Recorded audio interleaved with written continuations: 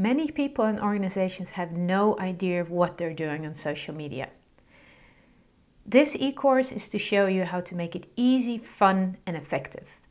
It's not for beginners.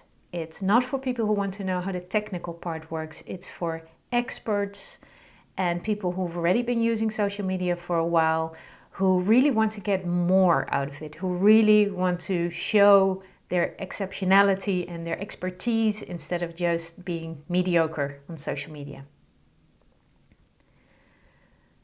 I'm going to show you how to make social media easy, fun, and effective, to provide value to your followers instead of annoying them. We all know these posts, and everything is about providing added value. I'm going to show you how to turn your posts around so they become interesting and valued by your followers. Social media is not a chore. If you install the apps on your phone and if you use your spare moments to work on it, or whenever you get an idea to post it immediately, it will be integrated in your daily life and it won't feel like work.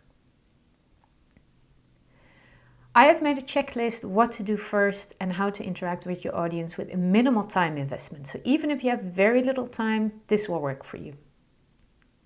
The most important thing is to use your expertise in a way that benefits others, so that you'll establish long-term relationships. This is not a short-term thing, and the ultimate goal is like really engaged followers, like true fans in the 1,000 true fan principle, which we'll explain later on. If you want to be more visible in your area of expertise and you want to show your personal branding, your expertise, social media is really the way to go. But it's important to find your own voice, to know your core values, and to be very authentic. Visual storytelling is also something that you can really use to engage with your audience. And again, it's all about content, not about technical stuff. Let me summarize the key lessons. So even if the only thing you'll watch is this introduction, you will get something out of it. The most important thing is social media is not about you. It's about your audience, it's about your followers, and you are just a means of communication. You have an important message to share that's important for them. So don't talk about yourself, get yourself out of the way, and be in service to the people that you're communicating with. Always add value for your audience. Also when you're making promotion or sales posts. They won't work unless you provide value first, and people will know you for your added value. Turn things around. You have to think like a publisher, not a marketeer. A publisher thinks, what do people want to read? And a marketeer thinks, what do I have to sell? This is the most important mind shift that you'll have to make. And everybody needs to use their own unique personal voice and personality. And we're going to do an exercise to determine your core values, and your core values will guide everything you do and will make it a lot easier. Also, choose quality over quantity. It's not about the number of followers. It's not about the number of posts. It's not about the number of likes or comments. Quality interaction is what really matters on social media. Long-term connections with people. And this course is also a way to deconstruct your own expertise, to know what you're good at and how to provide that value to your followers. These are some of the people who are doing something right on social media. They have very high scores, cloud scores. I'll explain that later. But the number doesn't matter. It means that they're in a certain range. And as you can see, the average score is 40. The average score of a social media specialist is around 50. And everything higher is really exceptional. And somehow I find myself just below Madonna and just above Angela Merkel. And this is really surprising because I'm from a tiny little country, the Netherlands. I have only about 20,000 followers, which is a lot if you count every follower, but which is not a lot if you compare me to the other people you've just seen. And still, my score is really, really high. It's even higher than the royal family, which you see, my score is 72 and the Dutch royal family is 61. So even, the most famous people from my country have a lower score. You might be surprised by my high ranking, and to be frank, I am too. I was really surprised to know that I belong to the top 10% of social media influencers worldwide. But it doesn't matter what the score is. What is important is that apparently I'm doing something right on social media. And I've been thinking about what is the difference between what I do and what other experts do on social media. And I think the main difference is added value. I'm not selling anything, I'm providing added value. And that's why people like following me. I have very, very loyal followers, and my scores are very stable. So what I'm going to do in this course is teach you exactly what I do and help you to find your own voice and your own core values, your own content, and how to change posts from average post into added value posts that you will really like and your followers will really like, to show your expertise. Do you recognize these posts? Look at my view. I'm eating a peanut butter sandwich. I'm on my way to a client. Buy my book. This is why many people hate social media and don't want to be on it. The secret is in turning these posts around so that they provide added value for your clients. That way they won't be annoying, but they will be valuable to them. And I'm going to show you step by step how to do that, how to use your current posts and turn them around, how to know what to post, when to post, how to post. So your knowledge and expertise will be available to people who really need that and value that. If you are like many experts that I meet, you probably don't like the idea of being in the spotlight. Visibility is something that's really an issue for many people who are really good at something. Because first, they don't realize that they're good at something, and second, they don't want to be in the spotlight. Well, the most important thing with social media is it's not about you. You have to realize that you don't have to show what you're eating, what you're doing. You don't have to, pat yourself on the shoulder or be arrogant, whatever. It's about showing how you can help others. It's all about other people, your followers, your clients, your friends, your audience. So if you get yourself out of the way, you can help them by showing them what they need to know and how you do things, how that can help them. So it's not about you. And you stepping into the spotlight is just about helping others. And that's a major, major mentality shift that might help you get your message across. So I'm going to keep repeating this. It's not about you. You provide value to your followers. You provide answers to their questions, you provide a solution to their pain.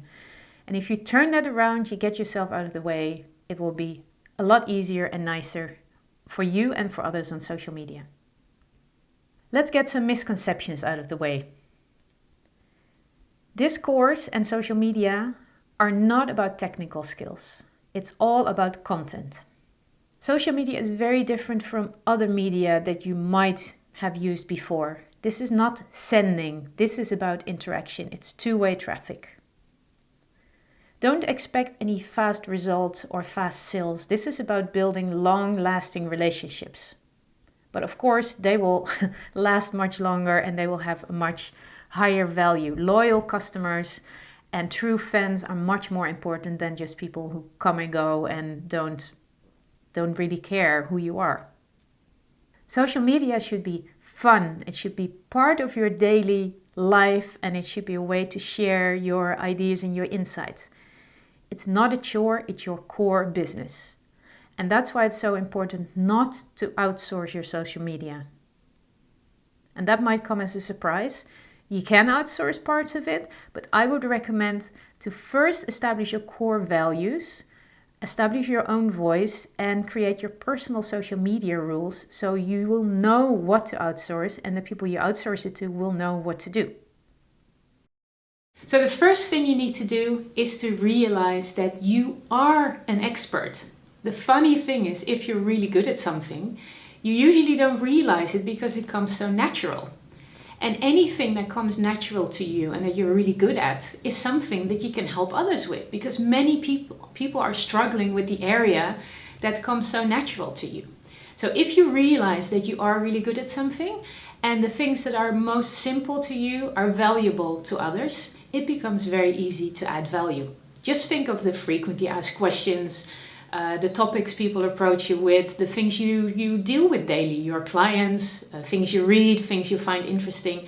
Really, it will be very, very easy to find content that's valuable and that really adds value to your followers. In fact, it's pretty easy. You just offer your audience a way to look at the world through your lens, through your eyes. And a way to do that, for example, for a health coach, is just look at your daily life. Post a picture of your breakfast and explain why you ate this particular breakfast, why it would be good for other people.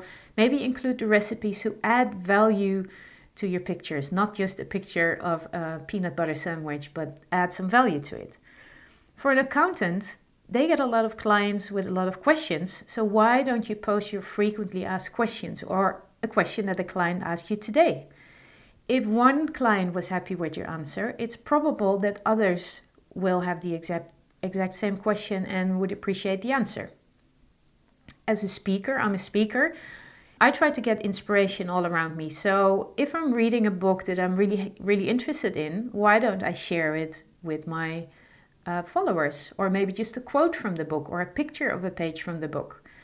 Anytime I hear anything that inspires me, I share it because I know others might be inspired by it too. Really, there are only 2 rules in social media. Rule 1 is always add value. Rule 2 is always add value. There's no other way to keep your audience engaged and to show who you are and what you can do for them. Even when you're selling and promoting, interacting, always add value. One of the things I say is don't outsource your social media. Many people think that hiring an agent, will get rid of this chore that they really don't like. But social media is not a chore, it's your core business. You want to make your voice heard, you want to share your message, you want to help people with something you're good at. That means you have to be visible. That means you have to be on social media. And you can outsource some things, but first you have to find what you're really good at. You have to find your own voice, you have to take care of your personal branding, and I'll help you with that. I'll help you with your personal branding. We're going to find out your core values, and with these values it will be easy to make a social media plan, to make social media rules for yourself that you can stick to. And also when you outsource your social media, that somebody else will know exactly what fits and what does not fit in your profile and your branding. So this course is interesting when you want to do your own social media. But it also has useful tips when you want to hire an assistant or an agency to do your social media for you. We're going to find your core values, develop your own personal social media rules, and we're going to find your own voice and know what fits and what doesn't fit in your social media. But also if you are an agency or an assistant, or you're in some other way helping others with their social media, this is exactly what you need, because you will know exactly what to ask of the people you're helping or the organizations you're helping in order for you to post things for them in their own voice. So it works 3 ways. Okay, and there's a little surprise in this course. Even if you're already good at social media, you will watch me deconstruct my expertise and provide it in bite-sized pieces to you, the viewer. And if you follow this process on a meta level, you can also learn how to deconstruct your expertise. So this is not just a course about social media. This is a course to help you realize what you're good at and present it to the world in a way that's interesting and attractive and adds value. For example, this is not a sales video. I'm already providing added value by giving you tips, by sharing my experience and expertise. And this is what you should be doing too. So in this course, you will follow me step by step in something that I'm really, really good at, that I'm passionate about, that I really want to share. And by following the steps that I take, you will also be invited to deconstruct your expertise and present it in an attractive way to really, really help others. I really, really want you to get started and to get the different approach of doing your social media with better results, a better feeling, and it's just so much more fun and rewarding for both you and your followers. In total, I've recorded more than 7 hours of all my advice and tips. And really, I couldn't stop creating this course because every time I found more examples and tips I wanted to give, and I wanted to share more turnaround things. So I've created this course, which I think is like really complete and will help anybody who wants to show their personality and show their expertise and help others to really get their message across. Now let's have a look at the different topics we'll cover in this course. The mentality shift, which is the most important thing. Assessment of your current social media situation, which will give you a lot of insights. And then we'll go on to personal branding. And I'll give you lots of examples of great personal branding, of people who are getting it right, things to think about, a lot of inspiration. We're going to find out your core values and show how they guide you in everything you do. Your bio, we're going to look at your bio, rewrite, look at the pictures, work with the core values in your bio so everybody immediately recognizes who you are, what you stand for, and how you can help them. How to post valuable content is like really, really important. What to post, how to turn it around, when to post, how to make it attractive. Then we're going to look at your social media profiles and timelines. What is the first impression people get when they look at your timeline? And I'm going to give you lots of tips and pointers to make sure they get the right impression, because we only get one chance for the first impression, right? There are some secret features on the social media platforms that not everybody knows about, and they're really, really powerful. So I've made a list and I'm going to show you exactly how to use them. Quality interaction with your audience is really important, and I'm going to show you different ways to do that in your own way, with your own voice, but really, really important. And there are lots of examples of exceptional customer service, exceptional attention to detail, and I have lots of examples in this interaction module. And finally, we get to the part when you're promoting and selling, because that's what many of you want to do ultimately. I already said you have to do that by adding value as well, but how do you do that? And how do you make sure people eventually buy or opt into what you have to offer?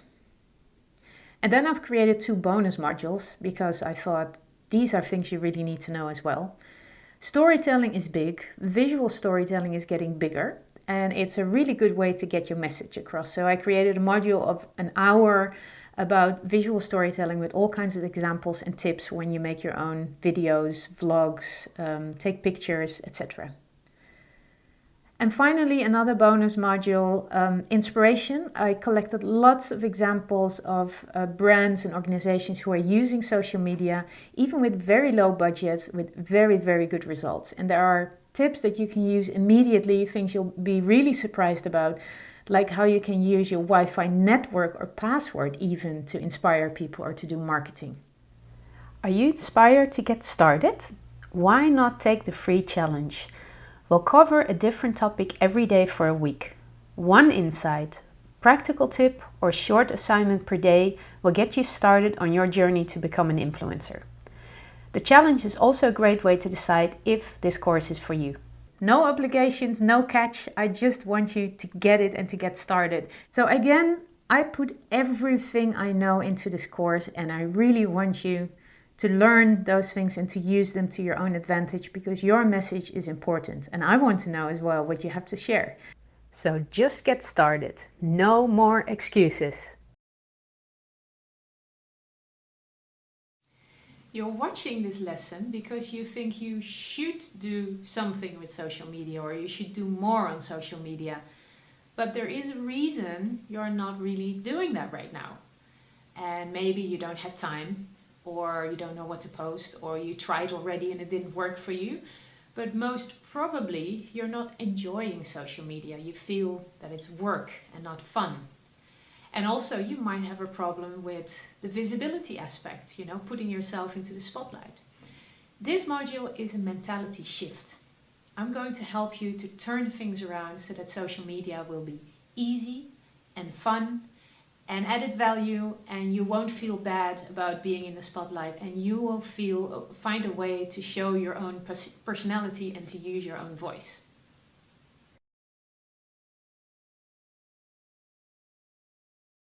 Many people feel that social media is work, and thus they try to schedule it into their busy schedule, and they feel like it's something they must do, it's a chore, and it takes them away from their other work. So my invitation to you is to think, what is your core business? What is your main business? Many of you will focus on their clients, making their clients happy, keeping their clients happy, doing sales, getting a message across. And if you look at your business that way, then social media fits in there perfectly, which means it's not something you have to do, but it means it is your core business. It is being in touch not only with your clients and potential clients, but with the world out there, the world where things are happening, where your products and services, have an added value and what you react to, what you should be ahead of, what you should be visible. It's also where your competitors are. It's where your employees are. It's where your friends are. And all these people are watching you, and you should keep an eye on them. And not in a way that makes you feel anxious, but in a way that's light and playful and ahead of the game and on top of the game, to show who you really are and what you do and what your business does for the world. So social media is your window to the world, not only for looking out, but also for others to look into your world. Social media is more important than we realize, and it's going to be more important even. If you look at your kids, for example, their life exists for a large part on social media. So social media is not work, it's part of your life, it's part of your business, it's part of your daily life. And it can be fun, work can be fun, but social media is even more fun because you can adapt it exactly to your personality, to your workflow. And we're going to give you some really, really concrete tips for that.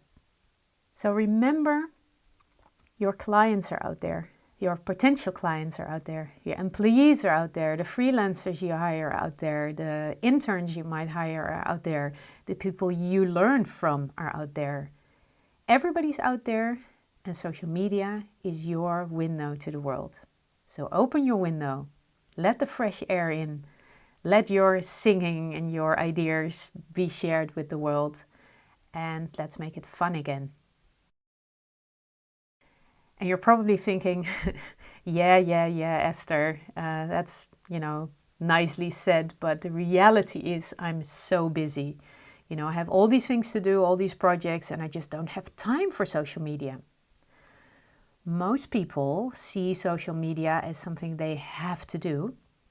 So that means that every time they have an idea for social media, they write it down or they keep it in the back of their mind. And then by the time they get to their office or they get home, they think, oh, I have to do this on social media. And it feels like a chore, it feels like work. But if you integrate it into your daily life, if you put your apps on your phone, for example, and you post things as you get the ideas, then it doesn't feel like work anymore. You can use the waiting times that we all have in our lives, waiting for the bus, waiting for a client, waiting for, in traffic, whatever. Those tiny dead moments that we now use to have a look at Facebook or to, whatever we do when we procrastinate, you can use, if you use it actively and effectively, you can use those minutes per day to work on your social media and to actually make your voice be heard as you think things in that moment. So not, I have to think of 3 posts and then you create 3 posts that are kind of boring. But when you're in the car, you see something, you see an advertisement, you hear something, you're reading a book, you're talking to a friend, and at that moment you see something. If you share it at that moment, it's fresh and sparkly and real. People will feel it when you share something real. So if you integrate social media into your life, if you put the apps on your phone, and as soon as you get an idea, you share it, it will only cost you 1 minute. Not only will it feel like it's less work when you get to the office or when you get home, but also it will be more real. So when you're walking your dog, when you're waiting for a friend, waiting for the bus, waiting at the coffee machine, that's the moments where you have the best ideas, and that's the moments where you can share. So don't get lost zapping on Facebook, but use those waiting moments actively for inspiration and to share that inspiration. Entrepreneurs feel uncomfortable about the visibility aspect of social media. They say, I don't like putting myself in the spotlight. And then they give examples of people who are saying, look at me, I'm visiting a client, I'm so good, look at me, what I'm doing, I'm so successful. And I agree with you, that's horrible. People don't want to read these posts. But what we do want to see and read is how you look at the world. It's the ideas you have, why clients hire you. They hire you because you have a specific perspective on a problem. You have solutions, you have ideas, you have inspiration. And that's what you have to share with the world. And it would be a loss for the world if you kept that to yourself. So whenever you create a website, make social media posts, write a newsletter, please remember that it's not about you. We don't want to read in your newsletter what projects your business did in the last few months. We don't want to read about the personal development you've been through in the past few weeks. It could be interesting for us, but package it in a way that it's interesting for me, the listener, the viewer, the follower. So it's not about you, but it's about me. Always think, how can I help others? How can others get added value out of my post? Do I make them smile? Do I inspire them? Do I make them think? Do I add something to their life? Do I solve a problem that they have? Do I lighten the pain that they feel because of some issue? And if you think of it that way, you're just a vessel through which you help others. So it's not about you. Sometimes you have to be in the spotlight, you have to share your message, but it's not to show off. You're just a vessel through which important information can reach your customers, followers, friends. So if you stay very close to yourself and you realize that the message you have to share is adding value, is contributing to other people's lives and businesses, then it will be less awkward to step into the spotlight. Stepping into the spotlight can also be modest, and it can also be acceptable and even agreeable if you don't do it in the way others do it, but if you find your own way. I'm going to help you find your own way of doing that, finding your own voice and your own type of expression and your own frequency and your own way of sharing your important message with the world. So the stage is yours. The world is waiting for what you have to share.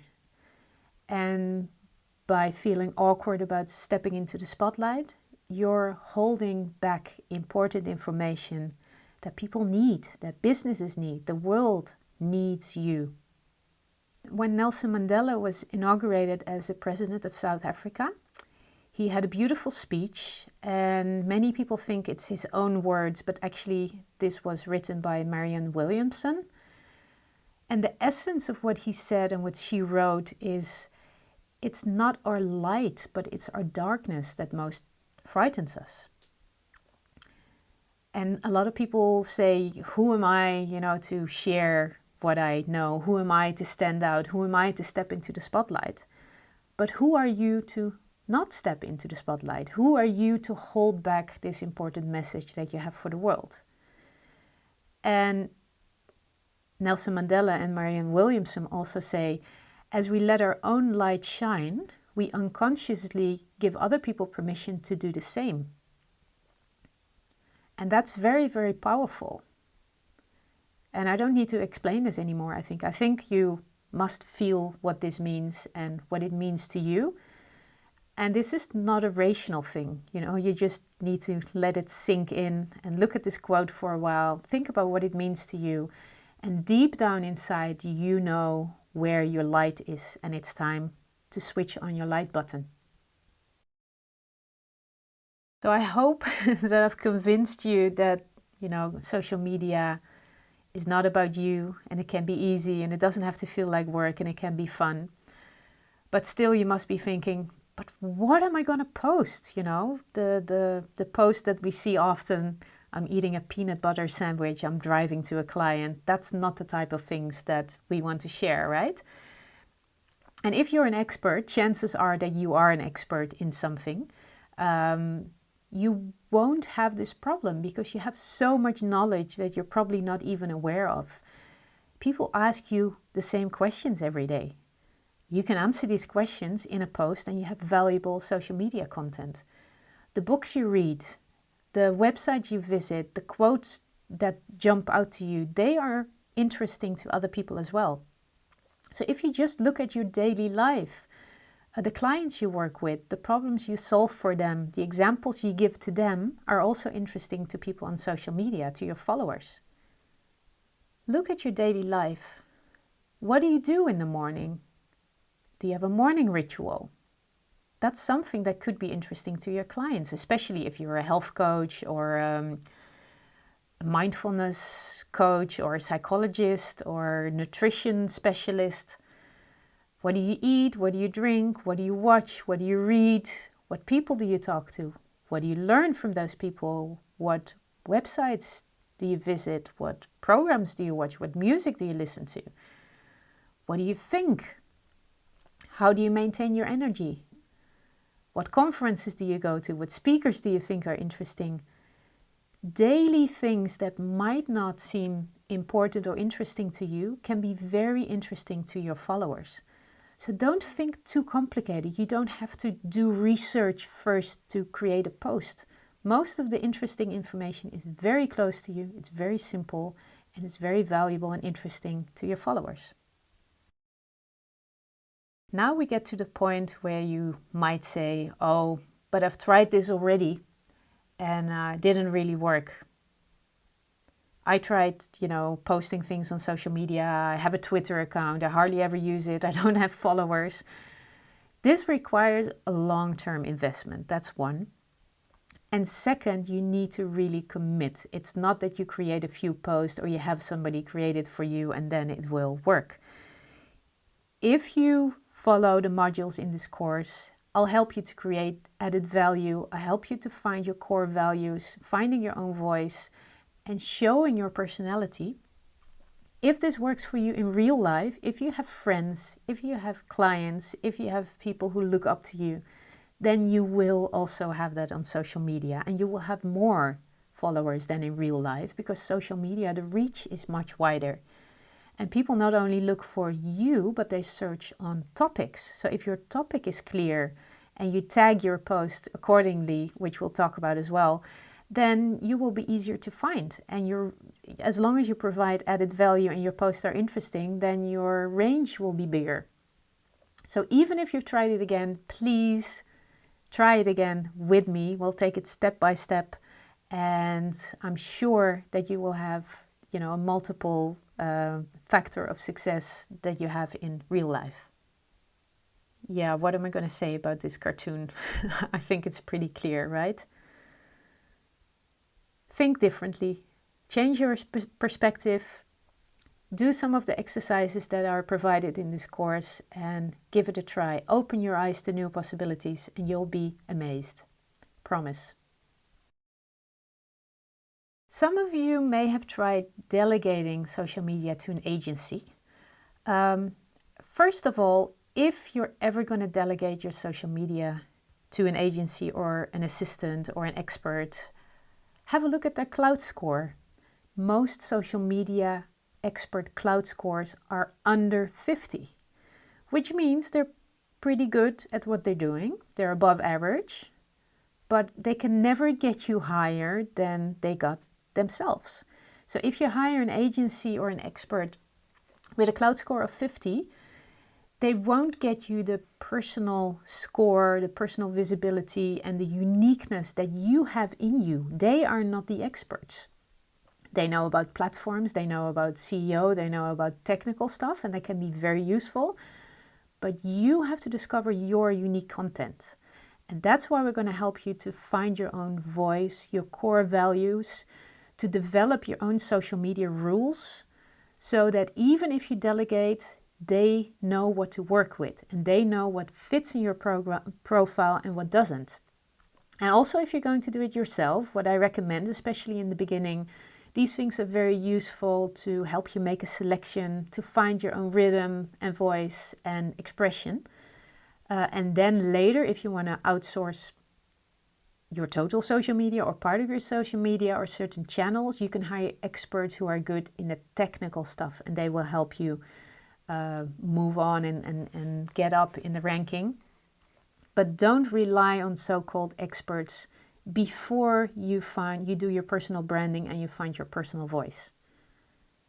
This is some of the stuff that agencies produce. They have infographics, with industry information.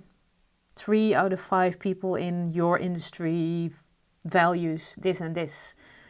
It's all percentages and infographic. It looks really interesting, and you can mix this information in your social media. But if these type of posts are your only posts, you're interchangeable. Your competitor could have the same Twitter account and nobody knows it's you. It's just an industry information account. And the other thing you see is ads.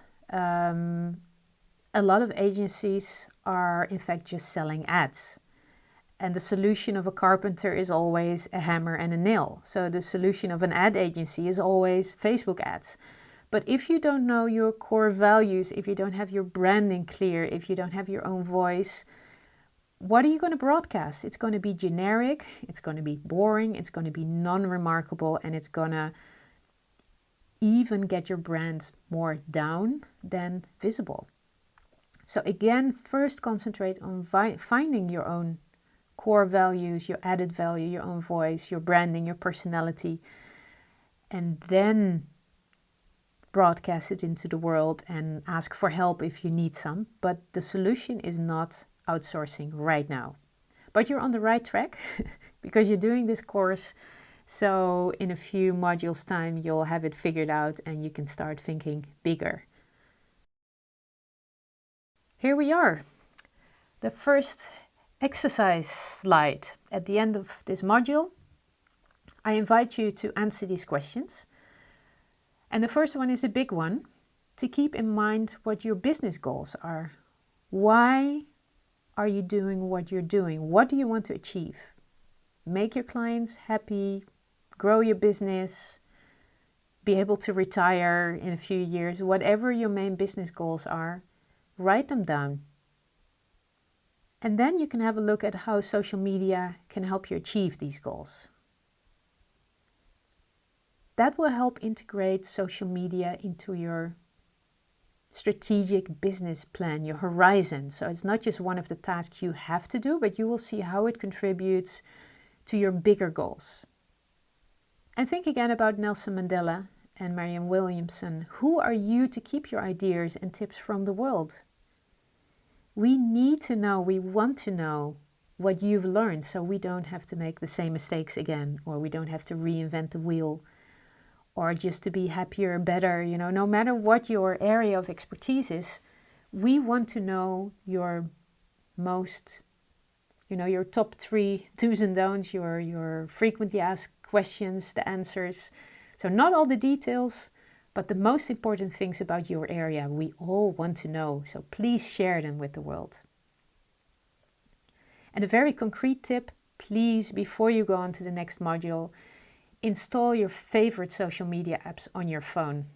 Really very important. If you postpone that, you won't get into the habit of using your waiting time for social media and really integrate it into your life. And as you've probably seen, we've created a Facebook group. So that's a perfect location where you can share your ideas, questions, inspiration with others. Get your questions answered, try out your ideas, your posts that you have, get feedback. And if you need any personal help one-on-one, of course, I'm always available for a resultant session.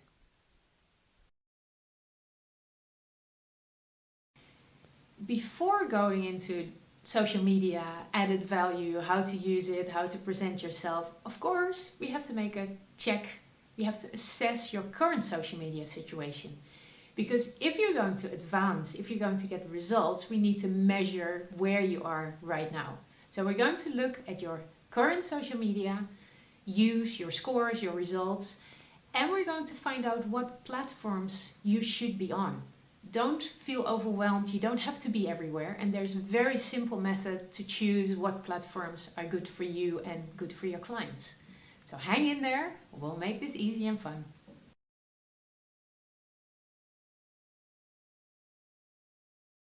Okay, to assess your current social media situation, first we're going to be organizing your information. We're going to find something to measure your results. So we're going to take stock of your current social media situation, and then at the end of the course you're going to do the same list, and then we can see the results, the changes. So first we need to find a way to measure your social media impact. I mean, we can measure the number of followers, we can measure the number of posts, but this course is about getting more impact and influence on social media. And how do you measure that? Fortunately, we don't have to figure that out ourselves. Cloud.com is a website, an app that actually provides a measure of social media influence.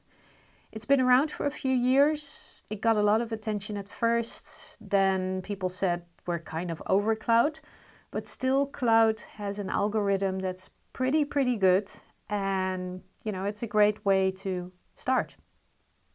So Cloud is basically a social media analytics app. It measures and it rates the users in a way that we as humans cannot really understand. Basically, it's a number between 1 and 100.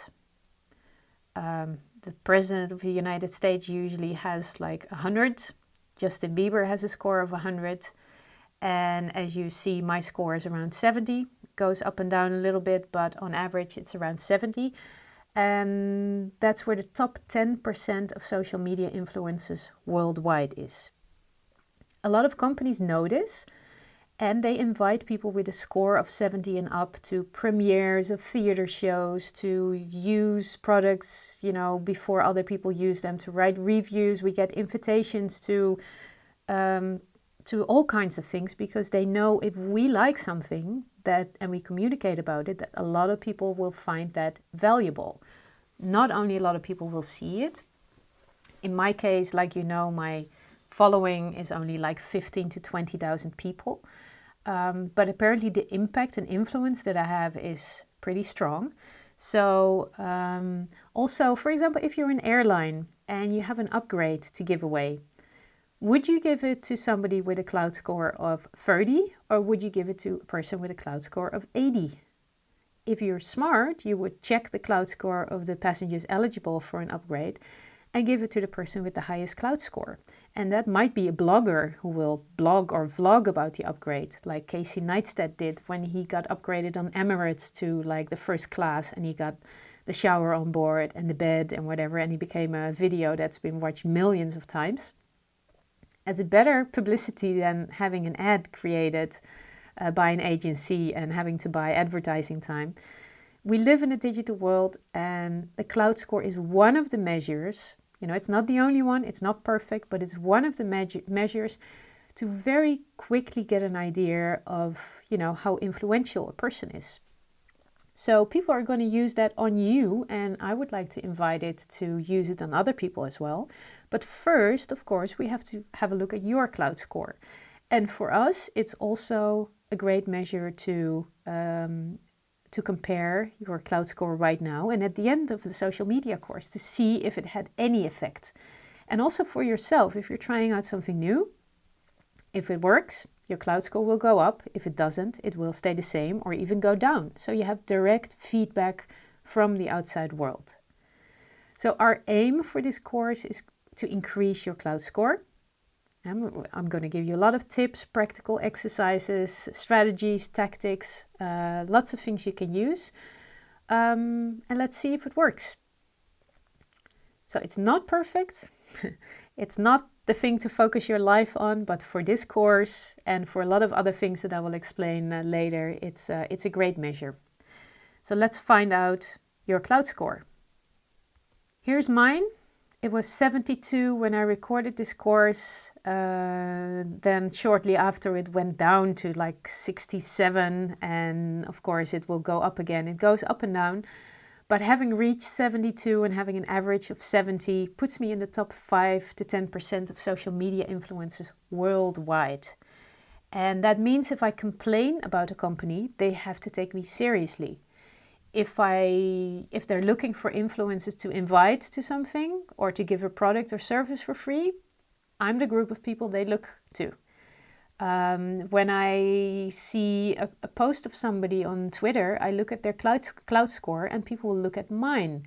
If I ask a question and they leave it unanswered, they know it's not going to look good. If they give a great answer or have like a really fun remark, they know it's going to get noted. So cloud score is like really important. And I don't know if you watched Black Mirror on Netflix. One of the episodes is about how important your social score is. And of course, they make it into like a really big thing and it becomes really absurd. But if you have time to watch Black Mirror and then the episode about it's like a social score thing, it can give you an idea of how important it could become and of course should not become. But these things are going to get more and more important. And maybe cloud will be replaced by another type of score. But this is what our future looks like, and it's better, to take it into account. So please go to cloud.com right now and calculate your current score. That's the score at the beginning of the course, and we're going to work from here. The platform is going to ask you to link several platforms, your Twitter account, your Facebook, YouTube. Some of them you might have, some of them you don't. You don't have to create the social media accounts. Just link the platforms that you're active on right now. And for Facebook, you have to choose between a personal account or a business account. I would choose the account you're most active on. So I chose my personal account. And if you're only working on your business account, you choose your business account. Make a choice, but choose the one that you're most active on right now for the current score. And when you write it down, please also write down the date so we know how it's going to change. And of course, cloud also keeps track of your score, so you can always look back and see how it changed. Okay, to assess your current social media situation, we need to look more closely at your current situation. So let's look at some of the metrics on the platforms that you currently use. If you download the social media log and you print it out, you've got this form where you can just make some notes. If you write the date on it again, like you did with the cloud score, it will be easier to go back later and to see how things have changed. It's very easy. There's just some platforms. You can add platforms if you want. Your username, might be the same for all platforms. It might be different. In the end, it would be very good if you have the same username across platforms, so it will be easier for people to find you. And most platforms let you change the username. The number of followers or number of connections differs per platform what it's called, but that's the number of people that are following you, your audience. And this will also show you, if you put it in a list like this, which platform is most important for you, where most of your audience is, where you have most reach. Then also write down the number of people you follow. Some people practice the follow me, I follow you principle, and it means you have the same number of followers as people you follow. But it will also tell people visiting your profile that a lot of people following you are only following you because you're following them back. So, let's not put any judgment on the numbers right now. Just write them down, and then we can do some fun calculations and ratios with them later. It's interesting to know how many posts you've done in order to get the number of followers that you have right now. And then we're going to calculate some ratios. We'll get back to that later. And it's interesting to look at what type of content do you post on this channel. I'm going to use my own Twitter account as an example. So I'm going to show you what type of things to look for and to write down. I'm going to show you how to find out your top post with the most likes. And what kind of content are these? What kind of content do your followers like most? It's also good to look at the interaction. Which post got the most comments or shares or other interactions? And what type of post are they? Are they questions? Are they articles you share? Are they observations you make? So that really helps to determine what works well for your followers. How much are you selling or promoting in your social media? Is it 4 out of 5 posts? Is it 1 out of 10 posts? It's important to have a look at it objectively, to write it down, and then we'll talk about it later. And the same thing for personal and business. Are you making only business posts? Are you making only personal posts? Are you mixing the two? And what's the ratio? So let me show you my example for Twitter, and then you can fill in your own social media log. So let's go to my Twitter account with the social media log in mind and look at my numbers and what they mean. My username on Twitter is Esther Jacobs, but on Instagram I'm Esther Jacobs NL, and on some platforms I'm Esther Jacobs, others I'm Esther Jacobs NL. It's not perfect, but sometimes Esther Jacobs wasn't available anymore, so I made this concession. But like I said, if your username is very different on different platforms, it would be a consideration to create the same username or one username that's recognizable. And also it shouldn't be too long because, for example, on Twitter, you have 140 characters for a message. And if your username is Esther Jacobs traveling the world having fun, then already half of that characters has been taken. So choose your username well and make sure it's the same across all platforms.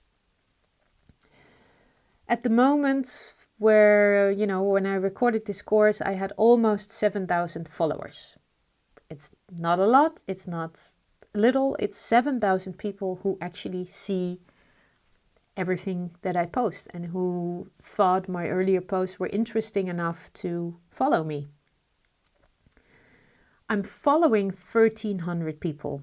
It doesn't mean that I really follow those 1,300 people.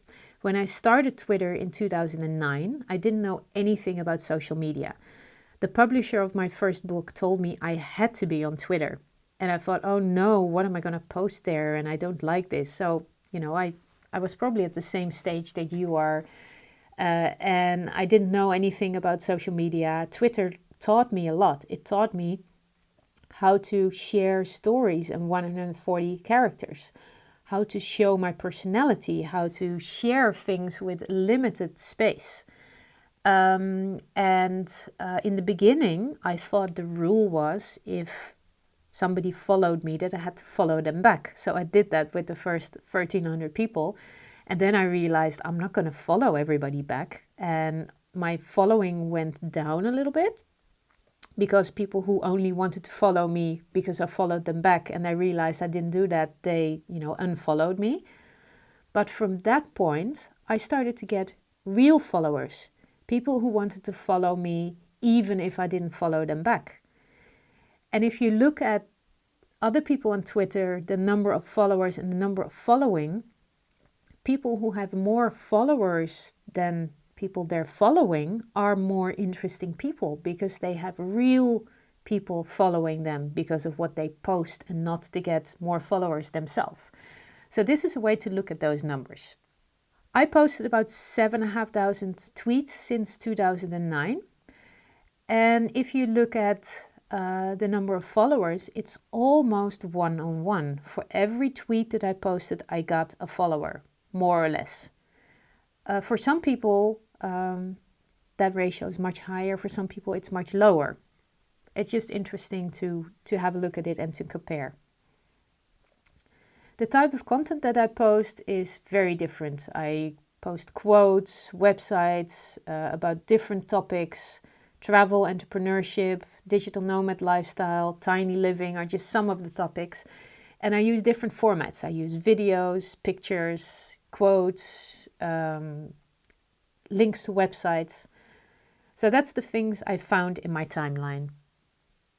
Just to get back to the ratios that we just discussed, my follower-following ratio is 5.3.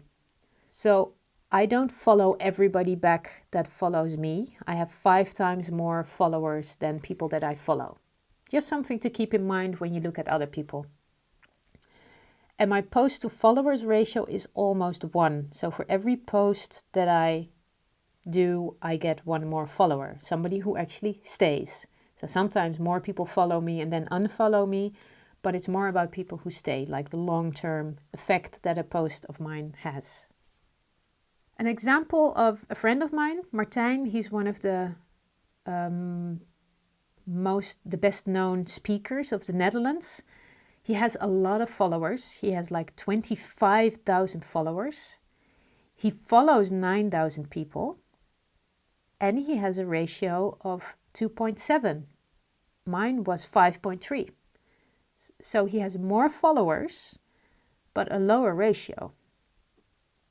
And the other thing to have a look at, his ratio is around 3 and mine was around 1. So you see, there is a difference. Even if somebody has a lot of followers, he might gain less followers per post, or he might follow more people than follow him back, or the other way around.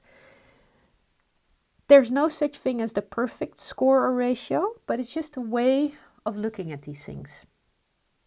Another example, Justin Bieber, perfect cloud score of 100. He's got 99 million followers and he's following 306,000 people. No idea how he follows them, why he follows them. But anyway, his ratio is 324, which means for every person he follows, he gets 324 followers back. And compare that to my score and your own score. And you'll see Justin Bieber is just out of this world.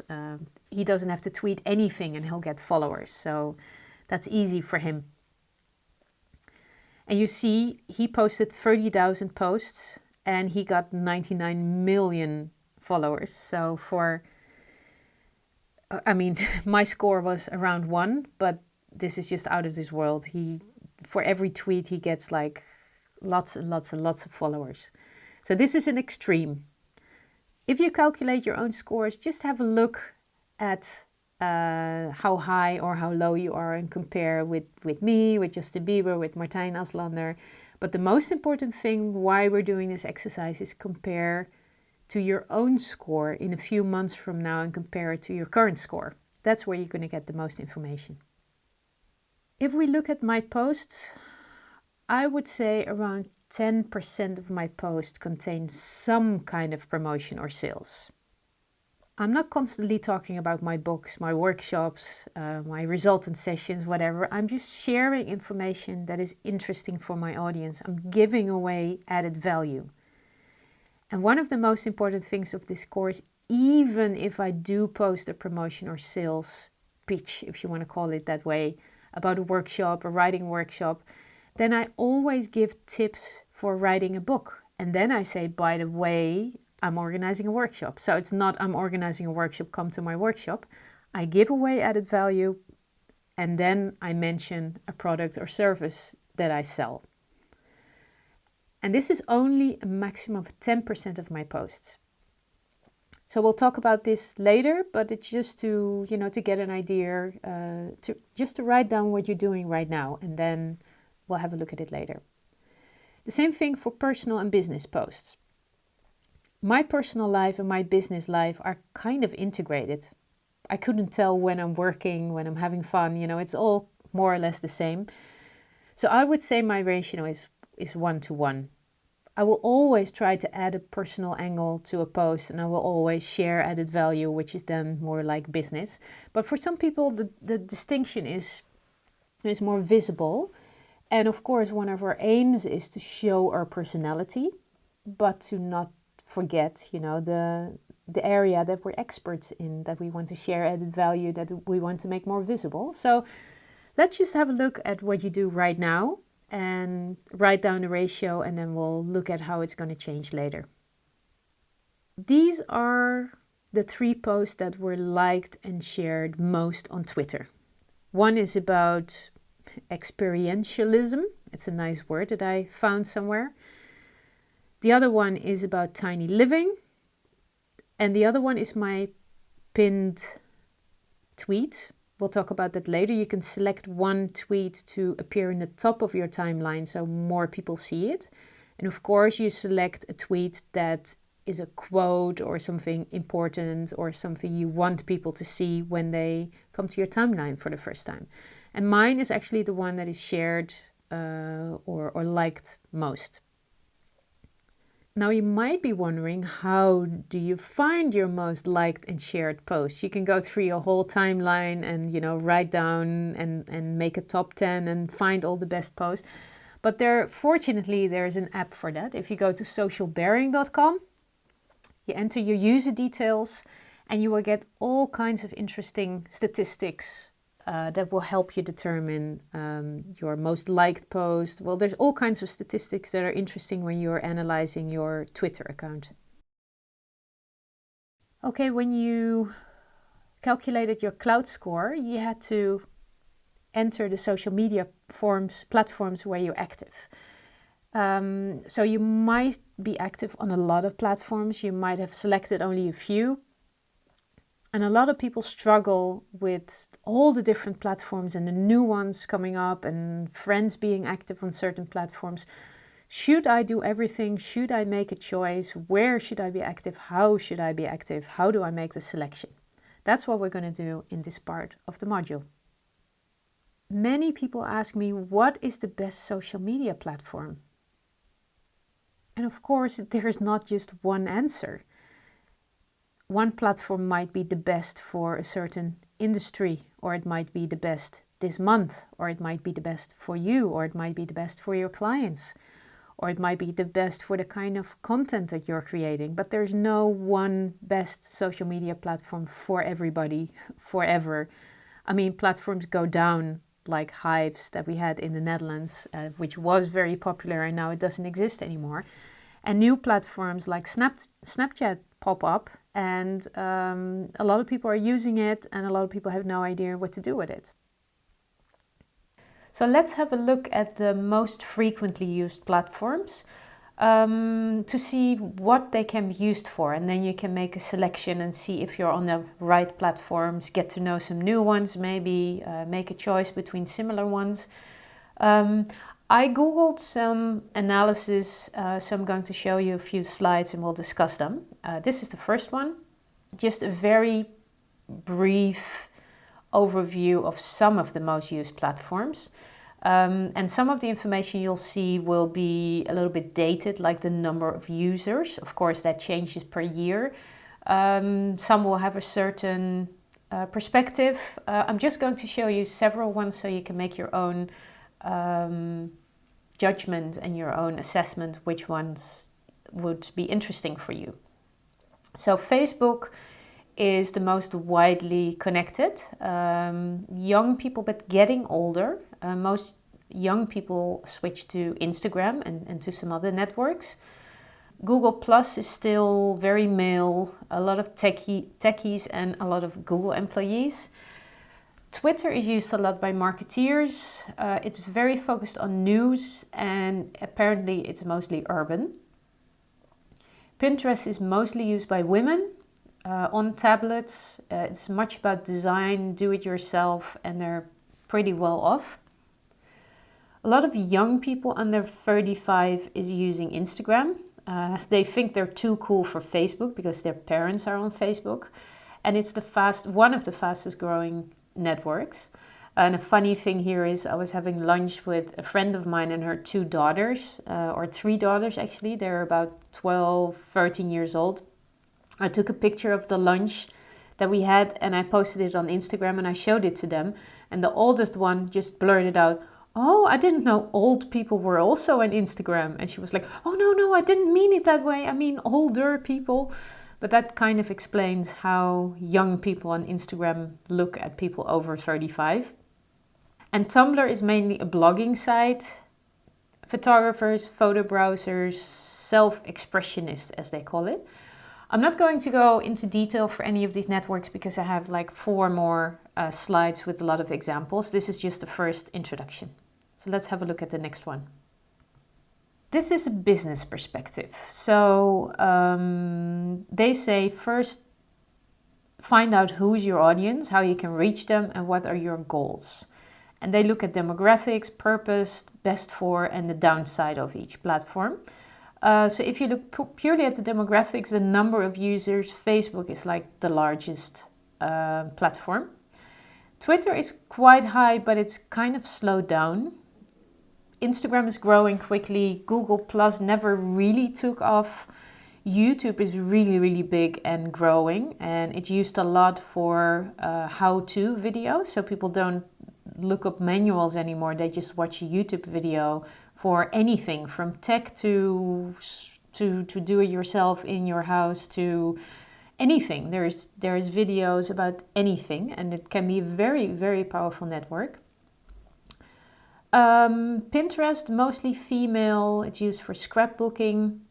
Well, I agree with most of the things that are in this image, except for the line best for. The creator of this visual says that Facebook is best for building brand loyalty. And it could be if you do it in the right way, but all the things they posted here are kind of like one-way traffic. And of course, we're not going to do that. We're going to do interaction sharing, provided added value. So take this with a grain of salt. Twitter is not just for public relations. Pinterest is not just for lead generation. It's also for inspiration.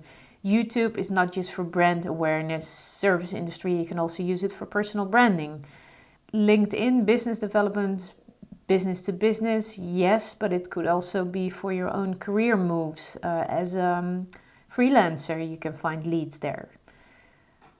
Instagram, lead generation, retail, art, food, entertainment, and beauty businesses. Personally, as an Instagram user, I hate the sponsored post, I hate the ads, and I hate the brands that advertise there because they disturb my timelines. And I know a lot of people feel that way, so be very, very careful before you use a channel like that for lead generation and one-way traffic. We're going to talk about that in other modules. So very important not to be sending, not to be doing marketing, but more to think like a publisher. What do people need? What answers do they want? Where is their pain? And to give them the answers that they want or the solutions that they need. Let's have a look at some more. The numbers are slightly different, but I think the rest is kind of similar. You can see opportunities. Twitter used to be mostly US, but it's very international. The number of tweets or posts happening each minute. You can see demographics, male, female, ages more or less. So have a look at this and just see, what is interesting for you. You don't have to be on all platforms. Some are really specific. If you don't like a platform, don't get involved because you'll just waste your energy. Only do things that give you energy that you really enjoy. This slide is interesting because it has some platforms that are relatively new or unknown. I don't know all of them either. So let's skip the ones that we discussed already and have a look at Vine, for example. A lot of teenagers use it. And it's just all about short video clips. Reddit is a news site, an open source sharing site, mostly used by male. And it's it's very powerful. So if you're interested in news and those things, check out Reddit, because a lot of things are happening there. Snapchat is very popular among younger people. Personally, I don't know Snapchat. I don't have an interest in it. It's about video. You get like Snapchat celebrities creating videos regularly. So check it out and see if it's for you. I personally prefer YouTube for video. Maybe because I'm a little bit older and my audience is also there. But if you focus on a younger audience, or if you are young yourself, you should definitely check out Snapchat. Tumblr is a blogging site. Check it out if you're a blogger, if you're into blogging, because it does have a lot of users. Whisper, now we're getting smaller and smaller. Anonymous confessions, young audience. They do send a lot of messages, so check it out to see what it's like. Jelly is about sharing, helping others and answering questions. So if your job is a coach, or if you're an expert in a certain area, check it out and see if there's any requests or threads or discussions about your topic, and then you can answer questions and people will notice you and might follow you on other channels. Stellar is about storytelling. It combines images, videos and text. It's like an online magazine, so if you're into this, you can have a look and check it out. And the last one mentioned here is Traces. This is interesting. It's geo-targeting, so when people walk past a certain or drive past a certain location, you can send them a message or interact with them. So for example, if you're a shop, a physical shop, or a restaurant or a cafe, or a co-working space, this might be interesting to send people a message who are physically passing by your location.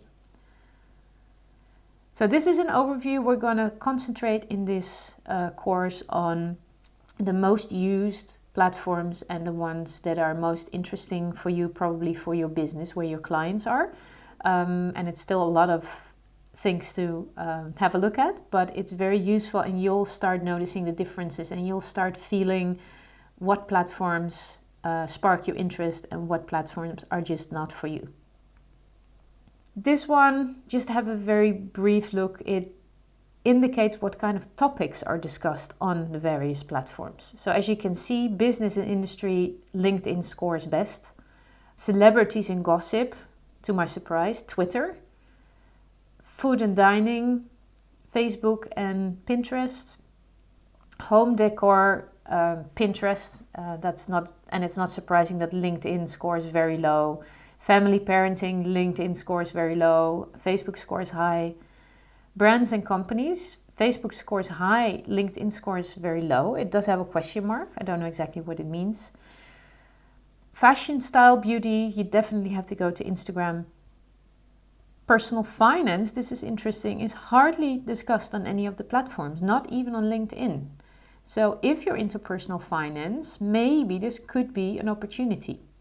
Technology, Facebook, Twitter, a little bit of LinkedIn, not discussed so much on social media apparently. Hobbies, also Facebook, Pinterest.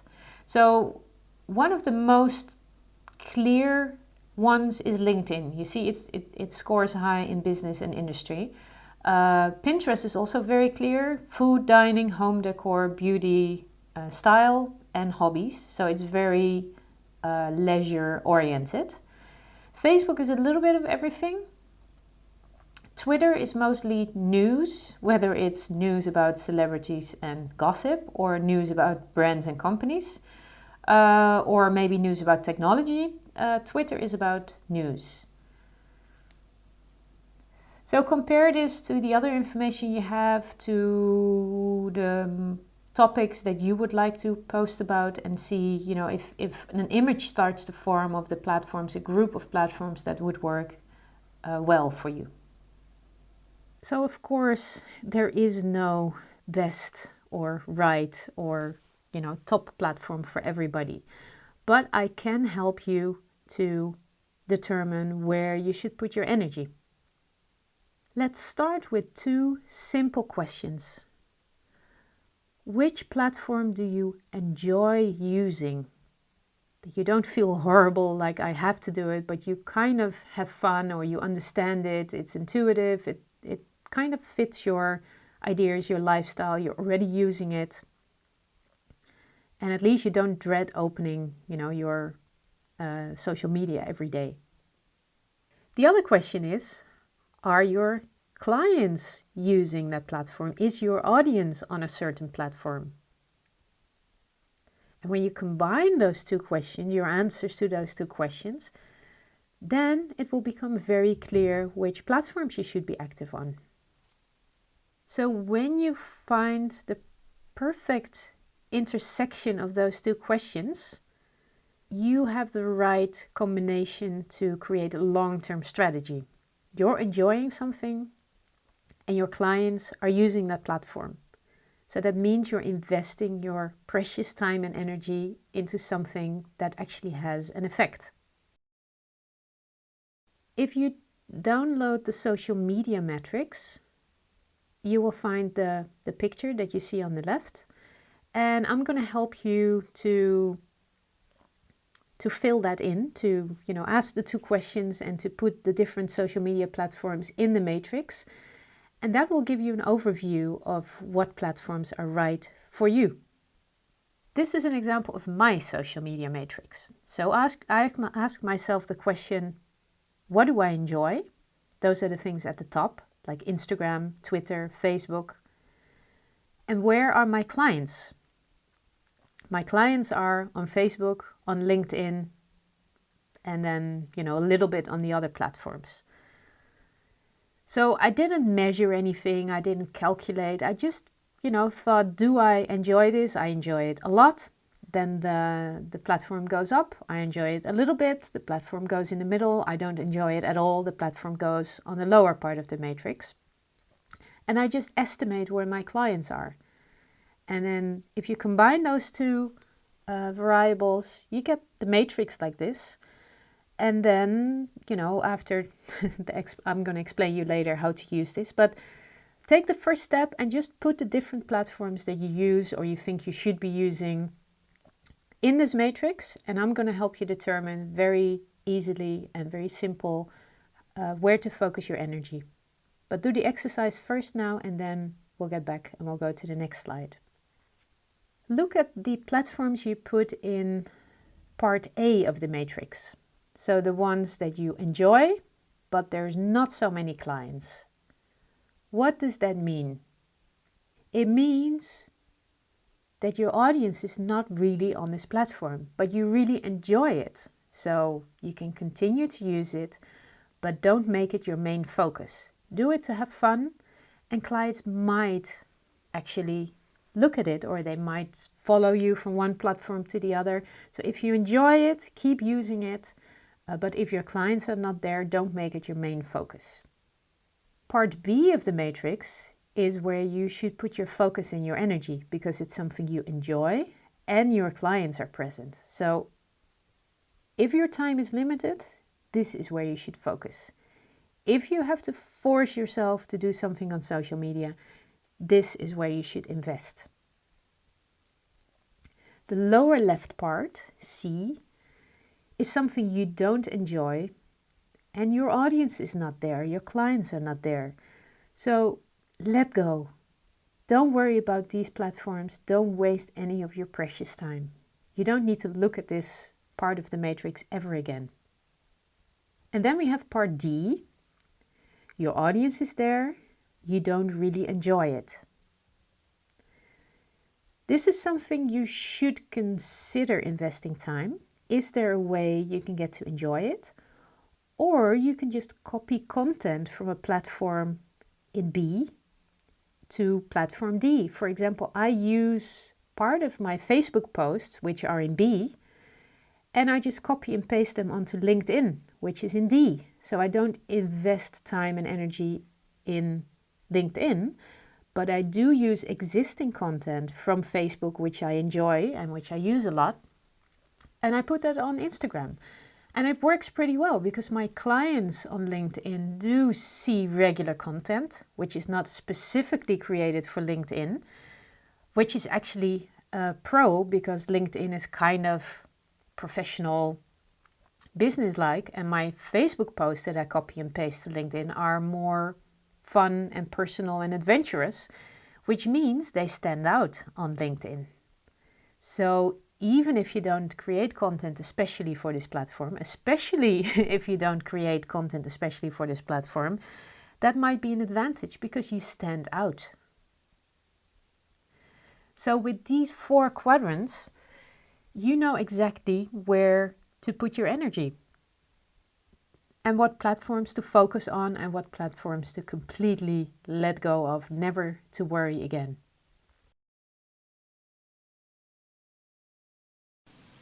How do you feel when I say personal branding?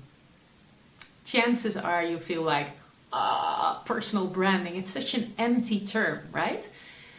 But it's very important. So I'm going to show you some examples of very strong personal branding. And personal branding is personal, of course. So I'm going to help you determine your core values and find your own voice, so that you'll never feel again like you're doing something that doesn't belong, that doesn't feel good, that it's not you.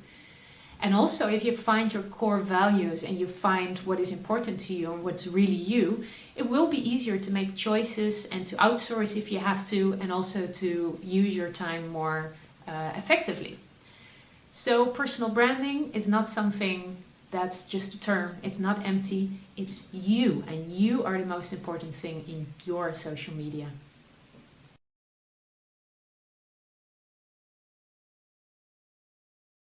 Let's have a look at the ABC of personal branding. First of all, you need to be authentic. You need to be real. You need to be you. And it sounds easier than it is because a lot of people want to be like somebody else. And when you're trying to be like somebody else, you're not being you. And there's only one you, and there's a lot of others. So be you. That should be the easiest. And it's easier to recognize for others. And you never have to think about what to post, what not to post, because it's just you. The B stands for believable. And I actually mean trustworthy by that. The original ABC was in Dutch, and the only thing that didn't fit was the word trustworthy. So believable is more or less the same. And what I mean by that is that it has to be real, it has to be trustworthy. I mean, if you're a stop smoking coach and people find pictures of you on Facebook or whatever with, a cigarette in your hands, you're not trustworthy, you're not believable. If you're a consultant advising people on how to make more money, and you're always asking for the lowest prices, you're complaining that you don't have enough money to go on a holiday, whatever, you're not believable, you're not trustworthy. So make sure that whatever you do is in line with everything else you do, whether it be private or business.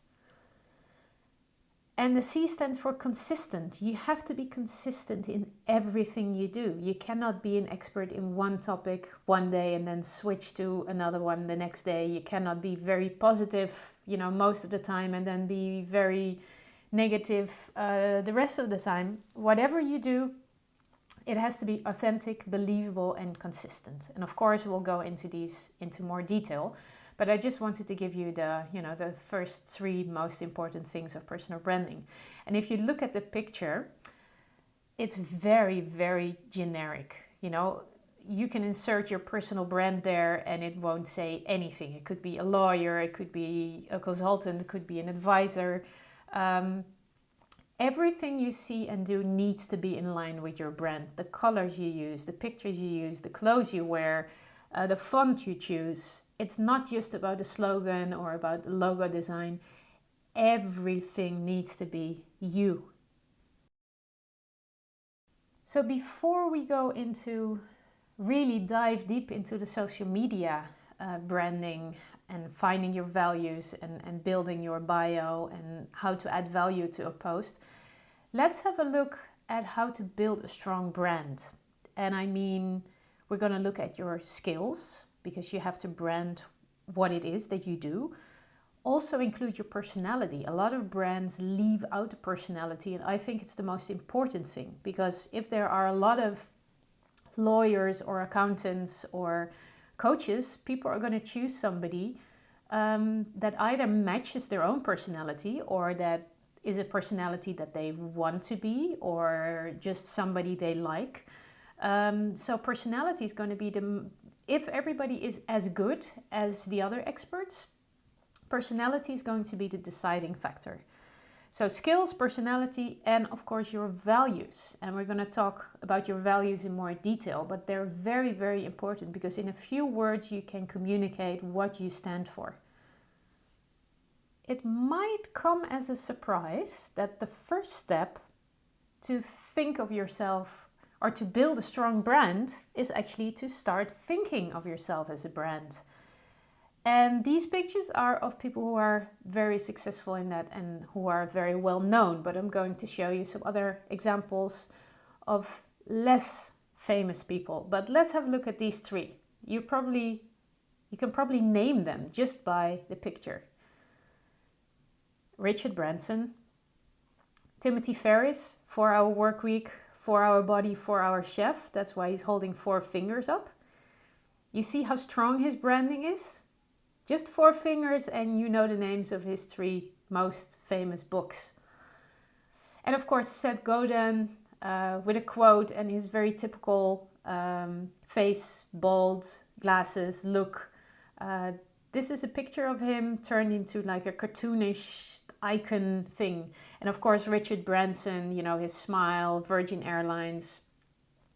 With very little words, we know who these people are, what they're good at, and they're, you know, very good examples of brand building. I took some bios of Instagram to show you how you can become an expert at something, how you can think of yourself as a brand, even though you might not be an expert in the original sense of the word, in the regular sense. So Dennis de Prescott is a photographer and a cook. All his pictures are alike, like the same style. The food is wonderful, and I love his bio. I cook, I photograph, I write all the time. I mean, with just a few words, we know who he is, we know his sense of humor, we know, you know, what he's like. I mean, this is very, very, very good branding. And of course, the pictures say a lot as well. So that's why I like Instagram a lot. The other one is Clark Little. He's a world famous photographer from Hawaii. He doesn't even have a bio. He doesn't need a bio. He's got 1.8 million followers. And basically he takes pictures of waves. So he's an expert in waves. And what happens in the waves? There's surfers, there's turtles, there's rainbows, there's palm trees. I mean, he's found like 1 million ways to photograph waves, and he sells his pictures. He's got his own galleries. This guy is an icon. I had never heard of him, and I started following him on Instagram, and you know, it's just great branding, the way he works, what he does. Personally, I would have put a bio on my Instagram account, but you know, he doesn't really need it. So 2 examples of people who found their uniqueness. They're expert at something, and it might not be a regular thing that we think you need to be an expert in. And I've got some more examples. Dr. Mike has 2.2 million followers on Instagram, and he is basically just a very good looking 3rd-year med resident in New York. So his pictures are professional pictures. He puts some quotes there. You see some of his doctor's work. You see his dog. You see, you know, his life as a medical student. And so many people are following him. I mean, there's a lot of other 3rd-year med resident students. And why are we following Dr. Mike? because he decided to turn himself into a brand. He's been on TV, he's been interviewed, everybody knows him, and by the time he gets to be a doctor, it will be he will get to choose where he wants to work, or he can start his own practice, or he can do whatever he wants just by starting an Instagram account, choosing a brand for himself and living the brand. I mean, he always looks good. You know, he's a strong personality that he puts there. And that's what we want as a doctor. We want somebody who's self-assured, preferably good looking. Well, it's just very, you know, it's very bright the way he's turned his marketing into like a unique selling point. The other Instagram profile is of a photographer, Mackenzo, and he specialized in photographing buildings, but from weird angles. You don't see many of his pictures on the screenshot that I put here, but you see some of them. And I would really encourage you to have a look at his profile, because there's many photographers, and he branded himself not only architecture and design, but by the way he takes his picture, you can already tell, this is Mackenzo taking a picture. Now, most of us have a lot of things that we do, a lot of things that we're good at, a lot of things that we could do. And it's very hard to focus and to pinpoint, to, you know, take one or two of these things and turn it into a brand. So these are just two examples of guys who branded themselves very clearly. I mean, the photography is good. They both have a slogan. One is "Start living the dream now." The other one has "impossible." You know, it comes back everywhere. Impossible, impossible, you know, with this cross-through thing. So I don't really know these guys. I don't really know what they do. But I just wanted to show you this as examples of very strong branding. You can see their values. You can see the choices they've made, the way they designed their website pages, the way they chose the words they use, the pictures they use. So everything is important when you choose from the array of your toolkit that you have available to you. And I have some more examples. These are two websites of women who are just like many other business women, but they picked a certain style for themselves. So the top one is the Middle Finger Project. Handwriting, like a very different picture. She chose different colors, bright green. It's very clear that this is different. And Danielle Laporte is more classy, you know, more conservative, but still she's got her own style, and you can tell her personality by looking at her website. The same for the other woman. So even if you don't read anything, just looking at somebody's homepage, the photography, the font, the colors they choose, you can tell, you get a feeling for their personality. And that's what I want you to do as well, not only on social media, also on your website. Who are you? What defines you? What distinguishes you from other people? If you had to choose from all the words in the world, if you had to choose 3 words that stand for everything you do, what values would you pick? And we're going to do an exercise to get to know your core values in the next module. But those things are so important. Everybody chooses the same words. So make sure that your words, and especially the combination of the words that you choose, is specifically you. Oh, and another thing, a lot of people have trouble choosing. They say, I'm good at so many things, and they feel like they have to pick something and then let go of the other stuff. But I always advise people to look at the red line, the common theme in everything you do. Like I picked no excuses because it applies to business, private life. You can apply to governments, to banking, to entrepreneurship. It's not that I pick a certain area like finance or marketing, but my theme, no excuses, allows me to do whatever I want as long as it fits in the no excuses bracket. So you're very free to define your own canvas, your own working area, as long as you pick the right things and you're consistent.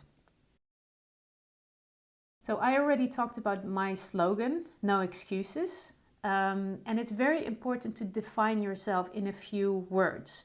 If people go to your website, if people go to your social media bio, if you meet somebody in an elevator, everybody wants to know who are you and what do you do.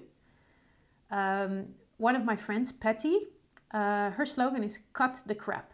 She's a minimalist herself, but she helps people to minimize their work and their private life. To automate, to delegate, to make things easier, to cut the crap. Just only do the things that are most essential. Go in and get your ass kicked. That's the entrance to her website. And you can tell by her picture, she is no nonsense. She is a very special person. So it fits her. The slogan fits her. It's very clear what she does. And you know in an instant if you would like to work with her or not. The other guy, Ben Saunders, he's an explorer. And I once saw an interview with him and I just love his elevator pitch. He says, I love to drag heavy things around cold places. Because he has his sled and his equipment and whatever, and he's a polar explorer, whatever. So dragging heavy things around cold places, that's something when you hear or read that, you want to know more. So he defined what he's doing in a mysterious, a fun way. And that fits him. He's an explorer, he's an adventurer. So, you know, it fits his personality. So think about you. Think about what makes you specifically you. Is there certain words that you use? Is there an area where you work? Is there an example that you often use? Your elevator pitch needs to be specific for you. I've worked with a lot of charities and most of them say we collect money to help children in Africa get an education. But if that's your elevator pitch, if that's what makes you unique, you can exchange the name of one charity for another charity and it will still be true. They can use exactly the same sentence. But if you say we work in Kenya and we focus on women, on girls, getting them to school because when the girls go to school, research proves that 50% of their children also go to school, whatever. So you focus on girls in a specific country in the age of 6 to 12 years old. And you do that by providing school uniforms and paying school fees and providing a hot meal at school to motivate them to come to school, something like that. Now that is very specific and that cannot be used for any other charity. So make sure that your elevator pitch and your bio and your website and your slogan, anything you use is specific, is specifically you and cannot be used by somebody else in your area of expertise. This is another example of an elevator pitch. Chris Guillebeau, the author of $100 Startup and a lot of other achievements, he says you don't have to live your life the way others expect. So it's a very simple sentence, but it's very deep and it makes you want to know more. And if you look at, this is the homepage of his website. This is basically a mini resume. It's his elevator pitch. It's who he is and what he does in a few lines. And each one of them has a click, like a link, to know more about his books, his podcast, his World Domination Summit that he hosts yearly, all the countries he's visited, or his blog. So this serves a lot of purposes at the same time. You know who he is. He challenges you in your beliefs and you've got options to go through his website, which is different like from a normal menu. I mean, it's brilliant the way he does it. It's very, very simple and you get a lot of information and still it seems structured and we know who he is. The art of nonconformity is a brilliant slogan. If you look around you at logos, websites, bios, elevator pitches, slogans, many people, many companies, many brands use the same words. Like all lawyers and accountants are professional. Salinger Law, a professional corporation. Is the opposite even an option? An unprofessional corporation? If it isn't, I would say don't use the word professional, because you're using a word of which the opposite is not an option. Like dependable cleaners. How about independable? You tell us to clean your office every Monday and we don't show up. It's not an option. So why make that word dependable like the biggest thing that you show to your clients and your potential clients? Couldn't it be like environmentally friendly, or couldn't it be happy cleaners or whatever, but not dependable? I mean, it's such a boring word. Same thing for the confidential coach. Would it be an option to, share your clients' information with others? No. I don't want a confidential coach. I want a coach who's specialized in something, or who has a special technique or a special result, or works with a specific type of people. A coach for writers, for example, or a coach for women with burnout. Or I'd rather read something like that than confidential. Well, same thing for the accountants. Success, yes please. I don't want failing accountants. Knowledge, well, is it an option to hire an accountant who doesn't know anything? Trust, would you hire an accountant you cannot trust? Care, well, yeah, that's what we expect of accountants. So the words in themselves are not really good or specific. On the other hand, if you see all of them together, it does give you a feeling for who they are and what they do. And accountants, sorry to say this, if you're an accountant and watching this, they are a bit boring and dependable, and that's probably why we hire them. But I guess, by these few examples, you get an idea of always looking at the words that you choose. And I would say it's a rule. If the opposite is not an option, it's not a good value.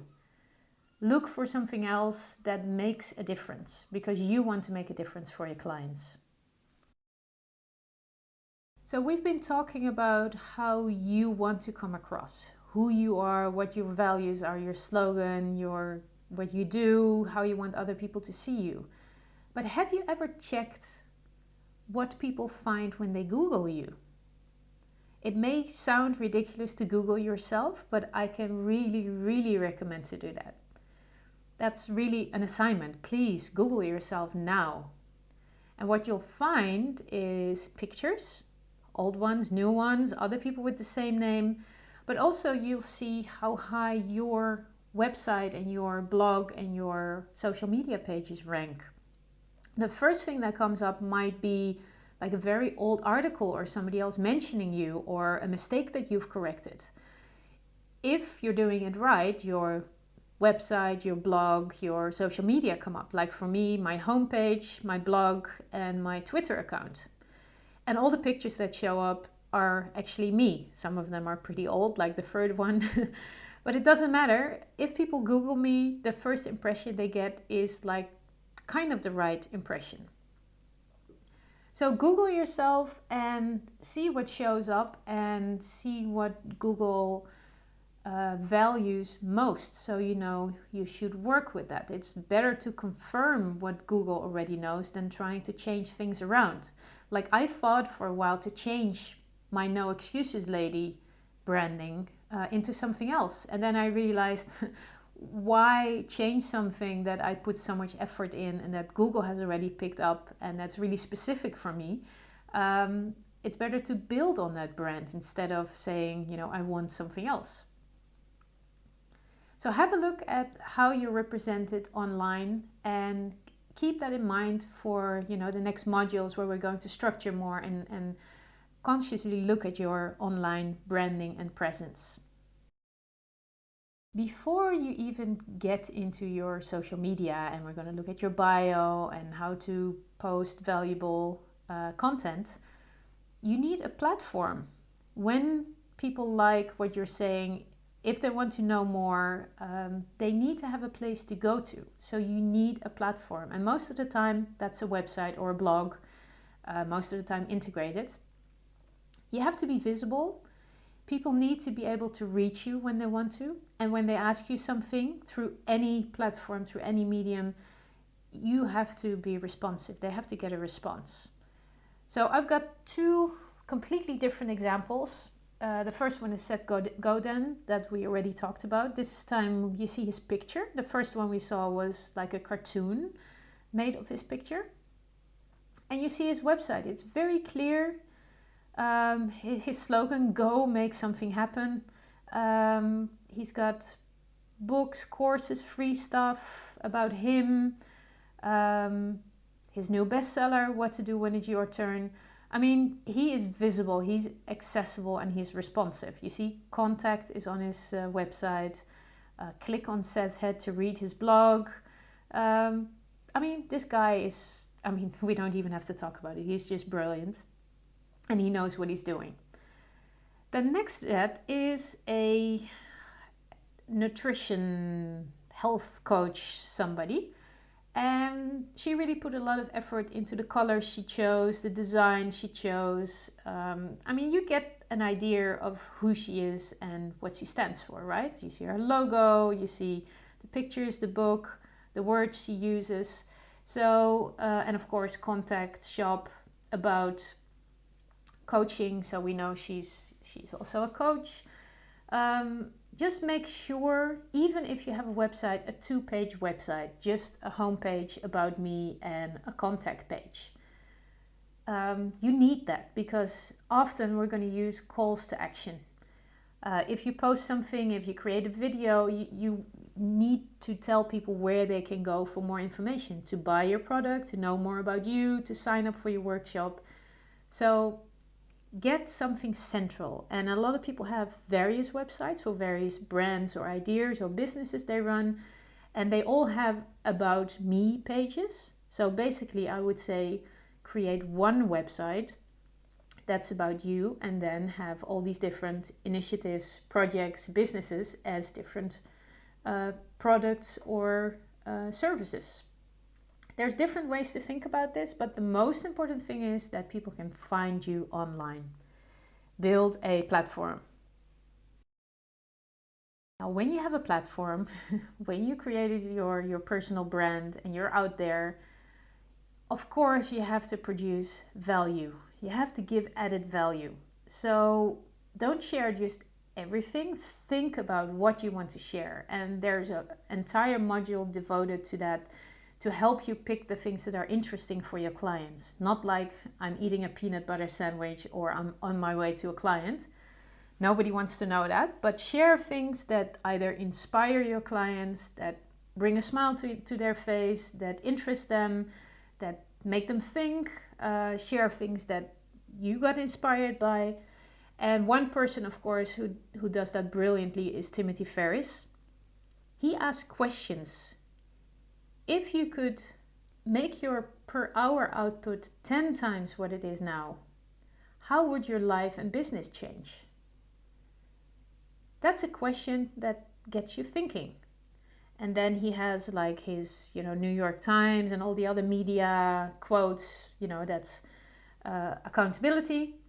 And then it says, start here. Don't drown in the details. Get the fundamentals for free. Just submit your email. So he wants your email, and you get part of his book. You get like apps and tools, whatever. You get all kinds of things.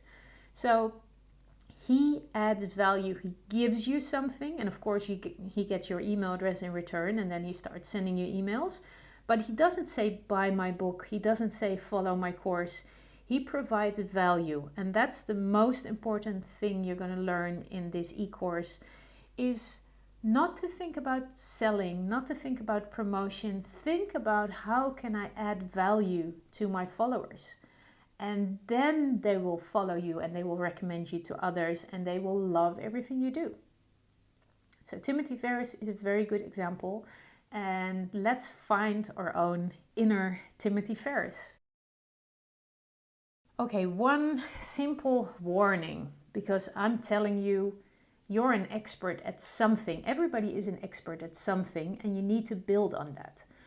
But don't make the mistake of calling yourself an expert. It's like saying that you're funny, or, well, there's so many examples.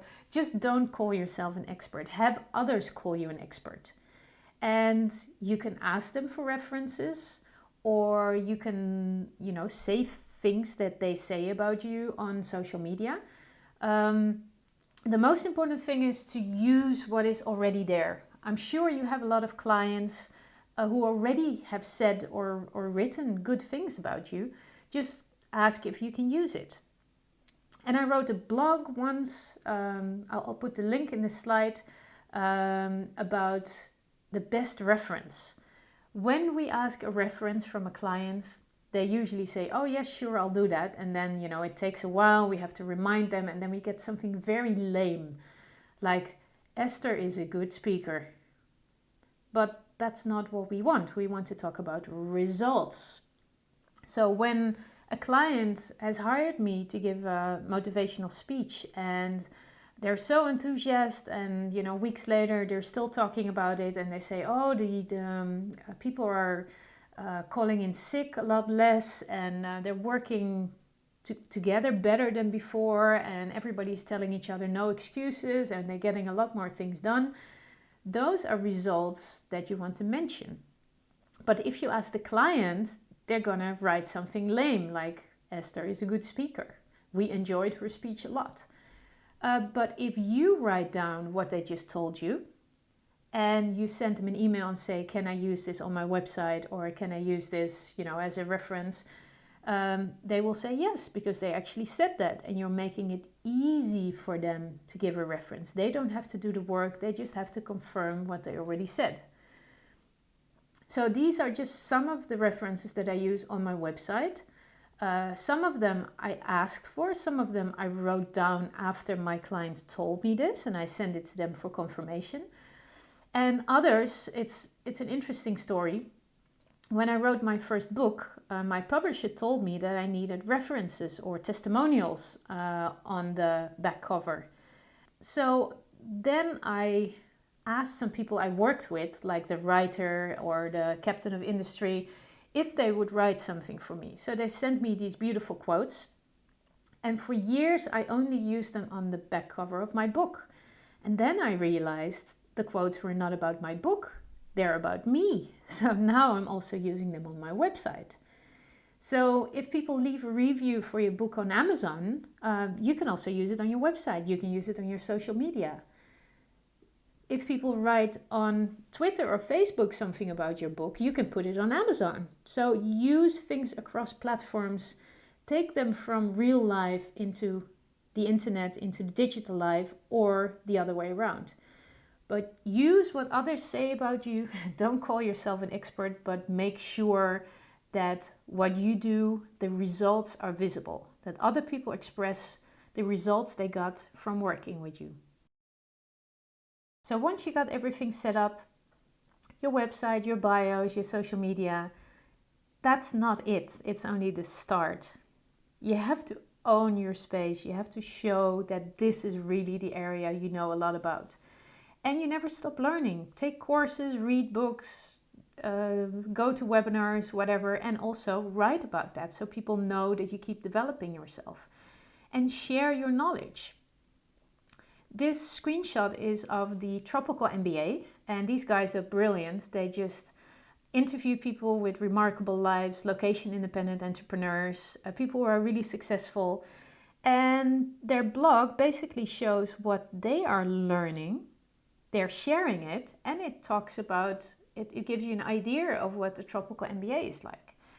So same thing for Timothy Ferriss. Every time he learns something new, he puts it on his website, he writes a book about it, he does a podcast about it, he shares, the apps that he uses, the things that he learns. So make sure that your development process is also visible. If you're going to a conference, share the most important things that you learn there. So people can learn with you, but they also know that you are the expert going to all these conferences, and they don't have to go. They just follow you and they learn what they want to little bit successful, you'll be surprised of all the less successful people and brands and companies wanting to associate with you. Because everybody's always looking ahead, and it's okay to associate with somebody who's a little bit ahead of you or maybe a little bit behind you. But don't start by contacting Apple when you're a very, very small software developer or a very small designer or whatever. They won't associate with you. A brands associate with A brands. And this is just one example. On Apple's website, the Red Cross has their initiative for the horrible disaster in Texas. A smaller charity wouldn't be featured on the Apple website, and you'd be wasting your time to try that. And this applies to many, many other associations, corporations, and brands working together. When you're really, really small, don't aim for the biggest TV show. When you're really, really small, don't aim for the biggest fish, but take it step by step. Find another brand that will also benefit from working with you. And together you will grow and you can approach the next step. So it's just logical thinking, but don't weaken your brand by associating with really beginners or dodgy brands. And the bigger brands will do the same thing. So if you are consistent, if you are authentic, and if you are trustworthy, it's more likely that bigger brands will associate with you. Just like one of the previous slides, keep developing yourself, keep learning, keep sharing. It's also a matter of reinventing yourself. If you have the same story every time, it gets old.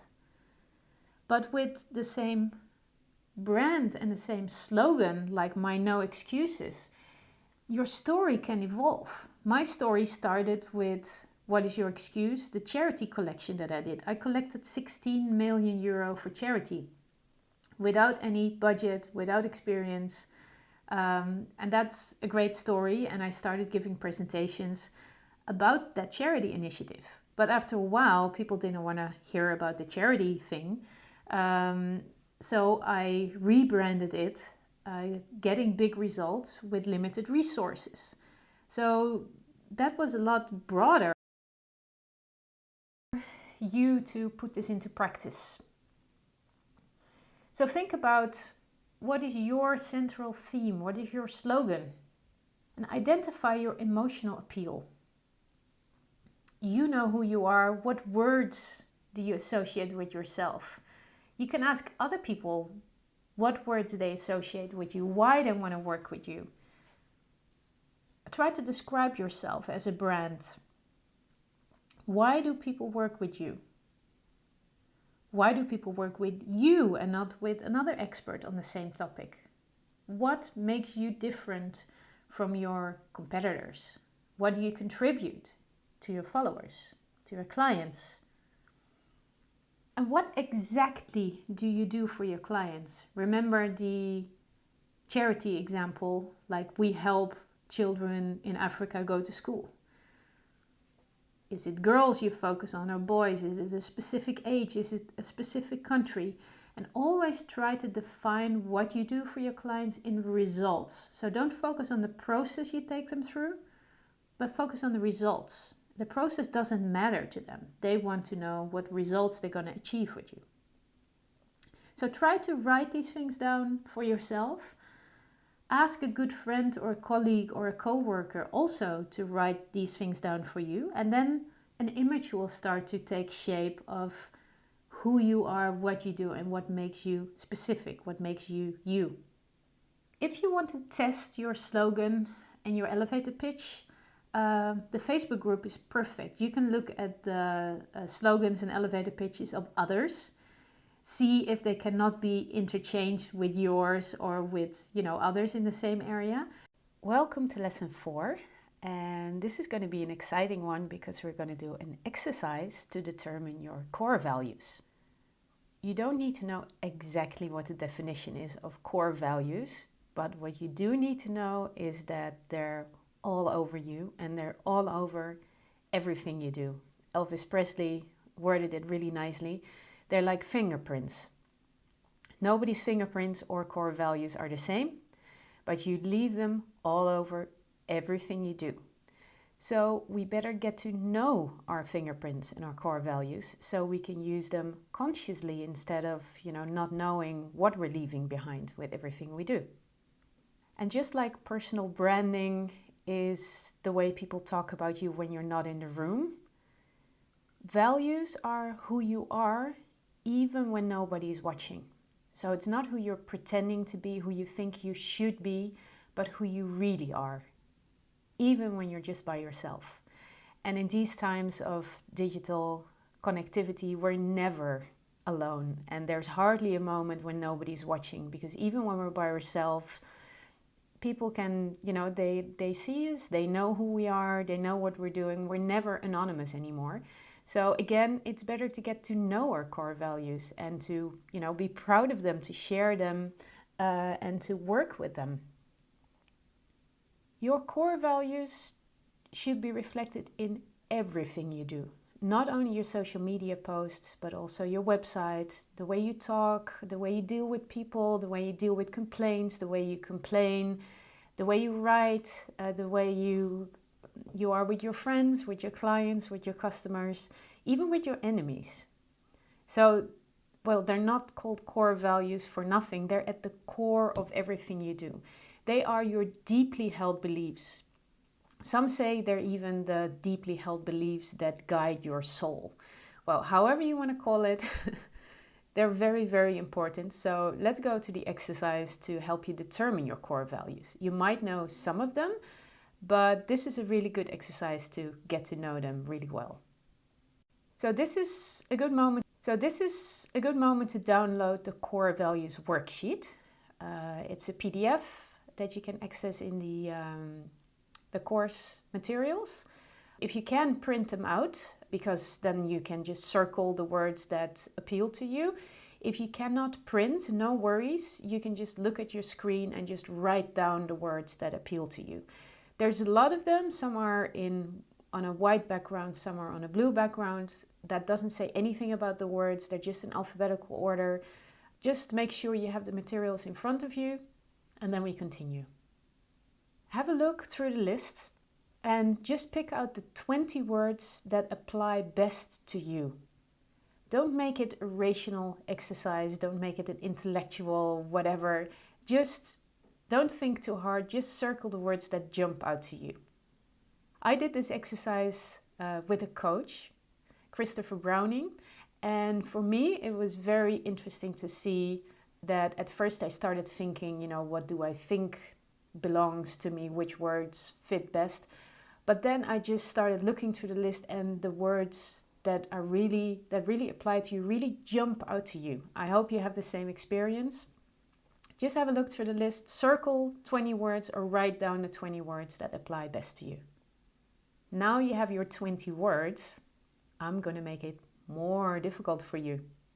You have to cross out 10 of those words. So out of the 20, only 10 will be left. I guess you saw this one coming. Out of the 10, you have to eliminate 5 more. Don't think too much, just do it. The 5 that apply most to you. Now, the 5 words that remain are your core values. Have a look at them, get acquainted with them. These are the values you should be working with. In your bio, on your website, your social media posts, your visual storytelling, anything you do.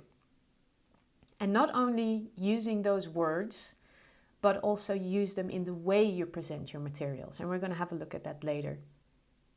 In the worksheet, you'll also find this sheet where you can write down your core values. And it might seem a bit childish, but to me it really, really helped to write down those 5 values and to have a look at them wherever I go. Stick them in your house, on your computer, use them as a wallpaper, whatever, but get acquainted with your core values, because they're going to be guiding everything you do and everything we're going to be doing in this course. How to work with your core values. I'm going to discuss my core values with you.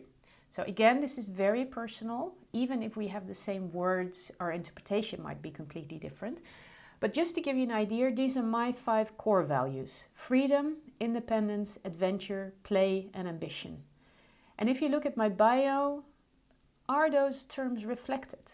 I don't use the exact words, but do you see freedom in my picture, in my bio, in my description? Do you see independence? Do you recognize adventure, play, ambition? I hope your answer is yes. Otherwise, I'll have to rework my bio, which we'll do in the next module. But just to give you an idea, this is how I work with my core values. And I hope you get some inspiration to see how you can use yours in your bio and your other platforms and other communications.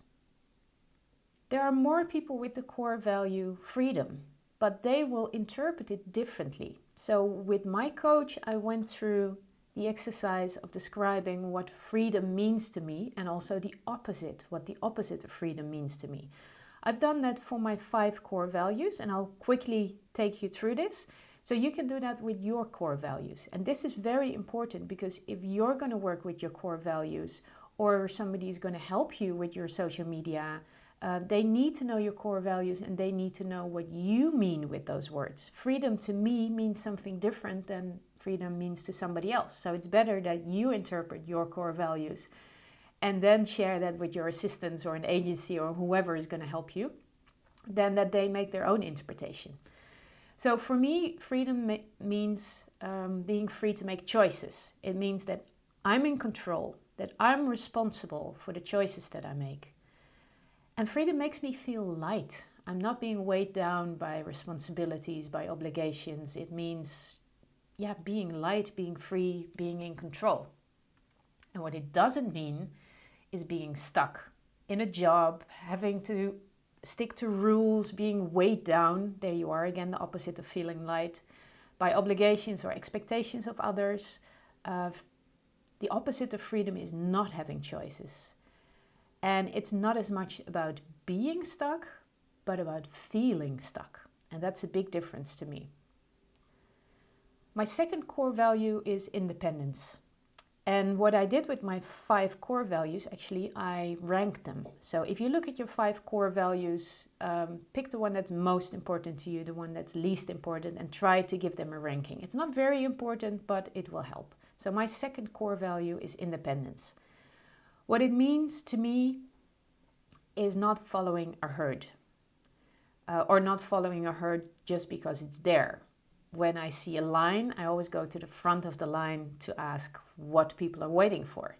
It's questioning the status quo. Not following the beaten path, but creating your own path, making your own decisions. And what independence is not for me, it's accepting authority just because. I do accept authority when I understand the reason behind it, but not just because it's authority. Not being independent means that maybe you're not trusting yourself. Maybe you're afraid. So this is the opposite of what I stand for. My third core value, not very surprising probably, is adventure. Adventure to me means challenges, unexpected turns, following your intuition. You're always living on the tips of your toes. Anything can happen at any time. It's about seeing and seizing opportunities, being eager, feeling the adrenaline, being super aware. Every second counts. That's what my life is like. That's what I want to share with other people. And what the opposite of adventure is the opposite of who I am and what my life is, what I stand for. It's boring, it's routine, it's already knowing what is to come. No heightened senses, regular. And you hear how my voice changes when I talk about adventure and about the opposite. This is what you should also do when working with your core values. It's not just about using the words, it's the way you write, it's the way you talk, it's the way your pictures look. So make sure you express your core values in everything you do. And we're going to show you some more examples in the next lessons. My fourth core value is play. And it's not so much about playing games, but it's more that play, when added to regular tasks, can make things enjoyable. We all have things that we have to do anyway, and you can do them. You can dread doing them and just lose energy while doing them. Or you can add the element of play and make it enjoyable. Play for me is a tool to spice things up. It makes things light, and then we get back to the freedom, the sense of freedom. So even when you have to do things, you can make them fun. And the opposite, of course, is serious, heavy, boring. My last core value, ambition, might come as a bit of a surprise because it doesn't fit like the light, playful, adventurous sense of the other core values. But if you see what I mean, what I associate with ambition, it might fit in the picture. And that's why it's so important to write down what your core values mean to you and the opposite. So for me, ambition is the willingness to work hard, to set goals, to know who you are, to be confident, to get things done. So it's not so much ambition for a career path, the way many people might interpret it. For me, this is what it means. It means that I have it in me to get things done, to work hard. I'm not afraid of hard work, and I know who I am and what I can achieve. The opposite is being lazy, being mediocre, not willing or not eager to try for more, maybe not knowing that there's more. Feeling insecure, not confident, not sure about what you can do, giving up. So you see, to me, these words mean something different than they might mean to you, even different from other people who have these core values. So it's not important to understand my core values. It's just an exercise to show you how I use these core values, how I get into the details, what they mean to me, and use examples and lots of different words so that I myself or somebody else who helps me with my social media then has the tools and the words and the expressions they can use in your or their social media. As I said, your core values should be reflected in everything you do. And we'll get into more detail in the next lessons.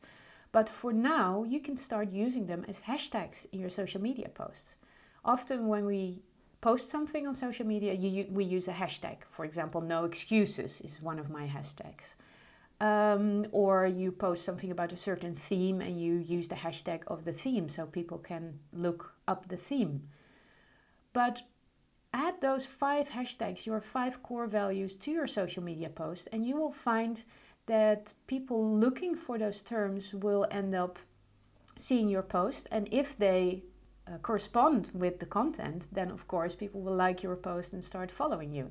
And also for yourself, every time you post something, you add those 5 hashtags, you'll become more aware of your core values and you'll be triggered to use them more in your post, in the content you post, the way you express yourself, visually, in everything you do. So in the next module, we'll include the core values in your bio. We'll take a good look at your bio and we'll rework it so that your core values are expressed and clear to everybody who visits your profiles. But for now, let's get to know your core values a bit better. So I would encourage you to create a mood board for your core values. Just tear out some pictures, words, maybe little things you have like shells or whatever, bags, newspapers. Put them together in a way you think that fits your core values. Also look at the colors you use. What colors do you like? What colors don't you like? Do they fit your core values? What kind of topics come to mind? When you look through magazines and newspapers to find the things that appeal to you, are they always linked to a certain topic? And what things do not fit? You might be using some images or expressions right now that actually belong to your older self, to a previous stage in your life, and that do not fit your core values or your current state. So while you're making the mood board, look at everything you do, the way you make your decisions, the way you look at the material, the way you put it together, the way it makes you feel, what you feel is missing, what should be added, what should be left out, because this gives you information for your personal branding and also your social media posts. And let's dive deeper into your core values. What do they mean to you? And this is the exercise we just did for my 5 core values. So just write down everything that comes to mind, the exact words and terms and expressions and examples that come to mind. Both what the core value means to you and the opposite. Don't forget that, it's very important. Then think about the consequences that your core values have for your personal brand. And I'm talking about the do's and don'ts. What should you do and what shouldn't you do? When you have your core values in front of you, it will become very clear. Like when my core values are freedom and independence and adventure, I shouldn't be talking about routines and rules and regulations and legislation in a way that accountants do, for example. So for you, you will also know your do's and don'ts. And it's good to write them down for yourself, but also later when somebody else might help you with your social media. And most importantly, what do your core values contribute to your followers? What can you add to their day, to their life, to their business by focusing on your core values? For example, my core value, freedom. When I talk about that, I challenge others to question their situation. Others that feel stuck, I trigger them to think about their freedom, their adventure, their independence, and to make little steps in their life towards what they want to achieve. So what does it mean to your followers? Write that down for each of your core values. And maybe you see a central theme coming out of those 5 core values that you can contribute to your followers. If you want to share your core values in the Facebook group, that would be really, really nice. Not only so we can see what came out of your exercise and to see that everybody's core values are different, but especially when others have the same core values or 1 or 2 of the same core values, how they describe it differently. So it would be really nice if you could also share your interpretation of the core value and the opposite, the exercise that we just did. If you need help, let me know. I can guide you through the exercise, but I think that you'll get a long way by yourself just by doing this exercise, repeating it as often as possible and just making choices, getting those 5 words, putting them on your refrigerator and using them from now on in everything you do.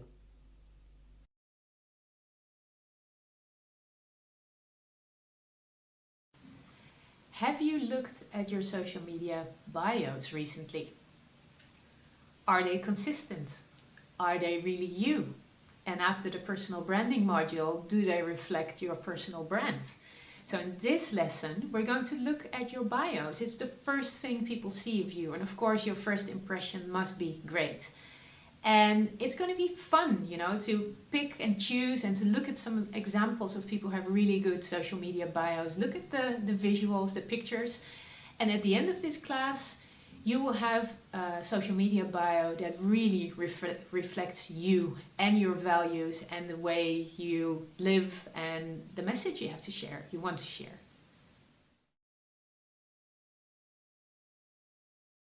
Your bio is like your business card. The first thing that people see, it's the first thing that they look up. It's a way for people to know who you are, what you do, or how to contact you. So we all know business cards are important. We don't use them anymore because they're kind of replaced by social media.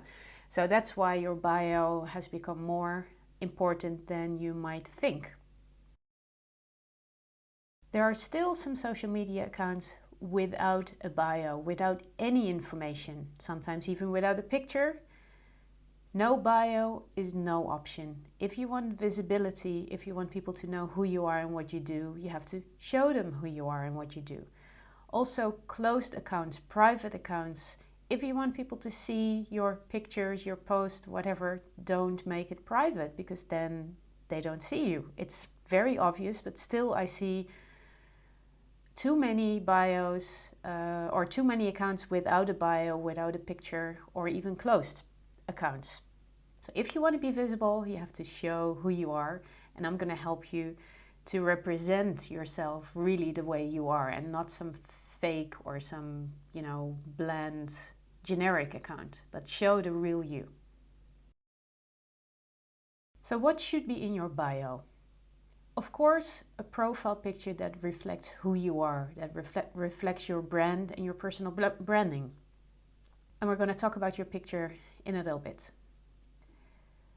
Let's look at your username. People have different usernames for different platforms, or they have complicated usernames. Your username should be recognizable, it should be easy, and it should be preferably consistent on all platforms. My username is usually Esther Jacobs, but sometimes that wasn't available anymore and I chose Esther Jacobs NL for the Netherlands. I could have chosen the No Excuses lady or whatever, the real Esther Jacobs. Just make sure it's kind of consistent as possible, and that people can recognize you on different platforms. In most social media platforms you can change your username. Sometimes you can only change it once. So think very carefully. Most of the time it's best to use your own name. Sometimes you have a brand name, sometimes you have a business name.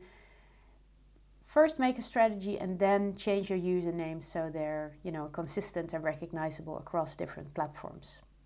Your bio should include some personal information. Some people say they're a father or a mother, some people say they like golf, some people say they're a foodie. I chose to share where I live, that I travel a lot. Make it really you, and not just that you're an accountant or a lawyer or a coach, but give them something to work with. Use your core values, of course. Use a tone of voice that fits your brand. If you're an adventurous person, you don't want to use very boring sentences. If you say you're really to the point, your sentences shouldn't be too long. If one of your core values is that you have a sense of humor, make your bio funny.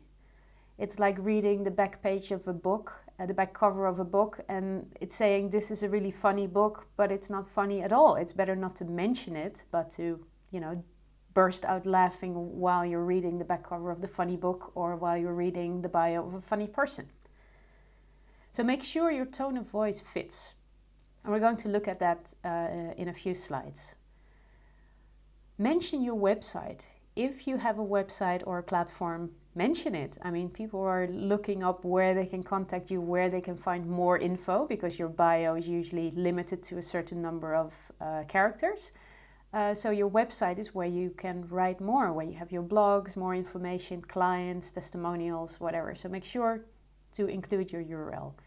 And you can include a call to action if you want to. For example, if you just published a new blog or a book, or you have something else to offer, you can include the link in your bio. And I'm going to show you some examples of companies who've done that. First, look at some examples of interesting bios. Again, they're very personal. I'm not saying you should copy these people, just look at the way they created their bio. For example, Barack Obama. He just uses 4 words to describe himself: dad, husband, president, citizen. Brilliant. It's personal, it's business, it shows his sense of responsibility. He chose his pictures carefully. He made a link to his website. It's very simple, but of course he doesn't need a lot more. But this is the way he chose to represent himself. Then look at Malcolm Gladwell. He's the writer of books like What the Dog Saw, a lot of other famous books. He writes for the Washington Post, Washington Journal, whatever. No, sorry, New York. Well, I don't know. He's a famous writer. Let's leave it at that. And the only thing he says about himself is skinny Canadian, which means that he has a sense of humor. I personally think he should have included a little bit more, but this is his choice. He even leaves his picture, like the header, blank, blue in this case. By the mistakes I just made, not knowing exactly what newspaper he writes for and the titles of his most famous books, I think he could have included those. He chose not to do that, which shows he's modest. He does have a lot of followers, he's a great person, he's a great writer, so he doesn't really need it. But these are the choices he's made. And then look at the third one shown here, Elton John. His bio is clearly written by a third person because they talk about him in the third person. A multiple Grammy-winning legend, Flamboyant superstar, Elton is the most enduringly successful singer-songwriter of his generation. Those are things you don't say about yourself, but somebody else can say this about him, and most probably the account is managed by somebody else. It's got a picture, it's got his logo, the E, it's got a link to his website. So yeah, this is the way he chose to present his bio. Some more examples from Instagram this time, because I think the combination of text and photos shows you a lot about a person. One of my favorites on Instagram, Dennis the Prescott, his bio is, I cook, I photograph, I ride all the time. I just love this short sentence that really displays who he is.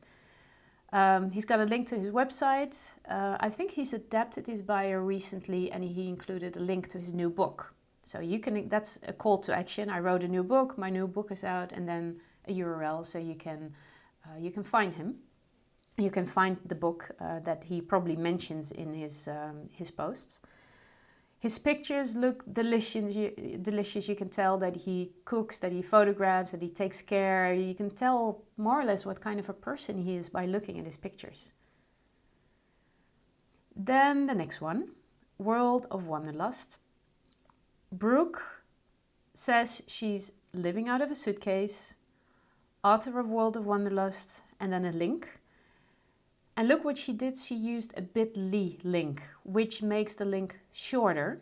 Instead of brookesauert.com/books/blah blah blah blah blah. But she didn't know that you can use a bit.ly link and customize it. So she could have customized it bit.ly/World of Wanderlust instead of 2H, capital U, capital V, capital Z, GK. So the link is shorter, but it's still not easy to remember or to type. So this is a lesson that we can learn from her. Go to bit.ly, create an account, and whenever you use shortened links, make them custom. Use a word that's easy to remember, that people don't have to go through a lot of trouble to type it in. But again, back to her bio, living out of a suitcase. I like it. In combination with World of Wanderlust, we kind of know what she does. She travels, and then you look at her pictures and you see, her lifestyle.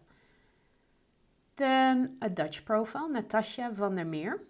She's a friend of mine. She's a designer, and she creates these incredible things lately with the little balls hanging from a display, creating certain shapes. Well, you see that in her pictures. She just says she's a multimedia artist and sculptor. And of course, she has a link to her website. And then you see the pictures. And if you immediately get an idea of her art. So you can look at the pictures, you can go to her website. And I think the bio is good. The picture is interesting. It's not a standard profile picture.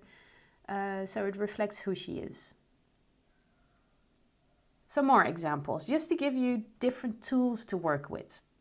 Mile method. Trevor is also a friend of mine. He travels with miles and points, and he teaches other people to do it, and he books like fancy honeymoon trips and other trips, and he teaches people how to do that, for a lot less money than they would normally pay.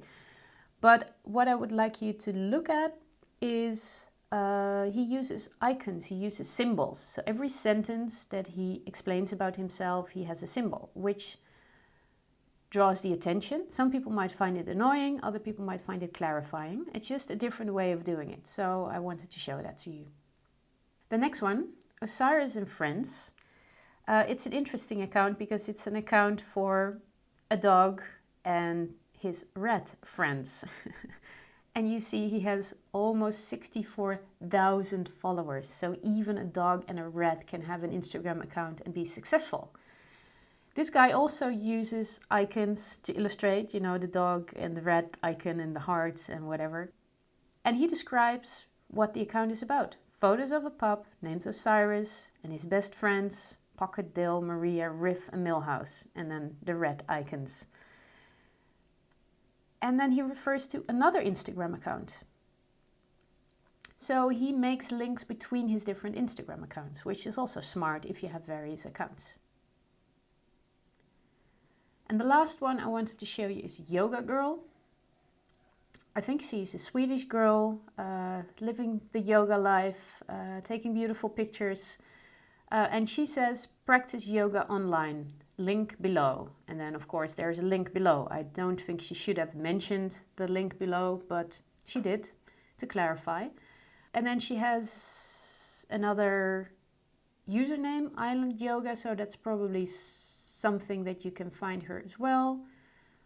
108.tv, 109 World. So she has 3 different usernames that you can find her, probably on Instagram, maybe even on other social media platforms. And she included her email, which is nice, which means you can email her, and a website.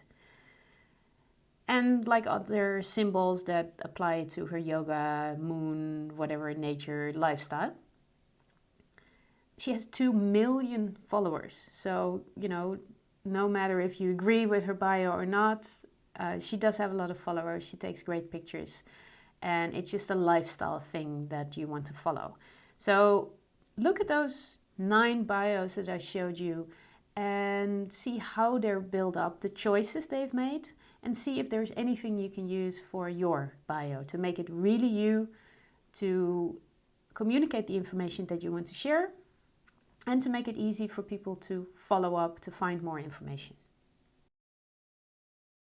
As I said before, your bio should reflect your core values. The exercise we just did, the 5 words that came out of the last module, they should be included in your bio. And don't just include the words, you can use them as hashtags, the core values, but they should also be reflected in the way you write. So I found some examples of bios where they use sentences specifically geared towards the core values. So let's walk through those bios to see how you can express a core value without explicitly mentioning it, but express it in the way you write. Now, if you're a photographer, you can write that you take pictures, that you take pictures of specific topics, or that you take pictures in a specific way. But now let's look at 3 different core values for a photographer and how you can use that core value to write your bio differently. If you're an adventurous photographer, you could write traveling on a shoestring, creating stories. If you're a loving photographer, you can say, you are beautiful. You are perfect, just the way you are. You deserve to be seen. You see how this is very different? It could be the same photographer, just a different way of phrasing and including your core values in your bio. And the third one, harmony. If your core value as a photographer is harmony, it could be expressed in this way. This is from Clark Little, by the way, the photographer that takes pictures of waves in Hawaii. The shore break is my comfort zone. I absolutely love it. It's always different. The light, the colors, the water, the sand, and what happens to it. And to be there, to capture it, to share it with the world. What a dream. Do you feel the way he looks at the world, the way he looks at the items that he photographs? You get a sense for his core values, right? So this is the challenge when you write your bio and you use your core values, to use the wording, to use expressions that are in line with the core value. Let's look at another one, very close to myself. Examples of an author, speaker with certain core values. First, if you're ambitious, you could say, when you really want something, you'll find a way. If not, you'll find an excuse. Sounds familiar? This is one that I use a lot. If you're an effective author, speaker, you want to show that you're effective, this is one of your core values, you could talk about the awards you won, award winning, more results with limited resources, or actually mention the results. 10% sales increase within a month. It's very to the point, and you get a feeling for that effectiveness is really important to this person. If power is one of your core values, you could keep it short and simple, like no excuses. The last example I want to show you is of a health coach. we have a lot of health coaches, nutrition, yoga, alternative medicine, different types of health coaches. And what if your core value is play? One of my friends calls herself the poop doctor. She's all about intestinal health and whatever, and she wrote a book called The Poop Doctor, Healthy from Top to Bottom. And it's about everything that happens in your belly, in your intestines, in between the top and the bottom. And I think it's a brilliant title because most writers writing about this topic make it very serious and scientific, and she makes it fun. And that fits perfectly with the core value play. If your core value is wisdom, you could talk about quotes, you could talk about, well, for example, the quote that I got from a health coach whose core value is wisdom. Happiness is when what you think, what you say, and what you do are in harmony. And I like this one not only because it's kind of wise, but also it's a quote, and quotes stand for wisdom, right? We use other people's quotes to express this wisdom. A lot of health coaches are into service. They want to help other people. At your service, for example, is a term you can use to express that. It's very different from the power from the speaker or author that we just saw, no excuses. It's a different tone, it's a different feeling. So do you see with all these examples how you can express your core values not only by using the words, but in the way you write and the words and the expressions you choose. Even the length, the use of quotes or not, descriptions or not, putting emotions into the description. It's all up to you. It's all depending on your core values. Again, I want to point out how important it is not to just throw your core value words into your bio. Really figure out what they mean to you and write down like 3 or 4 different ways to express that core value. In the words you use, the images you use, the tone of voice, the length of your sentences, the power you use, or the emotion you put in, or the whatever, fits the core value. Write down for yourself the different ways to express it so you don't get stuck in one way of writing or talking. And of course, don't forget the visual aspect. Most bios let you include a picture, some 2 pictures. For example, this is a Facebook profile. You have your profile picture and then you have a header picture. And the combination of those 2 can be very powerful. So look at that as well and make it match your core values. Most important, of course, is your profile picture. All social media accounts have a profile picture. Check if it's consistent with your platform. On LinkedIn, you don't want to post a holiday picture. On Facebook, you probably don't want to post a too business-like picture. So maybe you want to post the same picture on all platforms. Maybe you want to use different ones for different platforms. Depends on who you are, what you do, and of course also your core values. If your core values are independence, freedom, adventure, you probably never want to post a business picture. And are you easy to identify in the picture? Some people have, a picture with 4 different people, or they're somewhere on the beach, a dot on the beach, or they're looking to the side or whatever. Some people want an exciting or triggering profile picture. Some people just want to be identified. So whatever fits you, make sure you make a conscious choice of how you want to appear in the picture. And of course, the quality needs to be good. Don't cut yourself out of a picture that you still see the arm of the other person around you, grainy holiday pictures, whatever. Make sure the quality is in line with who you are and what you want to deliver for your clients. Have a look at these random profile pictures. These are all people that took part in my visual storytelling workshop. No, personal branding workshop, of course. And these are the profile pictures they came to the personal branding workshop with. So have a look and identify for yourself which picture do you think is good and which picture could be better. I'm not going to say anything, I'm just going to let you have a look for yourself.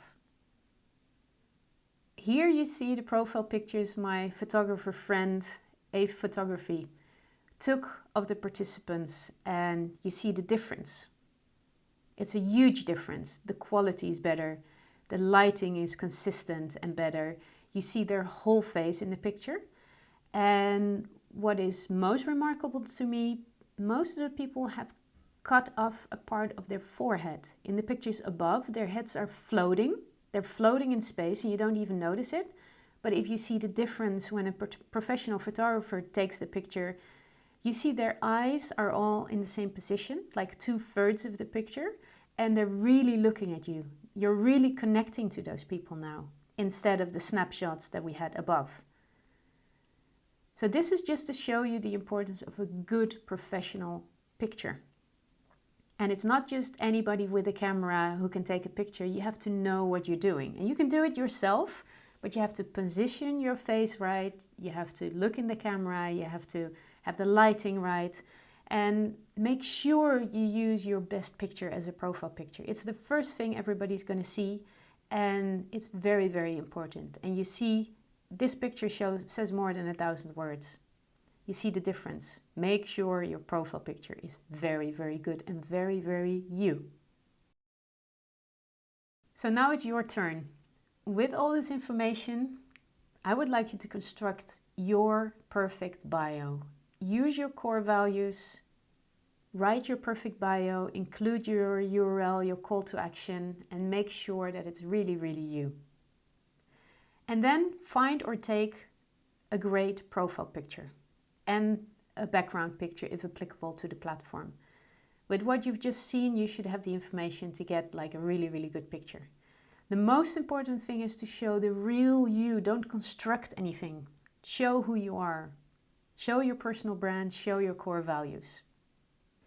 And make sure people that visit your profile see and feel and know what they will get from following you, what they will get from meeting you, what they will get from working with you, what they will get from associating with you in any way, even if it's just digital.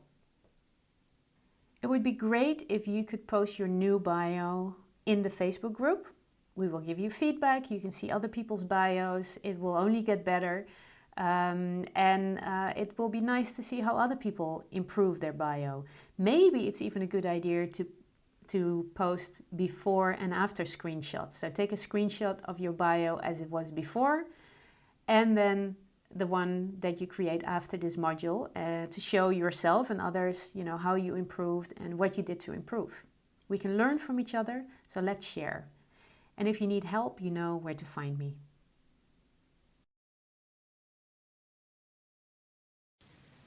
Okay, if you're going to do just one lesson out of this e-course, make it this one. Because the most important thing is how to add value to a post. The most important question you should always ask yourself is, does this thing that I want to post right now add value for my followers? And I'm going to show you how to turn average posts into added value posts. I'm going to give you ideas on what to post, on how to post to make posts more attractive. And if you're doing this, social media will become fun as well, because you will find the mechanism of turning something not interesting or average into something really, really special. And you will feel the effect and you will get the feedback from your followers as well. So adding value to your post is the most important thing that you'll learn in this course. And this is the lesson.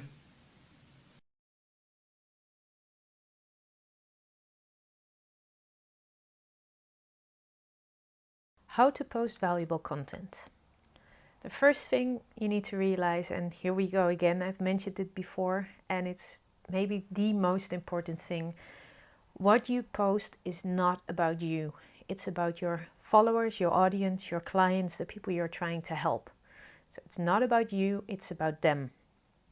Second, I'm going to help you decide what to post, what kind of information is valuable and adds value to your followers.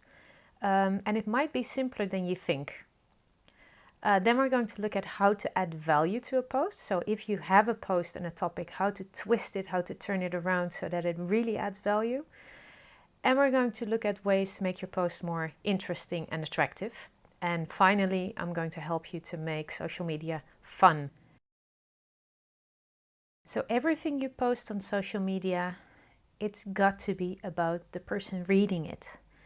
It's not about what you're doing, what you're thinking. You're not important. It's not about showcasing you. You don't have to step into the spotlight. You're just a means through which you communicate something interesting and important to your clients, to your audience. So if you're in doubt, you can check with yourself. Some people feel uncomfortable talking about themselves. If you feel uncomfortable, you've got the wrong perspective. It might be that you're talking about yourself, that you're taking yourself as the central focus. Other people don't have that kind of modesty and they like to talk about themselves. In that case, ask somebody else to check your posts, to do the it's not about you check. So make sure you check either internally or externally whether your posts are geared towards your audience and not focused on yourself.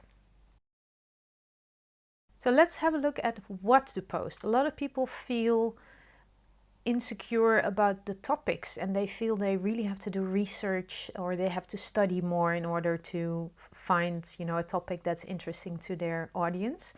But many times what to post are really, really simple things that happen to you in your daily life that are obvious to you, but that are really valuable to your followers.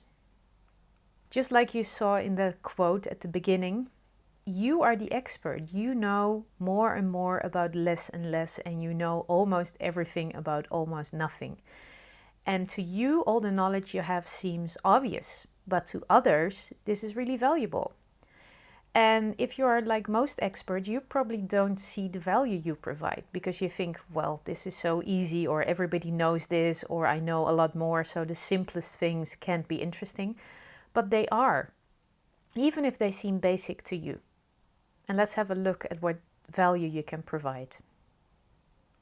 Think about the frequently asked questions that people ask you about your expertise. I'm sure that wherever you go, to every reception, every one-on-one meeting you have, every party or family reunion, people ask you the same questions about your topic. Oh, so you're a doctor. What do you think of this and this? So you're a lawyer. How come this and this and this isn't clear? Those frequently asked questions are topics you can post about. Also, if those frequently asked questions are not asked of you, but are asked in the media, for example, or in the newspapers, or whatever you notice that people are occupied with, and you can answer or clarify something, please do so. People also love do's and don'ts, like very simple do's and don'ts. For example, in the time when I was working in the charity industry, everybody wanted to know which charities are the good ones and which ones are the bad ones. People want a white list and a black list.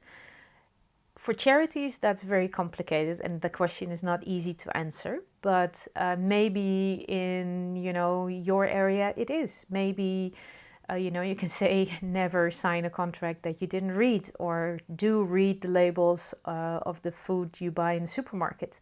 So think of some do's and don'ts that really apply to everybody, to every situation, and maybe you have a nice post there.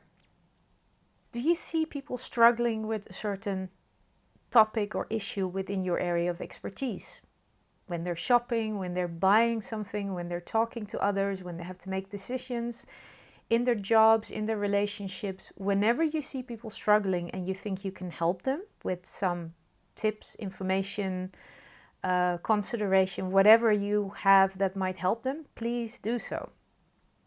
And we also like to know what excites you about your topic. Why did you become interested in your area of expertise? Why are you passionate about this topic that we know so little about and that doesn't seem exciting to us at all? And if you use storytelling and really describe the situation that you became passionate, interested, engaged, like crazy about this topic, please share that with us. Those little stories really, really make a difference, and that's what people remember. And if you started to study your topic because, it was the area that was most fashionable or the area that your parents thought you could make most money, that's not very interesting. But along the way, something must have happened that you realized that you could make a difference. And if you share that moment, that story with us, that makes us remember you and your topic and why it could be interesting for us as well. Or why you are the person to turn to when, we get confronted with this topic. And of course, there's a lot of issues or topics that present themselves in your daily practice. If you had a client today with a certain question that you gave a certain answer and the client was really an eye-opener for them, why don't you share that piece of information with others? If you mentioned an example to a client or showed him a website or told him an anecdote that really applies to other people as well, please share those. So you don't have to do research, you don't have to dig very deep. Just think of what happened today, what questions you were asked, how you could make a difference in your clients or family or friends or whoever you met today, a book you read today. Anything that happened to you today, if it was important to somebody, it means it can be important to others as well. So don't make it too complicated. Just look at your daily happenings, your daily expertise, your daily discussions, your daily meetings. And also look at what you're reading. Did you read a book, a newspaper article, a blog, a website, anything that you found interesting? Then it might be interesting to others as well. And it's very simple to share. Take a picture of a quote in a book that you're reading. Share a link that you found on Facebook. Post the URL to a website that you found interesting. Just share whatever inspires you at the moment that it inspires you. Also, if you see like a beautiful scene, a certain tree, a flower, an animal, something that makes you laugh, take a picture. Or share, try to quote it and share it with your followers. If you were inspired, somebody else might be inspired as well. Anything you share today with a friend, like if you had lunch and you told them something that you remarked, you might as well share that with your followers.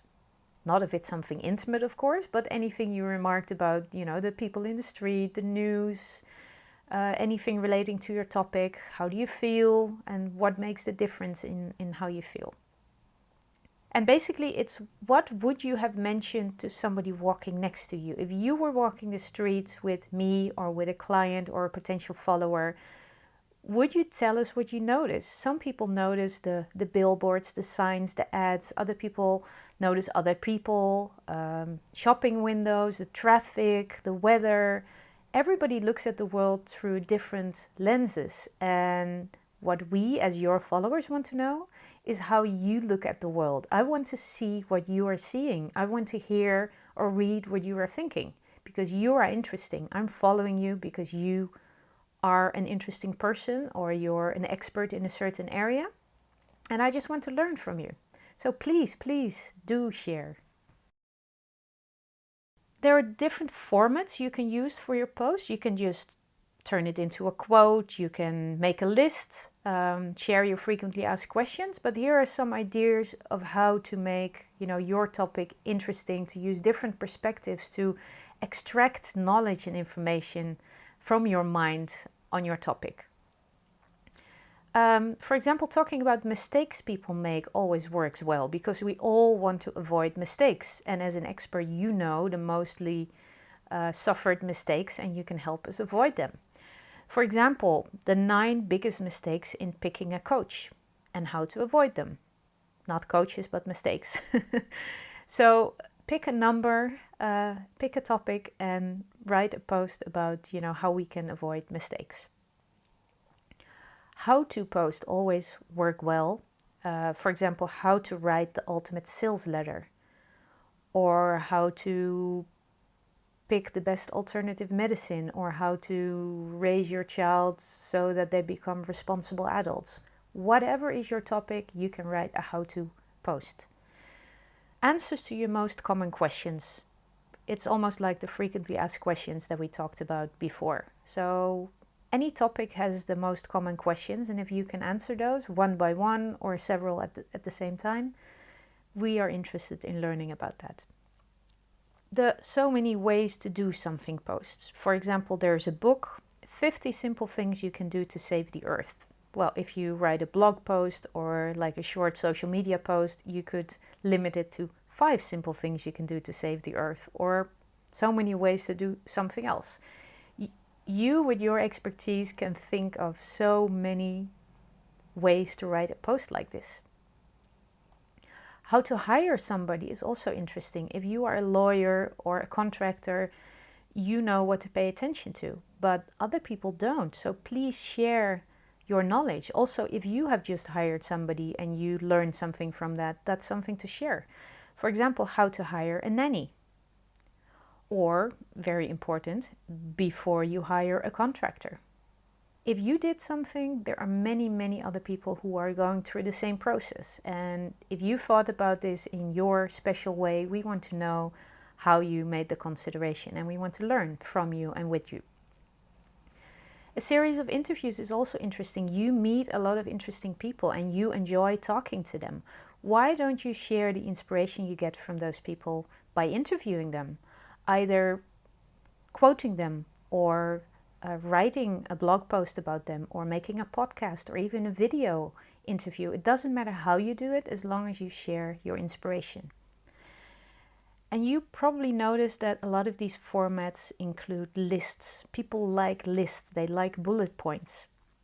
Usually the number is uneven, so it's the 3 things or the 7 things or the 9, or they're like really interesting numbers like 10 or 100.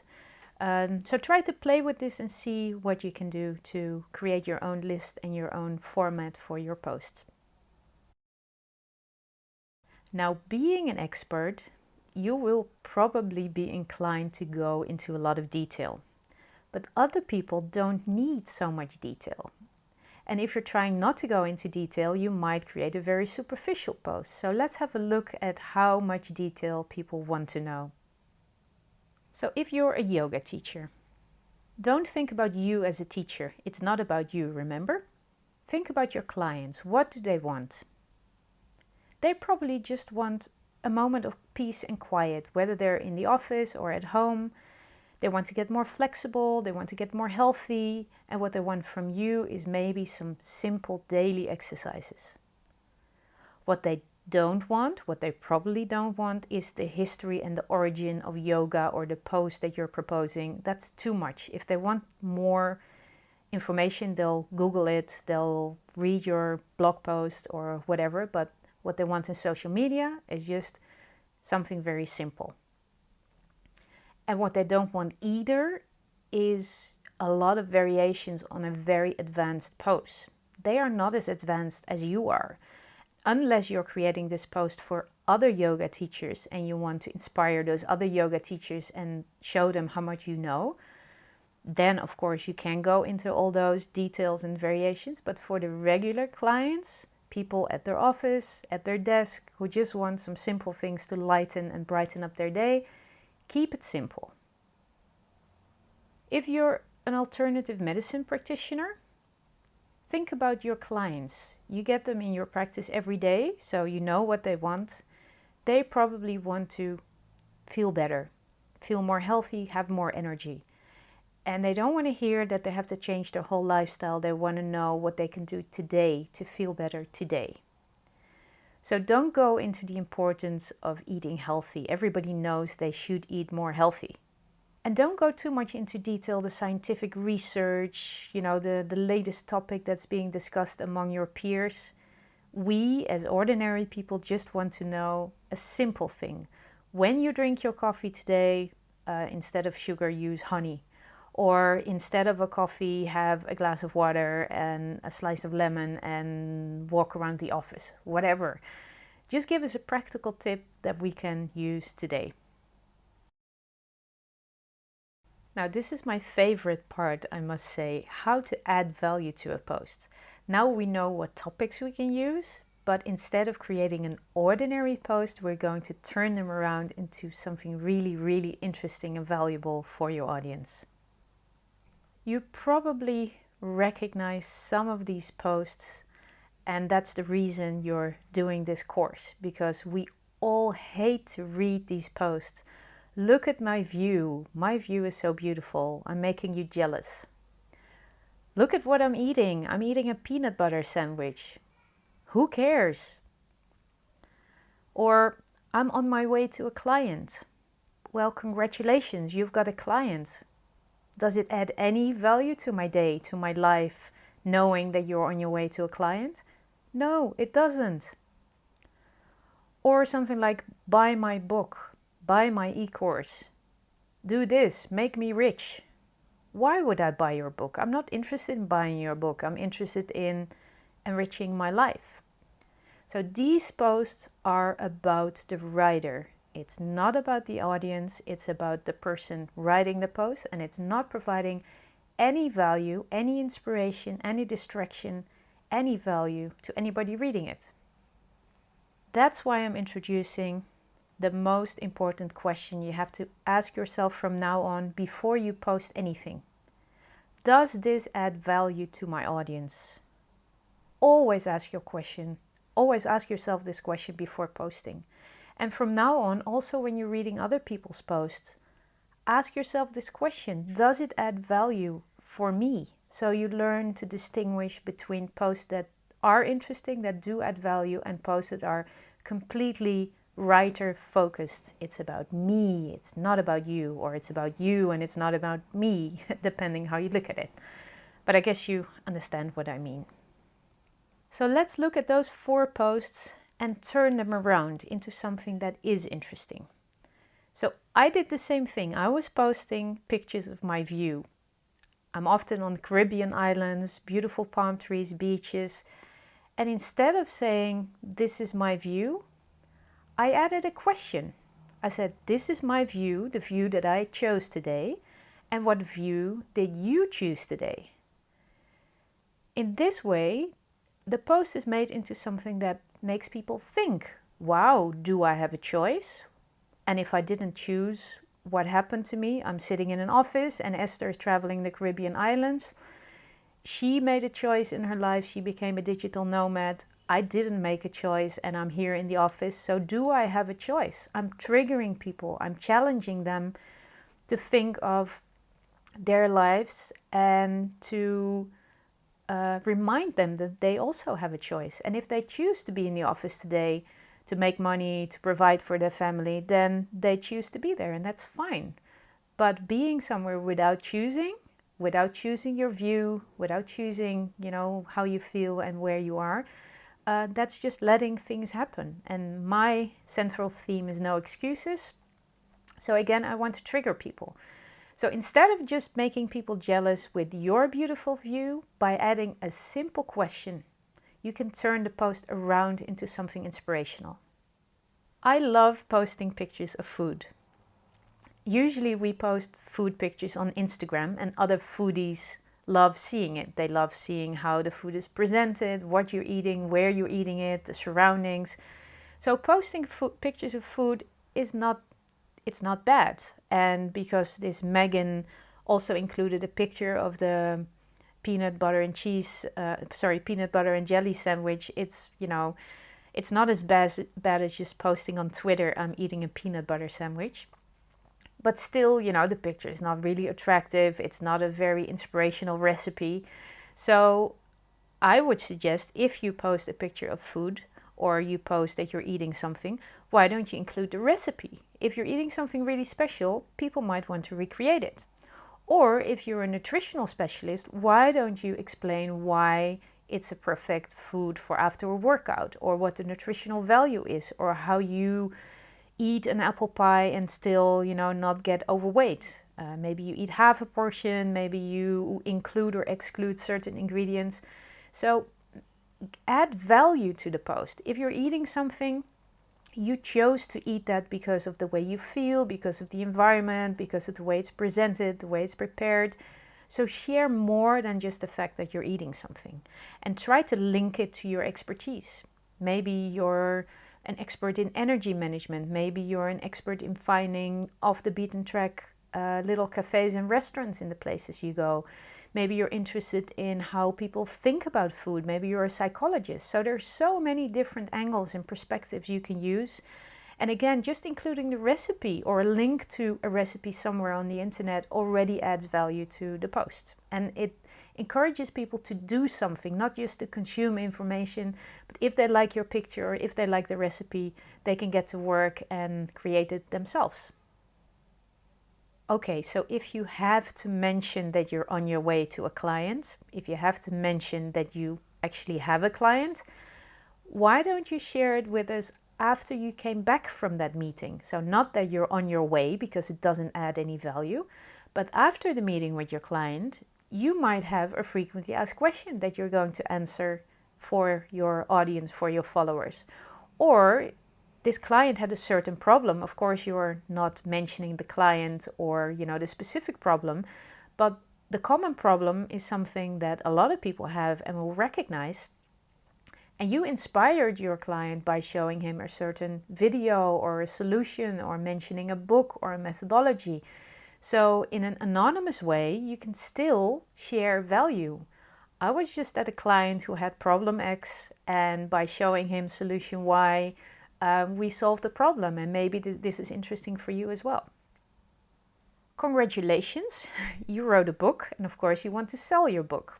But people are not interested in buying your book. They are interested in solving their problem. Again, this is not about you, it's about them. So get into the skin of your potential readers. What is the problem they're facing? And how can you help them? Maybe you can give 5 tips, or the do's and don'ts, or the frequently asked questions, or the how to hire, or remember the formats we just discussed. Find a certain format that fits your topic, give them something. Even if they're not interested in your book, they're not buying your book, they don't even know you wrote a book, if you address them on their pain, on their problem, and you give them solutions, they will be happy. And then if you mention that you wrote a book, they might be interested in having a look. Better even, why don't you have them download your book for free today?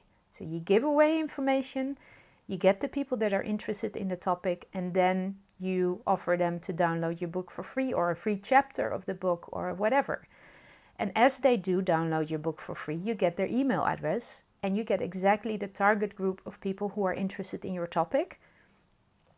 At the end of your book, you can mention that you also give workshops, coachings, one-on-one sessions, whatever, and you can also email them. Did you read my book? Did you enjoy it? Do you know I've got some more information on my website? And then you get them to your website. So there's various ways to keep in touch with people by first making the selection of people who are interested in your topic, by offering information and tips. Added value doesn't have to be boring. It can take many different forms and shapes, and I have some suggestions for you here. We already talked about the practical tips, do's and don'ts, frequently asked questions. I think you have an idea of what you can do in that sense. Added value can also be inspiration. A quote, a book, a website, a picture, anything that inspires you might inspire somebody else. For example, I was reading a book the other day, and there was one sentence that just stood out to me. So I just typed in the sentence into Twitter, and I copied it into Facebook, and I took a picture of the cover of the book, and I tagged the writer of the book. So I didn't get a lot of likes or shares, but some people really liked it. And of course, the writer of the book saw that I shared something, and I added value to somebody's day. And I also saved the inspirational quote for myself in my timeline, so it has multiple purposes. If you see something funny, a cartoon, a joke, a funny reference, please share it with your followers. If you would share it with somebody sitting next to you, or a friend or a colleague, then it's probably also interesting for your followers. Like we did with the picture of the view, a question can be really, really valuable. People are naturally inclined to answer a question. So any question you ask, and preferably an open question. So not a yes and a no or a no question, but an open question. Like, what view did you choose today? Or, this is a yes-no question, but did you take any time for yourself today? People will start to think, oh, did I or didn't I? And they will still have time to do it. So asking questions really gets into the mind of your followers, and asking a good question can really add value to somebody's day. And questions are always about them, not about you, which is also good. If you see a good deal, somebody who offers their book to download for free today, something else, share it with your followers. It doesn't have to be your own promotion. If you see a good deal, please share it with others. And if you add why you think it's a good deal or why people should read this book that is available for download free today, it adds even more value. On top of asking a question, you can start a discussion. You can create a survey. You can ask people's opinion. For example, when I was writing the Mr. Wrong book, I created the Big Mr. Wrong survey. And I asked people about their experiences with a Mr. Wrong or as a Mr. Wrong. And while they are filling out the survey, they're not only providing me with information, they're also becoming ambassadors for my book. They're rethinking of those experiences they had. They might talk to others about it. It starts to live in their mind, and creating links to my book and my website and the research I'm doing on this topic. Sharing a personal story is very, very powerful. Like last week, I was in Athens at the Acropolis. I took a picture of the Acropolis, a beautiful picture, and then I realized that, there were so many tourists around me, and I had to go through a lot of trouble to take this picture of the monument without any people on it. So I also decided to take a picture of all those tourists on the Acropolis. And I created a Facebook post that everything is relative, that you can choose to only show, the beautiful life that you live and only the good things, or you can choose to show the context. And that's also how news media works and how news is created. You see something which is true, but if you zoom in or zoom out, the story can become completely different. And that's something you can do in your personal life as well. So this was a short social media post I shared based on the picture I took at the Acropolis. And a lot of people started to think, like, what choices do I make? What perspective do I choose? And hey, the pictures you see are not always the reality. So use your personal story and experience. I didn't think of something to post, it just happened to me. And as I was telling my friends, I decided to also create a post about it. Challenges, we see a lot of 30-day challenge, 21-day challenge. For example, I went swimming in the canals behind my apartment in Amsterdam, which is really weird because it's cold and dirty and there's rats, but I really enjoyed it. So I posted a picture and I told people, I took a swim in the canals today. What did you do to get out of your comfort zone? And did it give you a kick as much as the swim gave me a kick? So it's nice to share things and it's nice to challenge other people, and some people will pick it up and others won't. A call to action, motivation, something to get people moving. Go to this website, download this free book, give a compliment to somebody else, get out of your comfort zone, anything that triggers or challenges them. Just think of how these things can apply to your expertise, to your daily life, to your area of business and interest. And I'm sure you'll find something that works. And the good thing about social media is you can test and you can try, and you will find out what people react to and what doesn't interest them. Sometimes it surprises me how the simplest things get a lot of reactions, and some things that I've been thinking about a lot hardly get any reactions. So the immediate feedback also helps you to know what your followers are interested in. We all know tweets, for example, about people who are doing something. Just like I'm on my way to a client, there's another category, I'm listening to an inspiring speaker. Great, so we know that you are at a conference, so we know that you're listening to the Dalai Lama, so we know that you're listening to this inspiring author. And we get confirmed that indeed this person is inspiring. But the only thing we learn is that you are at this event and that you're listening to somebody and that you are inspired. There's no inspiration or knowledge or added value for me in posts like this. When I'm listening to a speaker, I try to take some quotes, something that really inspires me out of their speech, and share it on social media. For example, in South Africa a while ago, I was listening to Martijn Aslander, Resourcerer, on Twitter, and I just quoted some of the things he said. Creativity is nothing more than combining the uncombined. Wow, that's a beautiful sentence. So while I'm listening, I'm typing it into Twitter, I'm sharing it, So other people can be inspired as well, and I'm tagging him so he can share it as well and knows that I'm sharing his quotes. Something else that he shared was an interesting website, Instructables. One person posted a video on how to do something millions can learn, and he said it's a revolution. I didn't know about it. I agree, I think it's interesting, so I posted this quote again with the link to Resourcerer. So while you're listening to a speaker or being inspired by a website, why don't you share the actual inspiration instead of sharing the fact that you are inspired? Now that's the turnaround, that's the twist that I hope you will be able to make after seeing these examples.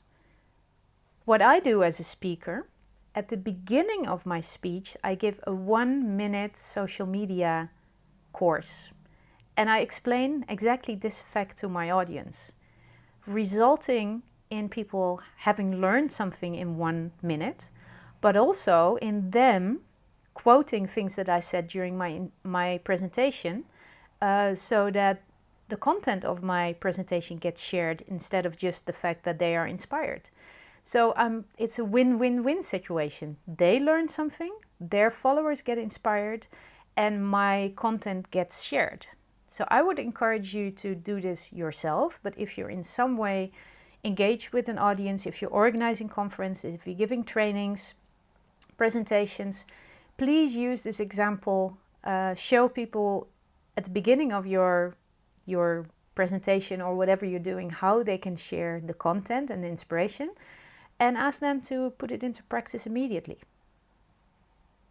It's great to write blogs because blog posts can contain more information than a social media post, and you can get people to go to your website, see your other blogs. Blogs are great.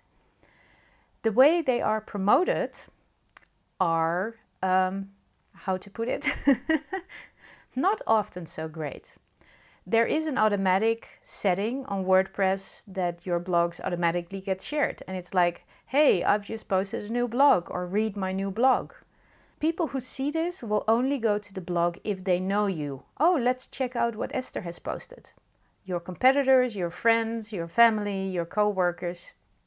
And this is not what we want, because we don't want our usual circle to read our blogs. We want people to look for our blogs on the topic. And I'm going to turn 2 of these posts around so they become more interesting. But first, have a look at this. It's been a while since I did a little plug. But hey, check out my blog. I just posted 3 new entries. Why would I be interested in this? Unless, this person is a famous person or somebody I know. There's no use in making excuses for why you haven't posted for a while. There's no use in saying you posted 3 new entries. I just want to know what the blogs are about. The next one, I just posted a new blog on Forbes entitled "This is how millennials shop." Very factual information. And I would only read it if I'm interested in millennials and shopping, of course. But it doesn't give his angle. So this one is a little bit better, but still not focused on, the real topic. The next one, I work with some amazing queens on this new blog post. Please take some time to read and help. Please take some time to read and help. This is a cry for help. It's not, you might be interested in this topic. It's, I want you to read my post. That's not the way to do it. And the other ones are more or less the same. They're just automatic posts with, there might be a topic, but no angle, no interesting angle. So let's look at how to turn these things around. So one of the blog posts read, I just posted a new blogs on Forbes saying this is how millennials shop. Now, how I would make this post is I would take a sentence from the blog, and I just made one up because I didn't read the blog. An interesting sentence to trigger people and then direct them to the blog. For example, I rent a different designer handbag every week. This is how millennials shop. Now I'm triggered, now I'm interesting, now I would read the blog. Or one of the posts that we just saw was, I've just posted a new blog, Microsoft President makes personal visit to 7th grade Fernley student. It looks very boring, but it is an interesting fact that the Microsoft President visits a 7th grade student. So I would turn this into a question. Why did the Microsoft president visit a 7th grade Fernley student? And then post a link to the blog. Preferably add a picture. This picture is not related at all. I just got it from the internet, but it's a picture that triggers. You want to know what happens.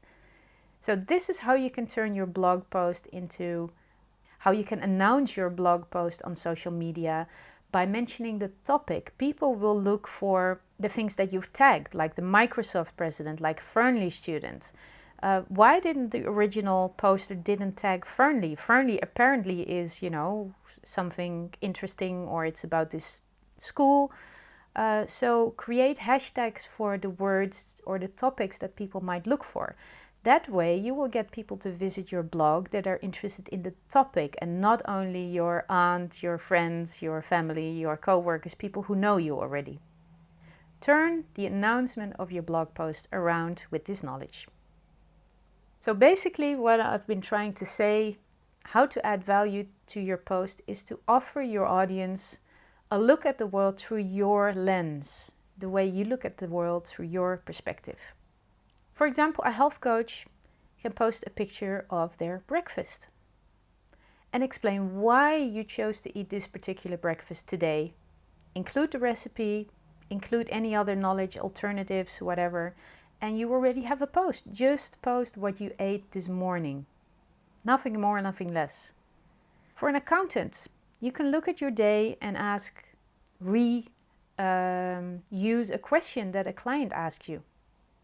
If one client asks this question, it's likely that others have the exact same question or problem.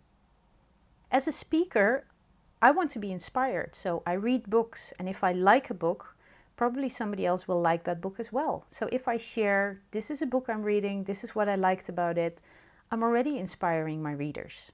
Or what I just mentioned, a quote that inspired me. If it inspired me, it will probably inspire my audience as well.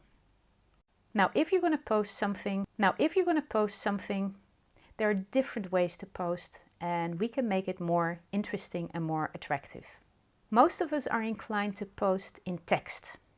A quote, a sentence, an explanation, a story. But there are so many different ways you can address a topic. You can use images, videos, you can use quotes, you can use emojis, even music, lyrics. Often you can find lyrics about any topic you want. Videos. So there are many, many different ways to address the exact same topic. So think about your specialty, your expertise, your theme, and all the different ways that you can talk about it. Some people might be attracted by text, other people like to hear something, like to see something. Address people in different ways and make your topic more interesting. In one of my workshops, I had a lady who makes handbags. She's a specialist in handbags, and she was wondering, what can I post about handbags? So I Googled, and if you Google on images or cartoons, you can find cartoons like the first one. And this is a great post for handbags. It doesn't have to be about selling handbags or about the history of handbags. It can be just funny. The second one is a picture.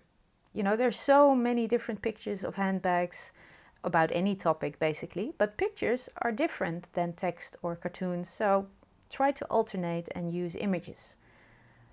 The third one is a combination. It's an image and it's a quote. So you can find a lot of quotes on the quote websites, but if you Google your topic, including the words quote and images, then you will find pictures like this. Quotes nicely designed in a picture or an image that you can use about your topic. I did something else. I Googled handbags and lyrics. And seriously, I found a lot of songs that contain a reference to handbags. There was even a blog post by somebody who listed like the top 5 or the top 10 songs about handbags. So somebody else had already done the work. They had created the blog post with the most interesting lyrics and a link to those lyrics. So any topic, Google is your best friend, and use the variety. Search for different ways of expression. Video, photo, images, Cartoons, jokes, quotes, music, lyrics, so many different ways to express yourself. And of course, it's also about how you write. And I found the most brilliant example, Ryan Reynolds. I didn't even know this guy, but his tweets are just hilarious. And I picked just a few, but there's a link to a whole list of his tweets, and I really recommend you read them because it just gives you an idea how you can create a funny tweet out of nothing, no content, and how topics like parenthood or just anything, even grocery shopping, can become interesting. So just take your time to read these. I don't think they need any more explanation. It's the little twists, the surprises, the humor, putting a mirror in front of yourself, making fun of yourself. Yeah, it's just brilliant. So I hope you enjoy them as well. And maybe, it inspires you to find your own voice, your own sense of humor, and a different way of looking at the most ordinary things. Most people say, oh, social media, I don't have time for it. It feels like work. How come you post so many things and you seem to have fun? For me, it just feels like a burden. It doesn't need to be like that. To me, the most important tip to make social media fun, easy, and mostly natural is to put the apps on your phone. A lot of people take them off their smartphone because it saves them time and they don't get distracted. But for me, having Facebook, Twitter, Instagram on my phone, it enables me to post something as soon as it happens to me. As soon as a thought comes to mind, as soon as I see something, I take a picture and I post it immediately. Anything you postpone takes space in your mind, and it takes space in your agenda. When you're walking the streets, you take a picture or you see a quote or an ad or something funny pops into your mind. If you are going to post it when you get to the office or home, you have to remember it. You're going to dread, I have to do something. You put it on your to-do list. Whereas if the moment it happens to you, you just stop, you stand still, you take the picture, you write 2 lines, you post it. It's already out there. And it's like you're talking to somebody walking next to you. For me, this is the biggest difference. As it happens, as you get the inspiration, as you see something, share it immediately. Often it won't take more than 30 seconds. And when you postpone it, it will become a thing on your to-do list. It will take longer.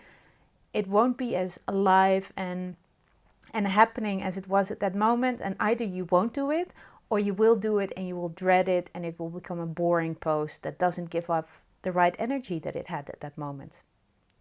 And the more you do it, the more it will become second nature. And also, I hope to have shown you that you don't have to do researching. You don't have to sit down and think, what am I going to post? Just take the inspiration from your daily life, from the things happening, from the things that are top of mind. And those are the things that are easy, fun, natural, that will really help people and that will add value to your followers. What really helped me was to imagine somebody walking beside me. And as soon as I see something or I notice something, and normally you would, probe your elbow into their rib cage and say, hey, did you see that billboard? Hey, did you see that person? Hey, did you see that building? Or, hey, did you hear that? And just share it the moment it happens to you. If the person walking next to you would be interested in your remark, your followers will probably be as well. So now it's up to you. And this is also important, really put this into practice now, because if you postpone this, it will become a thing. And if you think of something that happened to you today, somebody you met, something that inspired you, something that made you smile, please write it down and think of a way to share it. Add value to it. Always ask yourself this question. What does my audience get out of this post? Do I make them smile? Do I make them think? Do I give them an answer to a question they might have? Do I relieve their pain? Do I inspire them? So add value to it. Find a format that would fit. And try something different, even if you're already using pictures. Google for quotes, for cartoons. for videos, for lyrics. Try something different and you'll find out how easy it is to find something relating to your topic in a format that you've never used before. But always make sure to use your own voice. Do this for something small. Do it right now and post it. And tell me how you feel about it. I'm sure it will be fun and more natural than the way you normally think about your social media posts. Please share your eye-openers and your tips and your learnings in the Facebook post. We want to learn from you and with you.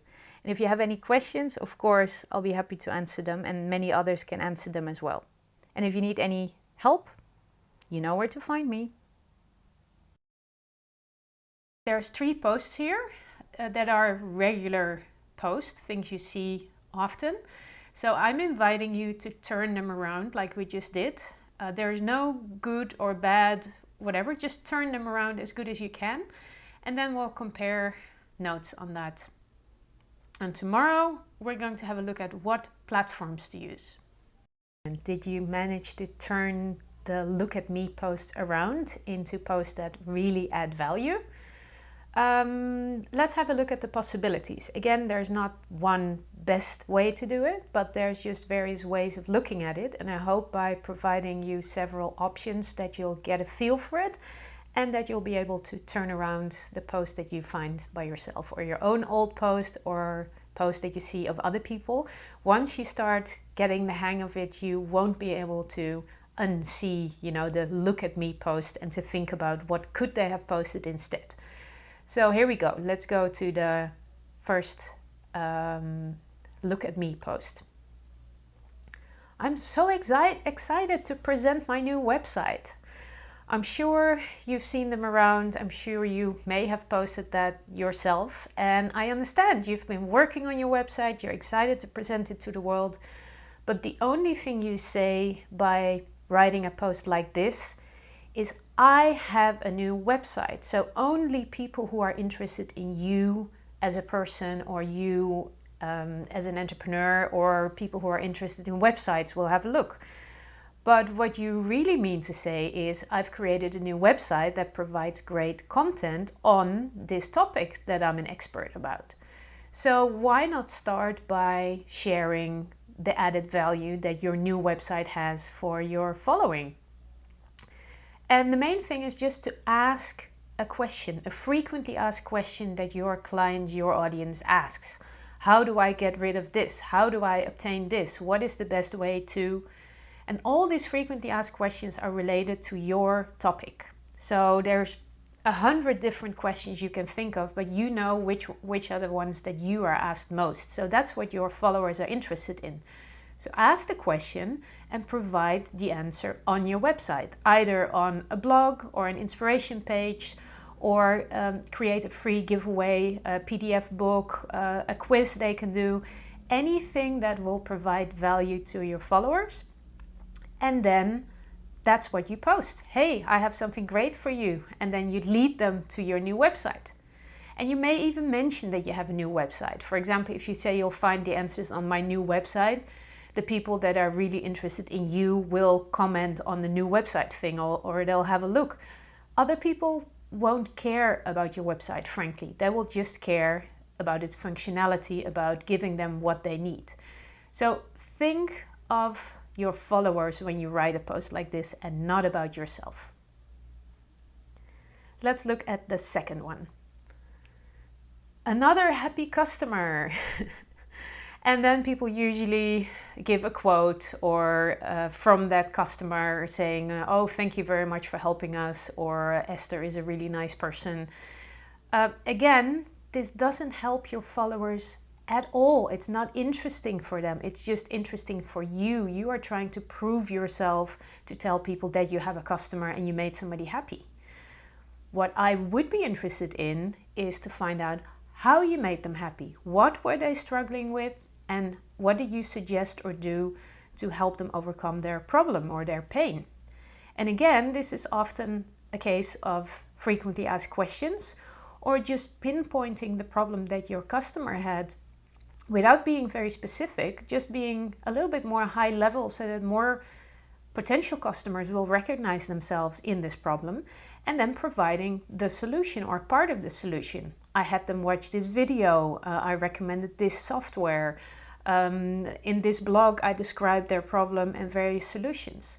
So again, take me, your audience, with you in this journey, and don't just present the result that's very important to you, a happy customer, but get into the content and make sure that other people will benefit from your post as well.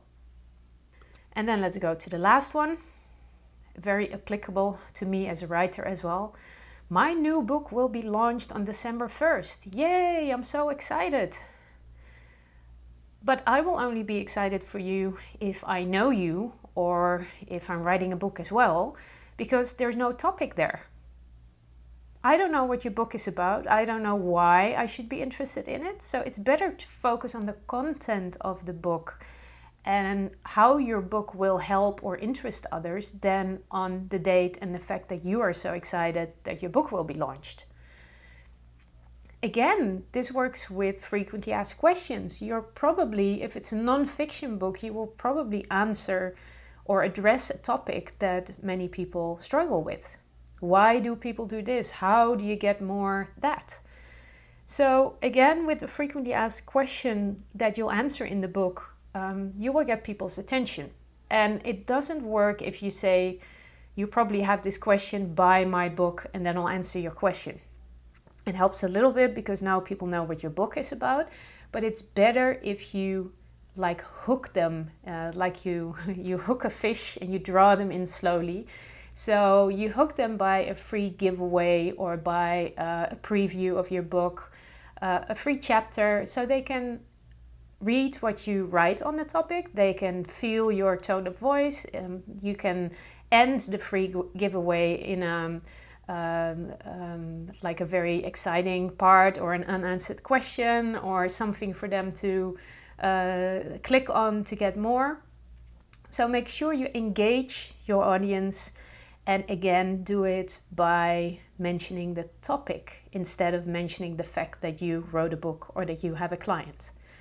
So I hope this clarifies it a bit. You may have other brilliant suggestions that I'd love to see.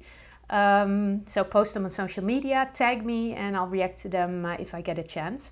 Because there are a million different possibilities. Just from now on, please do me a favor, do others a favor, do yourself a favor. Don't post any more look at me posts. Good luck. No more excuses.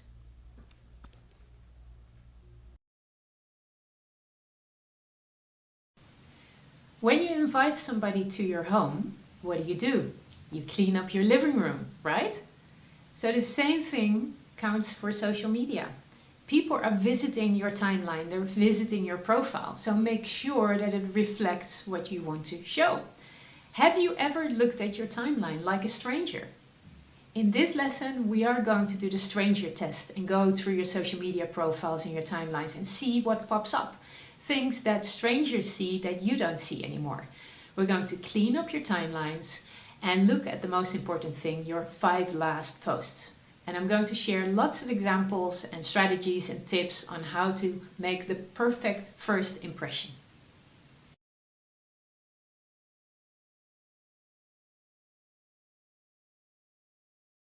We all experience information overload, and the competition for attention has never been higher.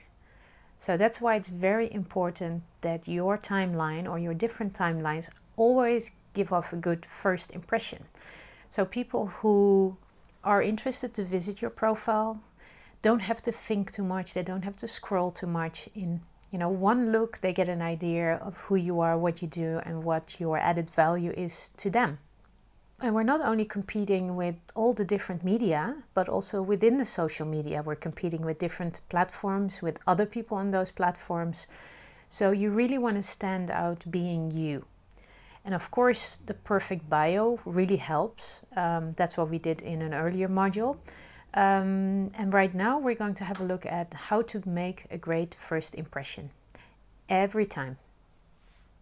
Whether you're looking at your website, or your social media profile or timeline or many other things, I always ask people, what are you showing? What are you showcasing? If your website or your social media channel would be your shop window, what would you put in the shop window? Do you put everything in there that you have? Like if you're a shoe store, you put all the shoes that you have in storage, all the leftovers, all the things you've done in the past, leftovers from past seasons, and also some of the new season? Or would you put in the shop window how you want to be perceived, like somebody selling the latest shoes or specific shoes like dance shoes or maybe even only tango shoes? What you put in your shop window, what you put on the homepage of your website, what you put in the bio of your social media, what you put in the first few posts that people see, that's how they're going to perceive you. And if you need to explain why this is different from what you normally do, you've lost the case. So you better make sure that you're showcasing your best stuff. We're going to go through 4 steps to make a good first impression. First, we're going to do the stranger test. Then we're going to clean up your timeline. And we're going to pay special attention to your last 5 posts, because those are the 5 posts that people usually see, unless they start scrolling down. But the last 5 posts are the most important ones. I'm going to help you to develop your personal social media rules to make it easier to do your social media yourself, to outsource it, or to do social media for others. So these personal social media rules are really important.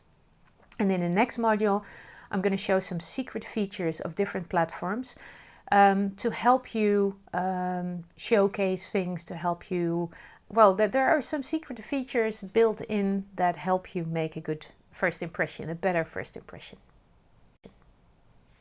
So let's get started with the stranger test. This is a very simple test.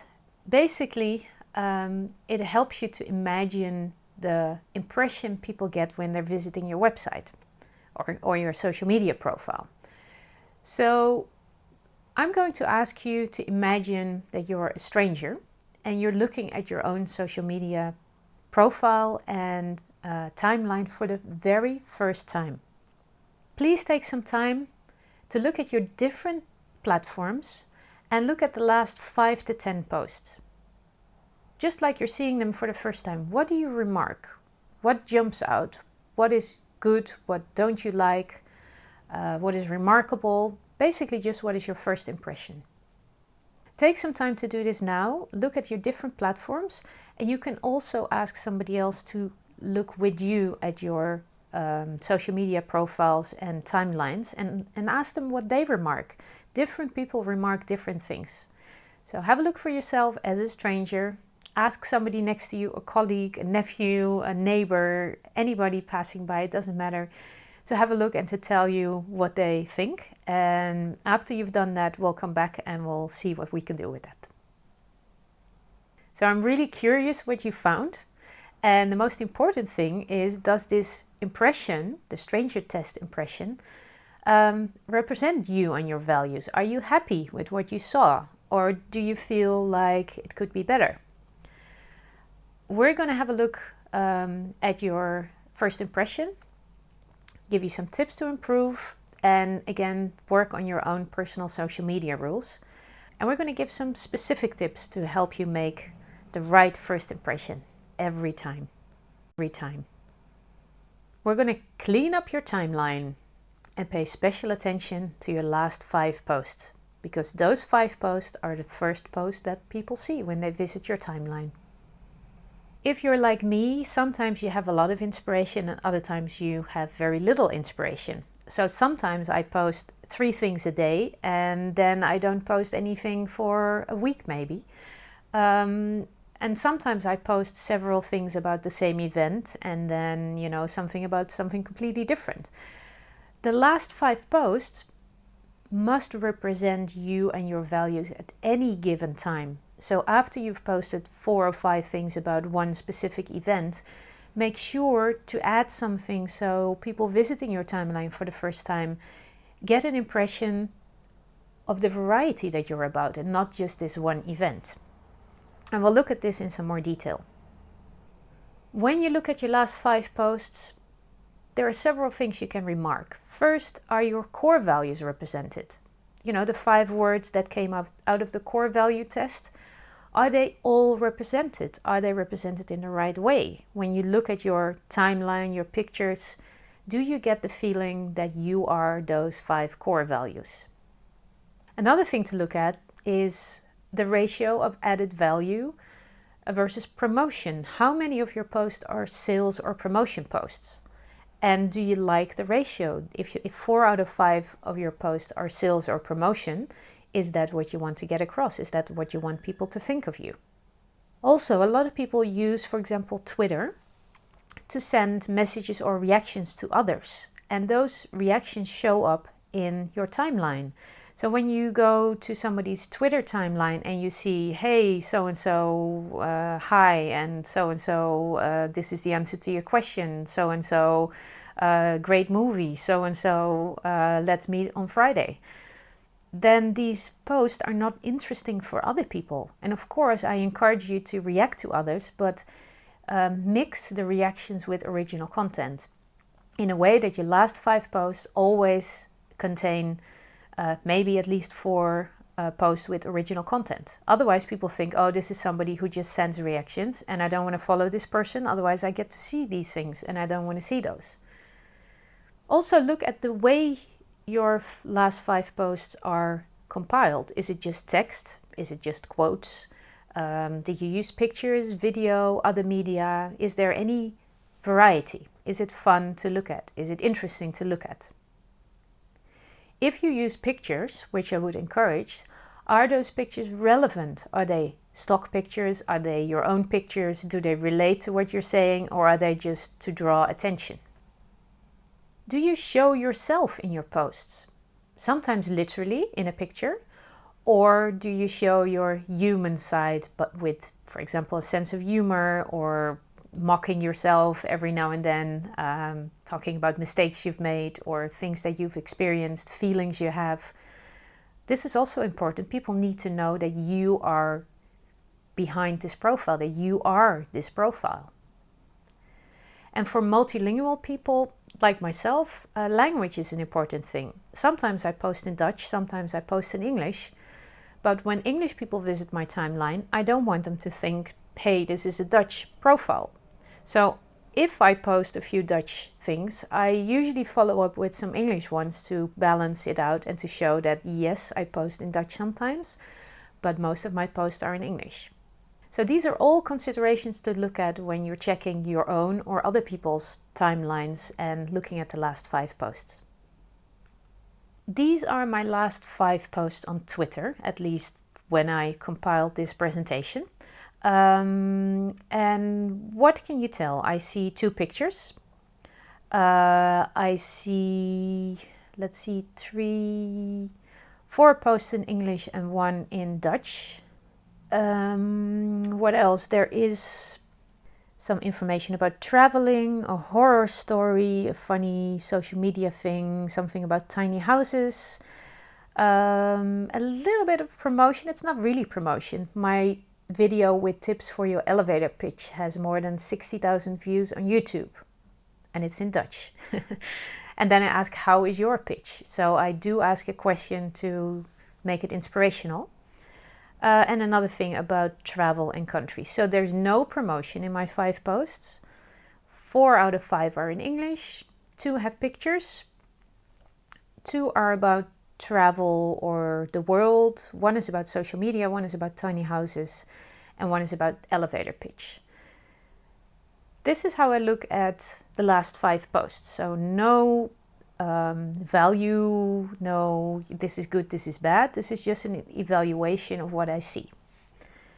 And let's have a look at my Facebook timeline. So these 5 posts, Facebook posts, I see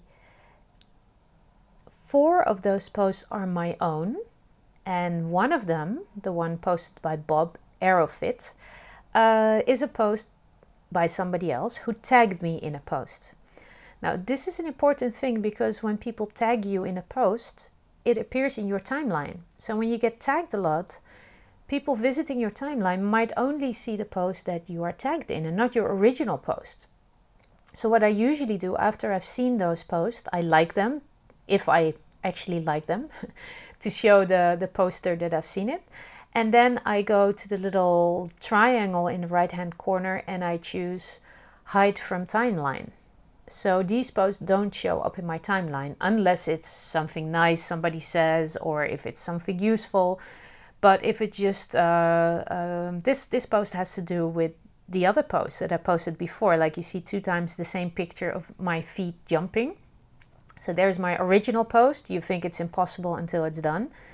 And then there's the post that my personal trainer made about the same thing. So for me, I would say it's not useful to include both in my timeline, and I would delete one of them.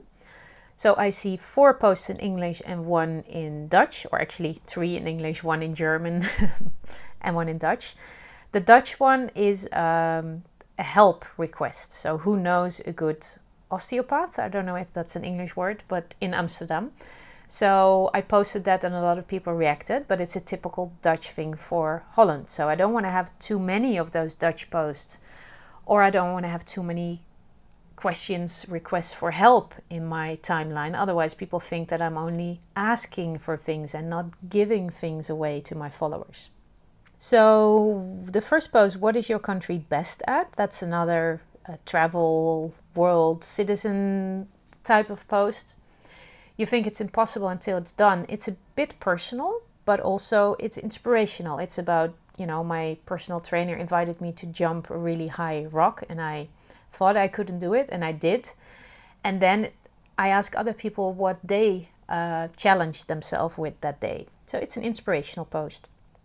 And the last one, find the mistake. I ate like a chocolate bar and I didn't mean to do that, and I'm asking people about their guilty pleasure. So this is a bit of showing myself of, I'm not perfect even though I do the personal trainings, but I also eat chocolate bars and I, don't stick to my good intentions.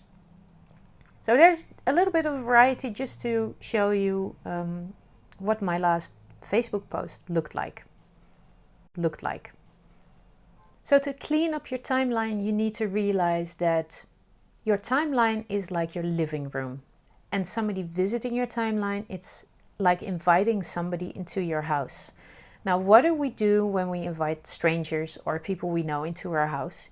Usually we clean up. We make sure that there's no dirty laundry, that, all the magazines are stacked with the magazines, that there's no food lying around, dirty plates, whatever. Just make it look as nice as you can. And the same thing goes for your social media profile and your timeline. Make sure it's clean and tidy, that is inviting and interesting, and that it represents what you stand for. If your timeline is very dense and very serious and you are not a very serious person, then that doesn't match your personality, it doesn't match your branding. If your timeline is full of replies and jokes and you're a very serious researcher and you want to be perceived as a serious researcher, then you need to fix your timeline. Have a look at what you post. Videos, text, quotes, make sure that you alternate those and that you give off the impression that you use a variety of formats so your post will be interesting. Because in the end, we want people to follow us, and they only follow us if they can link to our topic, if they like our personality, and if they know our posts are going to be interesting and or adding value to their day. So these are the things to pay attention to when you clean up your timeline. Not only are your last 5 posts important, but when we look at Instagram, your last 9 photos are important. Because when somebody looks at your profile, they see your profile and immediately they see the last 9 photos that you posted. It's like a palette, you see the 9 photos in a square. So just like the last 5 posts on Twitter and Facebook we just looked at, you need to make sure that anybody visiting your Instagram timeline could look at your palette of photos and get a sense of your core values, who you are, what to expect of your posts. Some people post only pictures on Instagram, like only selfies. And the first 9 photos already give you that impression. And the same thing goes for your other timelines. Don't post 9 pictures of the same event. Make sure that anybody visiting your timeline immediately sees the variety of the things you do.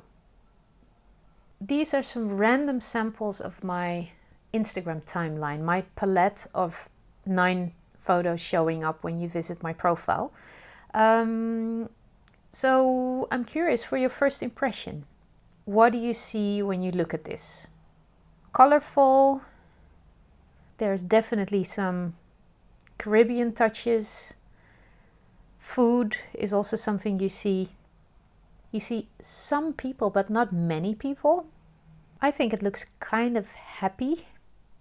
And it's definitely a variety of pictures. It's not all one color, it's not all one thing. Some Instagram timelines are really stylized, and this feels like more random. So if you look at my core values, freedom, independence, adventure, play, and ambition, do you think they're represented? Are those words jumping out to you?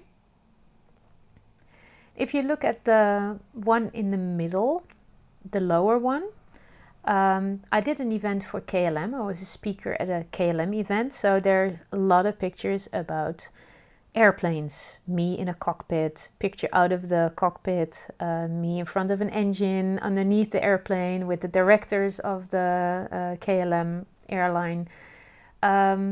So maybe that's the ambition part, the business part, but I have to be careful not to post too many pictures of the same event, because otherwise somebody visiting my profile will think that I'm all about airplanes, which I'm not.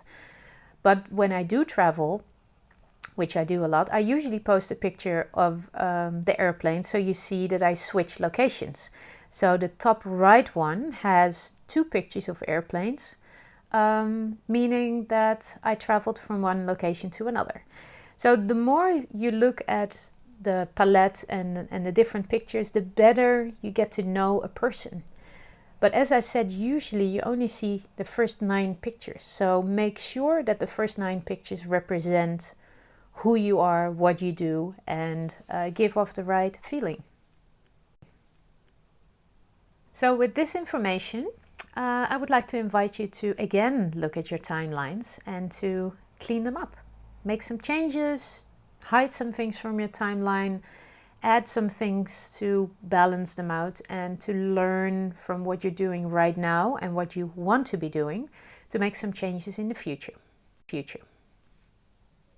To help you make the right choices and to choose the right posts and the right combinations, we're going to develop your own set of social media rules. And what I mean by social media rules is just some guidelines you develop yourself to work towards the goals that you have set for yourself. If you have set a goal, you know you need to take several steps to get there, and the rules help you in the right direction. Social media rules are important in 3 ways. First, for the do-it-yourself, which I really recommend. I really recommend that when starting social media or after doing this course, do your own social media. Don't outsource it, because you have to find your own voice and you have to make your own choices, which you can then communicate to somebody helping you, or a personal assistant or an agent if you want to outsource something. First, develop your own rules and work with them. That will help you make sure your profile is always conveying your values, your voice, and is really representing you. If you decide to outsource, your social media rules will help you set a set of rules to follow. And that will help them a lot, because otherwise they will follow their own rules, or they will do what they think you want them to do, or what other people in your area are doing. And we want them to follow your rules to make it really authentic and to fit to your personal branding.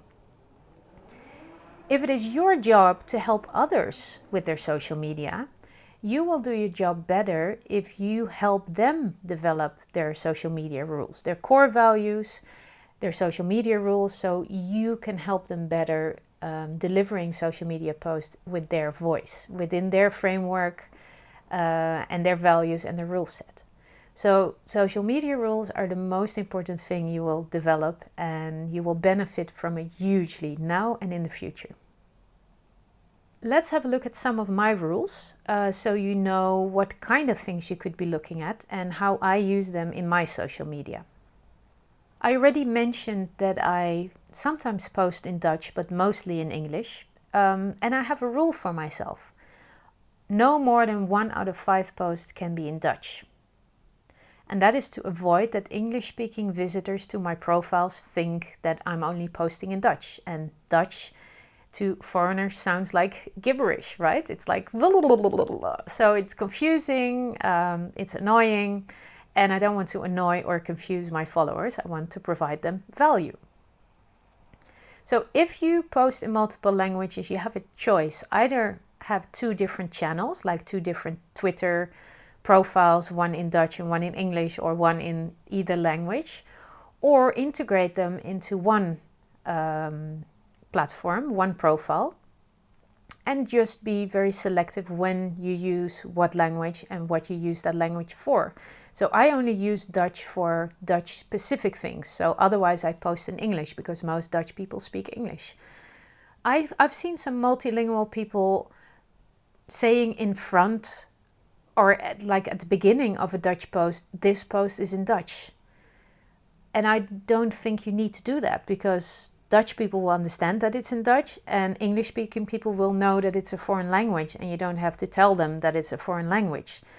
And if you say this post is in Dutch, then the beginning of the post is in Dutch, and you lose this important moment of conveying your first few words, of presenting your topic.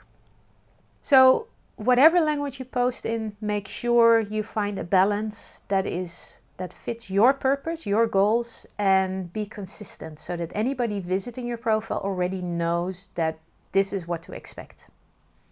So again, we've got some Twitter posts, 6 Twitter posts, and I see 1, 2, 3, 4 in English and 2 in Dutch. So I stuck to my own rule. 1 out of 5 maximum can be Dutch. So I hope the other 4 following this one will be English. And I hope somebody visiting my profile, that's up to you to decide. If you look at this, do you think this is somebody I want to follow? Or do you think, that's complicated Dutch or weird language, I don't understand, I don't want to follow her. So that's up to you to decide. A few years ago, it was most people's goal to be more professional, to be more business-like, and to be more distant as a person. Right now, with business and personal integrating, with social media, it's not just business, it's not just personal. I think it's very important to get personal, to make yourself human, to show yourself. Not too much, but also not too little. We want to know who this person is, who provides us with this information. The sender is very important. For example, if you're reading a book about relationships, the writer can change the perspective of the book completely. If it's a religious person, the book will be completely different. If it's a very old person, you will read the book about relationships differently than when it's a 17-year-old girl writing a book about relationships. And how about if it's a scientist writing about relationships? Or Deepak Chopra, like a very spiritual person writing about relationships. And what counts for books is the same thing for social media. If you give me tips about legal stuff or about business stuff or about travel, I want to know who you are to be able to relate to you and to see if we have a connection and if I will take your advice and if I can connect and relate to you. So make yourself visible, even though social media is not about you, but we still want to know who you are. I tend to share some personal stories and experiences and mistakes that I made and some sense of humor, some funny things, in addition to inspirational stuff, just to show people that I'm human, I make mistakes, I have a life, I'm a person, and to show them my perspective on life. So these are some examples of the personal posts that I mix with inspirational posts. And it's just completely random. I just want to give you some examples. So the first one, make a copy of yourself. I was in Thailand. I found this shop where you could make a copy of your face on a pancake, and it was so funny. I made a video, and I even say, you know, it's completely useless. Still people watch it. It's just fun. The second one, I just arrived in Japan, and I was looking for something to eat, and I couldn't read the signs, and it's kind of a funny little video. I was hungry. I'm just talking into the camera, and I'm sharing my amazement of the situation that I'm in. The third one is also kind of funny and stupid. I was running a red light on my bicycle in Amsterdam, and I got a ticket, but they were asking for my address, and as a digital nomad, I don't have an address. So the agents, the police officers, were very confused, and they still wanted to write the ticket, but they don't know where they're going to send it. So just sharing a personal story. The other one is related to a website that I found about the world's most spoken languages. And I speak 6 languages, and I realize they hardly matter. So I'm sharing some information about myself. I'm also giving a tip for a website that I found interesting. And I'm just, you know, talking about a topic related to my own experiences. The next one was a Chinese immigration official in Singapore singing the Dutch national anthem for me in line. And he was singing it phonetically, and it was so funny. And when do you expect something like that to happen? So just sharing a little moment of surprise, fun, embarrassment maybe even. The next one is a blog I wrote about a photo shoot. I was asked to do a photo shoot about something, and then in the end they gave me a towel and they talked me into doing this stupid photo shoot, and I wrote a small blog about what I learned from it. And the last one is just I forgot to bring my phone somewhere, and all day I felt almost handicapped. You know, all the time you want to take a picture, you want to write something down, you want to look something up, and that's also something I shared, just a thought and experience. So these posts, I wanted to show you how broad personal can be. It can still be inspirational, like with the language posts. It can be about a topic, like about travel. It can be really personal, like I made a mistake, or it can be useless but amusing. So think for yourself, what kind of things do I do? Do I tell my friends? Do I think to myself? What things make me smile? What kind of things could you share that are personal and provide value or entertainment to your followers and show a little bit who you are? To make yourself visible, to show yourself on Instagram can be taken very literally. My personal rule is that I should be visible in at least 1 out of 9 photos, because otherwise it's just too anonymous. You know, I like to take pictures of food, of situations, locations. There's hardly any people in there, and I know people score very well on Instagram. So I try to put some people in my pictures as well, but 1 out of 9 photos should be me, because otherwise people don't know who they're following. Again, some random screenshots from my Instagram profile. If you look at the first one, obviously I was foraging in nature, picking food, preparing food. It's a lot of food. The first 9 pictures don't have any persons in it.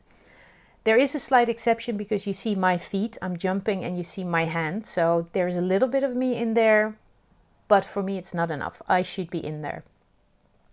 And then in picture 9, 10, 11, 12, I'm getting a massage. So you see me, but like only a small part of my face.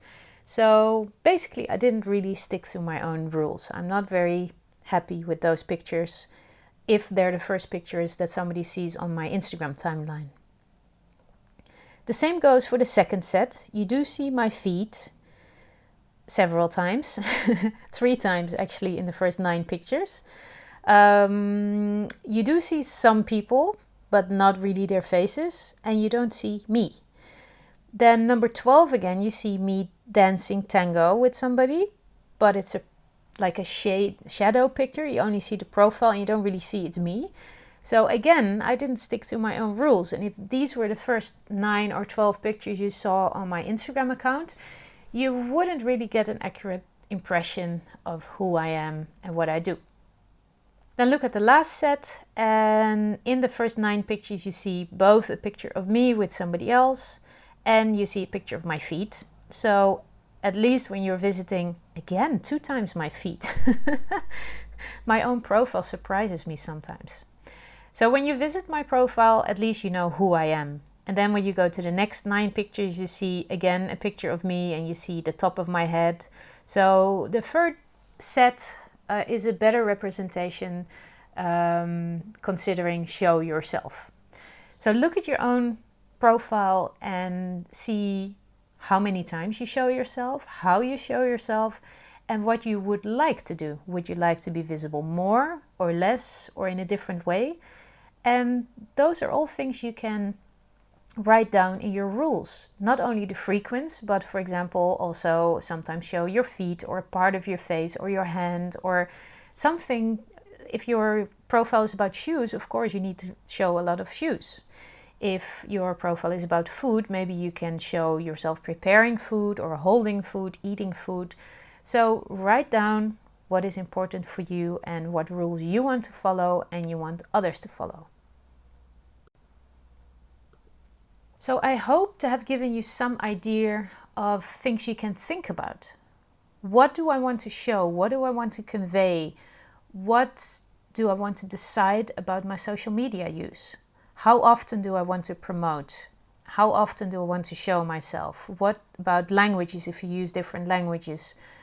Do I want to a certain format to prevail? Do I want to use a lot of pictures if I'm a photographer? Do I want to use a lot of videos if I'm into video? Or maybe even music if you're into music? Think about these things. Look at what you're doing right now. Look at what others are doing and decide what you want to be doing. What fits your core values? What fits your branding? What fits your personality? Write those things down. Quantify them so that you yourself and others helping you will be sticking to the same rules and your profile will always represent you. And it really helps to know what others are doing. Like I've showed you a few of my personal social media rules, and it would be really interesting if you could post your rules on the Facebook group so others can see what you are looking at and you can look at what they decided. And I'm sure together we can inspire each other. It's not a matter of copying, but maybe you picked a topic that's also interesting for me and you decided you would do 4 out of 5 on this topic, and I can decide I want to do 1 out of 5 or I don't want to address this topic. So we're not copying each other, but we're inspiring each other by showing the type of things you can pay attention to. Good luck cleaning up your timeline and developing your own social media rules. In these slides, I'm going to show you some secret features of the most used social media platforms that will help you to make a really good first impression. Because we all know that you only have one opportunity to make a good first impression. Let's start with Twitter. Only very few people know that you have the opportunity to pin a tweet so that that particular tweet always appears first in your timeline. And as you can see on the picture, my pinned tweet is, "You can't stop the waves, but you can learn to surf." So even if my last post was in Dutch, for example, or if my last post was a reply to somebody, visitors to my profile will always see this tweet first. And either you choose a quote that really represents you, or you choose a promotional tweet, whatever fits you best. There's one guy who got famous because of like a certain Twitter conversation. I'm going to tell you about that later. And he posted a screenshot of that Twitter conversation as his pinned tweet. So anybody who visits his profile knows immediately, it's that guy from that famous conversation. So think about what tweet, if you could only show one tweet, which one would it be? And you can also change your pinned tweet like every day or every week or every month. So you have an opportunity to showcase whatever is important to you or whatever represents you best. So the pinned tweet allows you to pre-select what visitors to your profile are going to see. And it means that even if you give a lot of reactions to people, even if you do promotions and you don't want that to be the first thing that shows, or If you know you have a certain topic that's a favorite that week, you can showcase it or you can hide it if you want. Think about that specific topic, quote, picture, thing you want people to know about you first, and choose that as your pinned tweet. It's very easy to pin a tweet. You go to the tweet on your timeline, so you use something that you have already tweeted, and you go to the little triangle in the right hand corner, and then you get a drop down menu and the 1, 2, 3, the fourth one, pin to your profile page. That's how you pin a tweet to your profile. Very easy. It's done in 2 minutes, 1 minute, 30 seconds, depending how fast you find the tweet that you want to pin. So yeah, I would say put it into practice. Choose something and see how it works. You'll get many, many more likes and shares of your pinned tweet than of any other tweet. Another thing many people are not aware of, that you can use your likes list in a completely different way than it was meant. Most people use the likes list to make like a reading list, to save things they like to look up later. So then it's a personal likes list, things that you like, things that you want to have a look at later, and it's no use to anybody else, except of course if they want to know what you like. But Laura Ruder, she's a social media guru. She used to be, she moved on, but when she was very young, she made some videos. And one of her tips was to use the likes list for references. So whenever somebody on Twitter compliments you or says something about your presentation, your training, your books, you as a person, as a coach, whatever, something nice, you like that tweet and you only like tweets that say nice things about you. And in that way, your likes list becomes a reference list. You can even use it on your website instead of the normal testimonials. You can actually see who tweeted what and when about you. So this is just an example from my likes list. Somebody said something about my book, Digital Nomads. Somebody else promoted a video they shot of me. So this is not really compliments, it's just things that others say about me, but still it's nice that people with high cloud scores like Roger Dooley, 69, showcases me and says something nice about me. So your likes list, that's going to be the next slide. I'm going to show you how you can find it. When you go to your profile, you see your tweets, your following, your followers, and then your likes. So you can see that I have 872 things that I liked, 872 people who said something nice about me.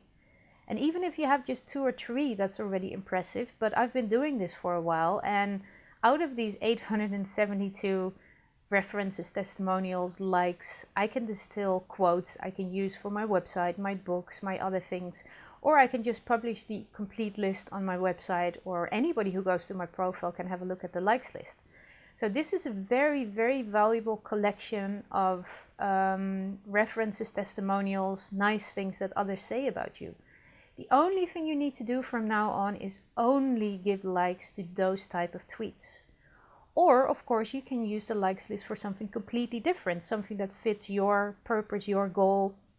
You can only like websites that are about your topic, or you can only like things that, are interesting in another way to somebody. So think about how you want to use your likes list. You only have one, so you can only use it for one thing. And if you do it well, you collect a very valuable list that is visible to others and that you can use in different ways. We all use LinkedIn, I think, for like a professional exposure. And there are some things in LinkedIn that many people don't know how you can make it more personal and more interesting and attractive, and that fits your core values, your personal branding, instead of just being like a boring business profile like so many others have on LinkedIn. Let's have a look.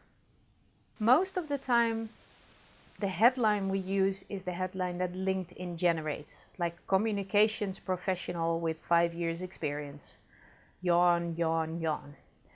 And the headline is the thing that appears under your name. So if you scroll through a list of people on LinkedIn, you see their profile picture, you see their name, and then you see this headline.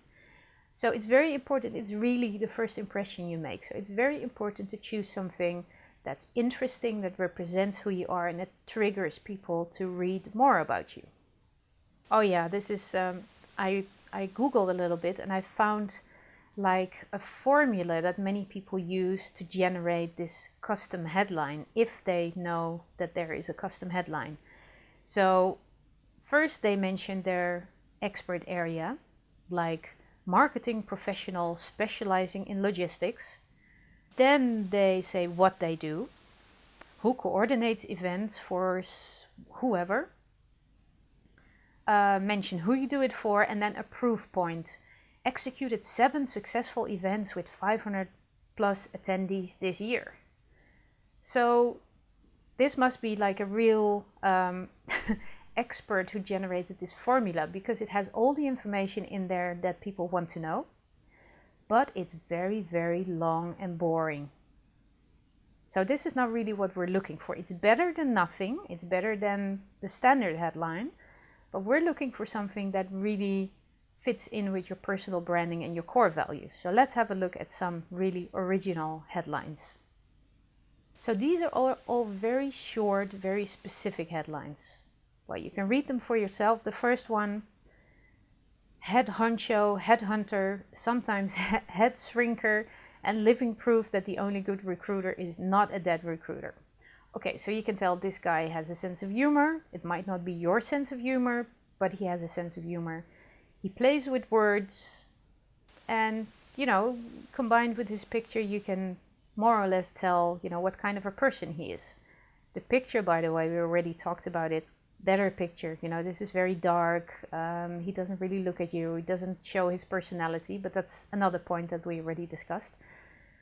The headline is interesting, it's different. Compare it to the usual headhunter and this guy will stand out. The other one, Tony, secret agent at UTV Ignition Games. Secret agent, isn't that wonderful, especially for a games company? It makes me, you know, makes me interested to know what he's doing, and I would click on his profile and I would, you know, check out his resume and his other points. You could also say game developer, blah, blah, blah, blah, blah. This is different. And of course it has to fit your personality, and it has to fit what you actually do. The next one is also good. Wordsmith with proven ability to translate business objectives into communication strategies and tactics. So the second half is really business-like, and he uses words that many other communication people would, but I like the word wordsmith, and it starts with that word, and that makes you interested, and that shows you that he can actually really work with words. And the last one, he's a left-right brainer design thinking strategist. This is interesting because it's in the third person. And remember the Twitter profiles where Elton John's was also in the third person. It basically means that somebody else has written it, or somebody else is talking about you. So think about what you use. Are you talking about yourself? Is somebody else talking about yourself? Hopefully these custom personal branded headlines can give you an idea of what you can do with the headlines. Please put it into practice for yourself. Most of us use Facebook, but few of us have an idea of all the little things you can twist and turn to make it even more personal and to make it even more, the first impression really matches your core values, your personality, your branding. Most of us use Facebook as it comes standard, and maybe we put a profile picture and that's it. But let's have a look at the secret features of Facebook. Did you ever notice that Facebook shows your featured photos? And basically it just makes a random selection of either the most recent ones or the most viewed ones. But you can also compile your featured photo yourself. And you see the blue square around where they're shown in your profile. So these are the 5 photos that I chose a long time ago, I must say. And if you compare them to my core values, adventure, play, independent, travel is not one of my core values, but of course it's part of it. I think the you miss here is ambition. And that's not really for Facebook, but I mean the playfulness, the adventure, it does show off. And there's a lot of people in there, there's some animals in there, there's some fun in there. So I think this kind of represents who I am and who I want to be. So check out your own featured photos and make a selection, change some things around, and do that until you're happy with the selection. The idea is that it shows off your values and it's not a random selection. My posts on Facebook tend to get longer and longer, maybe like mini blogs. Twitter limits you to 140 characters, but Facebook leaves you much more space. And especially if you add a photo or a video to give a good description or to do some storytelling, I tend to use some more space. Now, if you put a long post on Facebook, it looks like a big wall of text, and a lot of people pass by those big walls of text. So what you can do, you can put a title word or phrase at the beginning of the post.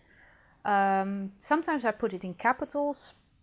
Other people even put capital space, capital space, capital space to make the title really, really stand out. And let's have a look at some examples. These posts are a lot of text, but if you look at the first few words, you know immediately what it's about. Less is more. This is a post about minimalism, about my clothes, my half-empty clothes closet. And the other one is about money. So if you don't want to know anything about money, you just skip this post. And if you're interested in money, you take the time to read it. So it is a very, very, very simple way of structuring your post and offering your readers insight into what it's about in the very first phrase. It can be something funny, it can be something triggering, it can be a question, but the first line stands out and gives information about the post. Okay, we know that creating events on Facebook is a great way to draw attention to your event, your workshop, your whatever you're organizing. And a lot of people see the creation of the event. They see when people say they're going to the event or they're interested in the event. But what happens if you have to cancel the event? If there's not enough people, if the weather is not good, if you're not ready to give the event, if something else comes up. If you cancel an event on Facebook, the cancellation shows up in more people's timelines than the announcing of the original event. So my advice is never, ever, ever cancel an event on Facebook. The screenshot you see is the notification that people get. Esther's workshop, never cancel an event, was cancelled. That's not good publicity. If you organize an event and you have to cancel it because there's not enough people, there's only a few people you have to notify of the cancellation, and you do that by private message or by email, or you call them or whatever. All the other people that were not going don't even need to know that the event was cancelled. And everybody will still think that you organize a lot of events, even if some of the events never take place.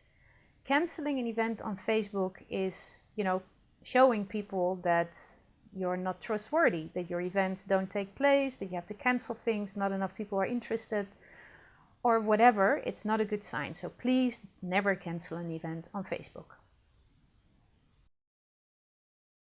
YouTube is the second largest search engine after Google. So a lot of people use YouTube, and it's also very important in your cloud score. So let's have a look at what you can do on YouTube to make a good first impression and the little features that a lot of people don't know about. First of all, I would advise you, if you want to work with YouTube, to create your own channel. And you can put like a profile picture, you can put the description, and then you can list different videos. You can create different playlists for e-courses, for events, for different topics that you do, your own videos and inspirational videos from others that you want to show in your timeline. And also you can create a welcome video for your own channel. So this is to welcome new visitors, to explain them what they can expect in your channel. And you can also include a call to action, like subscribe to my channel, or send me ideas or questions, or go to my website. I also wrote a book about this topic, whatever. So your welcome video is so they can get a feel for your type of videos, for your voice, your tone of voice, but also you can give them something, you can ask them something, use the video to interact. YouTube also offers the opportunity to create a separate video for return visitors. So you have one video to welcome new visitors and to explain who you are and what you do. And then for return visitors, you can record a separate message because return visitors already know who you are and they come back. So they might be interested in more in-depth information about your topic. This is an example of a welcome video to Go Natural English YouTube channel. This lady created a channel to teach people in Brazil English, and I think she's gone more international and she's really a YouTube star. She's got 341,000 subscribers, so at least she's doing something right. And she created a welcome video, and in the description of the video she says welcome, she says join my email group, messages on Facebook, Twitter, so she gives a call to action. If you want to know more, this is where you can go. This is an example of my own account, and you can see you have two choices for new visitors and for returning subscribers. So you can create and upload two videos with different content to focus on those two different groups of people. Before you upload a video to YouTube, make sure to give it a good name and not video 123 or promotion video or whatever.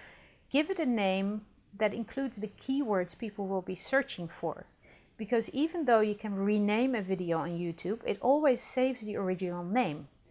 And if your original name is just the generic name that your computer gives to it, IMG1237MOV, whatever, it adds no value. If it has your internal name, video for stupid customers, and then you rename it in video for my favorite customers, the name stupid customers is still somewhere around and you don't want people to see that. But the best reason to rename your videos before uploading them to YouTube is to include search terms and keywords that your clients will use. Now, to find out the keywords that they're looking for, there is a lot of websites. Two of them I use is Ubersuggest and Keyword Tool. You type in your theme, your word, your topic, and you get a lot of things that people search for. And make sure to include how your clients call this topic. A lot of experts use their expert terms, but the client uses the common street terms that people look for. So make sure to name your video wisely. Then also add a good description, and don't forget the call to action. Include your website both in the video and in the description, because if people watch your video to the end, it means they're interested and they want something more. Mention your social media channels. If you have a free giveaway, mention it, your mailing list, your website. Include what you want people to do, or invite them to your workshop, invite them to work with you, invite them to email you, to ask questions. And people will also comment on your videos. And of course, don't forget to answer questions, to like their comments, to react to their comments, so that it really becomes an interactive channel. YouTube also has an editing feature, so you can edit your videos in YouTube. Simple edits like cutting off, the first few seconds, the last few seconds, making simple edits. And it also allows you to add subtitles. There is even an auto subtitling function in which YouTube detects the language and just creates the subtitles, which is pretty good, but I would suggest to manually edit the subtitles to make them better. And I have a tip: people read 20% slower than they listen. So it's a good idea to make the subtitles 20% shorter than what you're actually saying. You can cut out the words like, when we build a sentence like I'm doing right now, I said and I said like, whatever, those words you can cut out. So you're only taking down the essence. And if you use really simple and short sentences, then it's also easy to translate, because YouTube also auto-translates any language. So if I have a video in Dutch, I turn on the auto subtitling in Dutch. The sentences won't be perfect, but I manually edit them and make them a little bit shorter so they're simple and short. And then I can auto translate to English. And then of course I check the auto translation and I make the English translation better if necessary. But that will enable people from any language to watch my videos with subtitles in their own language, and even if it's not perfect, they can understand my message. And make sure to mention in your description or even in your title that English subtitles or other languages are available, because you don't know until you turn on the subtitles. So this is a way to make your videos accessible to people all over the world.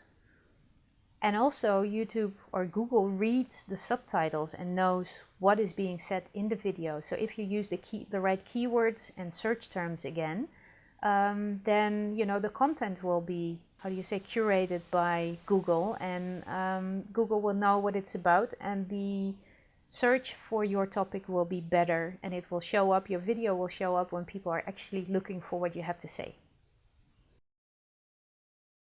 Yes, it's your turn again. It's time to go to Twitter, Facebook, LinkedIn and YouTube and apply the secret features that I've explained so that your profile becomes even more you and your first impression becomes even better and your content becomes even better. So use the things that apply to you, give it your own voice, give it your own twist and turn, your own words, your own images, and set the secret features so that you are even more visible on those different social media platforms. If you have questions, if you want feedback, if you want to get inspiration, the Facebook group is there to connect you to other people working on the same thing. And I look into the Facebook group as well to answer some questions, to give some tips. If you want personal help, you know where to find me. I do one-on-one resultant sessions, and in one session I can really help you turn things around, get moving, get past obstacles and find your personal voice in those specific things for your branding and your social media.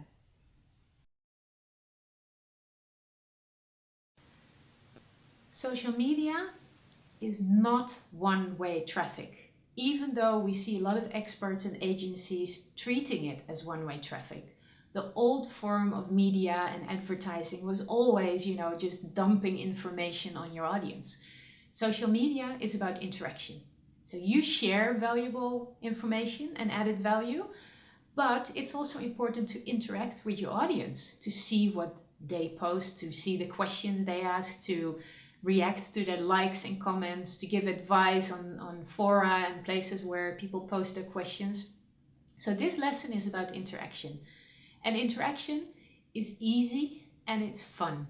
I'm going to show you some strategies and tips where you can interact with your audience, increase your cloud score, and get more engagement from your followers in just a few minutes a day with your smartphone in hand. It won't feel like work and it will be fun.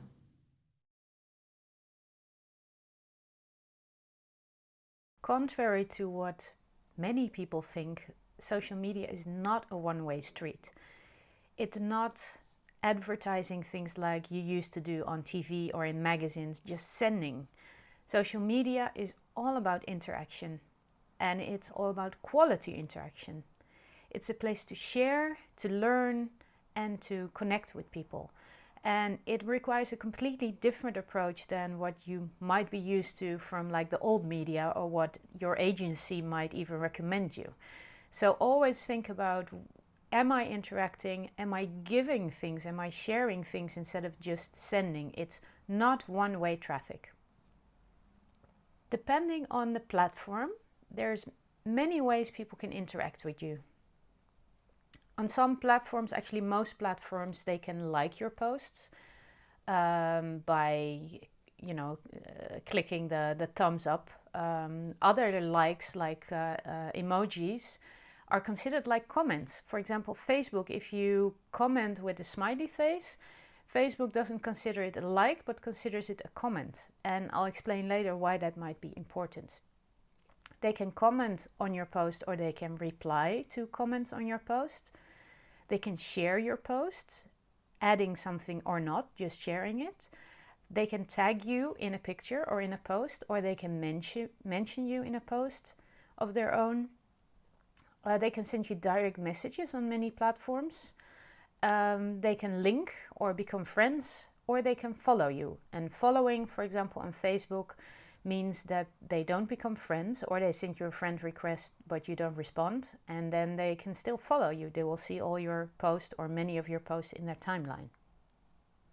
Some of us think that it's important we get many likes on our posts. And of course, it's nice because then you see that people actually like what you posted.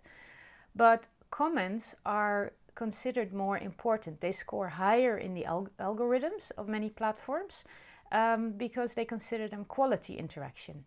So if you can get people to comment, your post will get higher in the algorithm. What a horrible word. And many more people will see it. Asking questions, for example, will generate comments, or starting a discussion or replying to people's comments will generate more comments. And it's not about just generating comments, but if people comment, they're important, and it's good to respond to that. It's good to have like a strategy how to deal with comments. Personally, I like all the comments people give to me to acknowledge that I read their comment. Unless, of course, it's a horrible comment, then I don't like it. But even if somebody puts a smiley face, whatever, I automatically like it to show them that I've seen their comment. And it's more like I read it thing than a like. And sometimes when you really like something, you can do something extra. You can put a smiley face, or you can say thank you, or you can comment back. Replying to comments is also nice. You don't have to reply to every comment. As I said, liking a comment is already an acknowledgement that you've seen it and that you like it. But if somebody said something really nice, you can really reply, or you can reply with an emoji, which also shows that you like it, but more than like it. It's all about interactions. There's different ways to interact, and you have to find out for yourself what suits you, what suits that particular comment, the person, the moment, and what fits you. If somebody asks you a question, I think they deserve an answer. So don't leave questions unanswered. And even if it's somebody trying to stir things up or somebody difficult, be aware that all your answers will be read by other people as well. So if you're not nice to that person, or if you don't give them respect they deserve, or if you are trying to sell them something, or anything you write on social media will be seen and judged by other people. So even if a question is like really innocent or really modest or whatever, I always try to answer them and give them the information they're asking for, so other people can benefit from it as well. So if you answer or comment on social media, always put a little bit more effort into it, because you never know who will see it and what people will think of it. Everybody looks at social media through magnifying glass, and something nice may become even more nice, and something slightly off topic, or slightly if you're in a bad mood or whatever, it will become bigger to other people. So always keep that in mind and put some extra effort into answers and replies and comments you give on social media. Same thing if a discussion develops, a lot of people write down their first reaction, and that might be pretty harsh. But remember that also these discussions will be read by many more people, and they will stay online for a long time. So if you have a bad temper, take a few minutes before you react. If you're really irritated by somebody or by something, don't put that first reaction in the comment, but think of a balanced reply and something that that fits your personality, that fits your core values, that fits your branding. Because I can't repeat it enough, anything on social media will stay there. Even if you delete it, somebody will have taken a screenshot. Many celebrities already got into trouble, and make sure that doesn't happen to you. Use it to your advantage by always giving nice, well thought, friendly, balanced, value-added replies. I noticed that lately a lot of comments, especially on Instagram, actually are made by robots. There are certain apps you can use to generate comments, like great post, interesting read, check out my timeline. And you'll start recognizing them, and then you don't have to waste any time liking them or replying to them or even reading them. They're just robots, so ignore them. Asking questions, like I said, is a great way to generate comments or to make people think. You don't have to get comments or reactions, but at least you ask them a question and they start thinking about the topic for themselves. Some people personally welcome new followers by sending them a private message. For example, on Facebook you get welcome to my timeline or welcome to my friends. Personally, that feels a bit weird to me. It's like, we're just Facebook friends. I'm not, you're not welcoming me into your life. And also it feels like people have nothing better to do than to welcome new followers. But it does give a personal touch. So if you can find the right text that you want to send people, or maybe type something personally, if you want to grow your following, it is a nice way to personalize it. But think about what you're going to send to whom. Don't make it look like you're a robot. Don't make it look like you're too eager. But send them something really personal, and that might be nice. But you don't have to do it. So think about if it fits your strategy, if it fits your personality and branding, and if you have the time to do it, of course. There's another thing, especially on Twitter, there used to be a follow me back like code. If somebody followed me, I would follow them back, and that way we would both gain a follower. But if you have 3,000 followers and you follow 3,000 people, everybody knows that those followers aren't really following you, but they're following you to get a follow me back. So it influences your ratios. So you can still do it, you can experiment with it, but I stopped doing it after like the first 1,000 people or something, because I realized isn't what it was meant to be. You follow somebody because you think they're interesting. So what happens to me, some people follow me, and if I don't follow them back, they unfollow me. And that's fine with me, because I don't want people following me who only want to follow back. So my followers go up and they go down, they go up, they go down. Same thing on Instagram. But the people who stay are the people who are interested in what I have to say, and not the people who are interested in follow me back. But again, in the beginning, if you want to grow your following, if you want to follow different people to see what they post and how they interact, it might be a good idea to get started and to see how it works for you. There is a top 10 of most popular tweets of all time.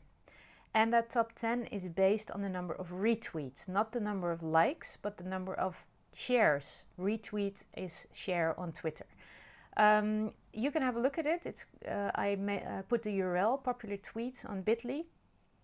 And the interesting thing is that Obama has 2 tweets in the top 10 tweets of all time. One of them is the tweet that he posted when he ended his second term. And I really like it. I don't know what you think about it, but those are the types of things that are shared and retweeted. There are also in the top 10 some tweets that you think, why would somebody share that? And it's just a celebrity saying something and then everybody shares it. So have a look for yourself and see if there's anything in there that appeals to you, that you think you could use in your tweets. Some things are really personal, some things are meant for resharing, like a picture with a lot of celebrities in it. Just have a look and see for yourself. If you generate a post on Twitter that is meant to retweet, make sure to leave enough space, to leave enough characters to add your Twitter name, because when you retweet, your Twitter name appears in front. Like when I retweet, Esther Jacobs NL is added to the tweet. So if somebody wants to reshare and retweet and there is not enough space, they have to shorten your tweet, and that's extra work for them. So why don't you do the work and make your tweet short and sweet? Okay, let's have a look at a priority actions list. Many people don't have a lot of time and we don't want to spend a lot of time on social media. So if you have limited time, what are the first things that I recommend you do to get the most effect? The 80-20 rule that I like so much.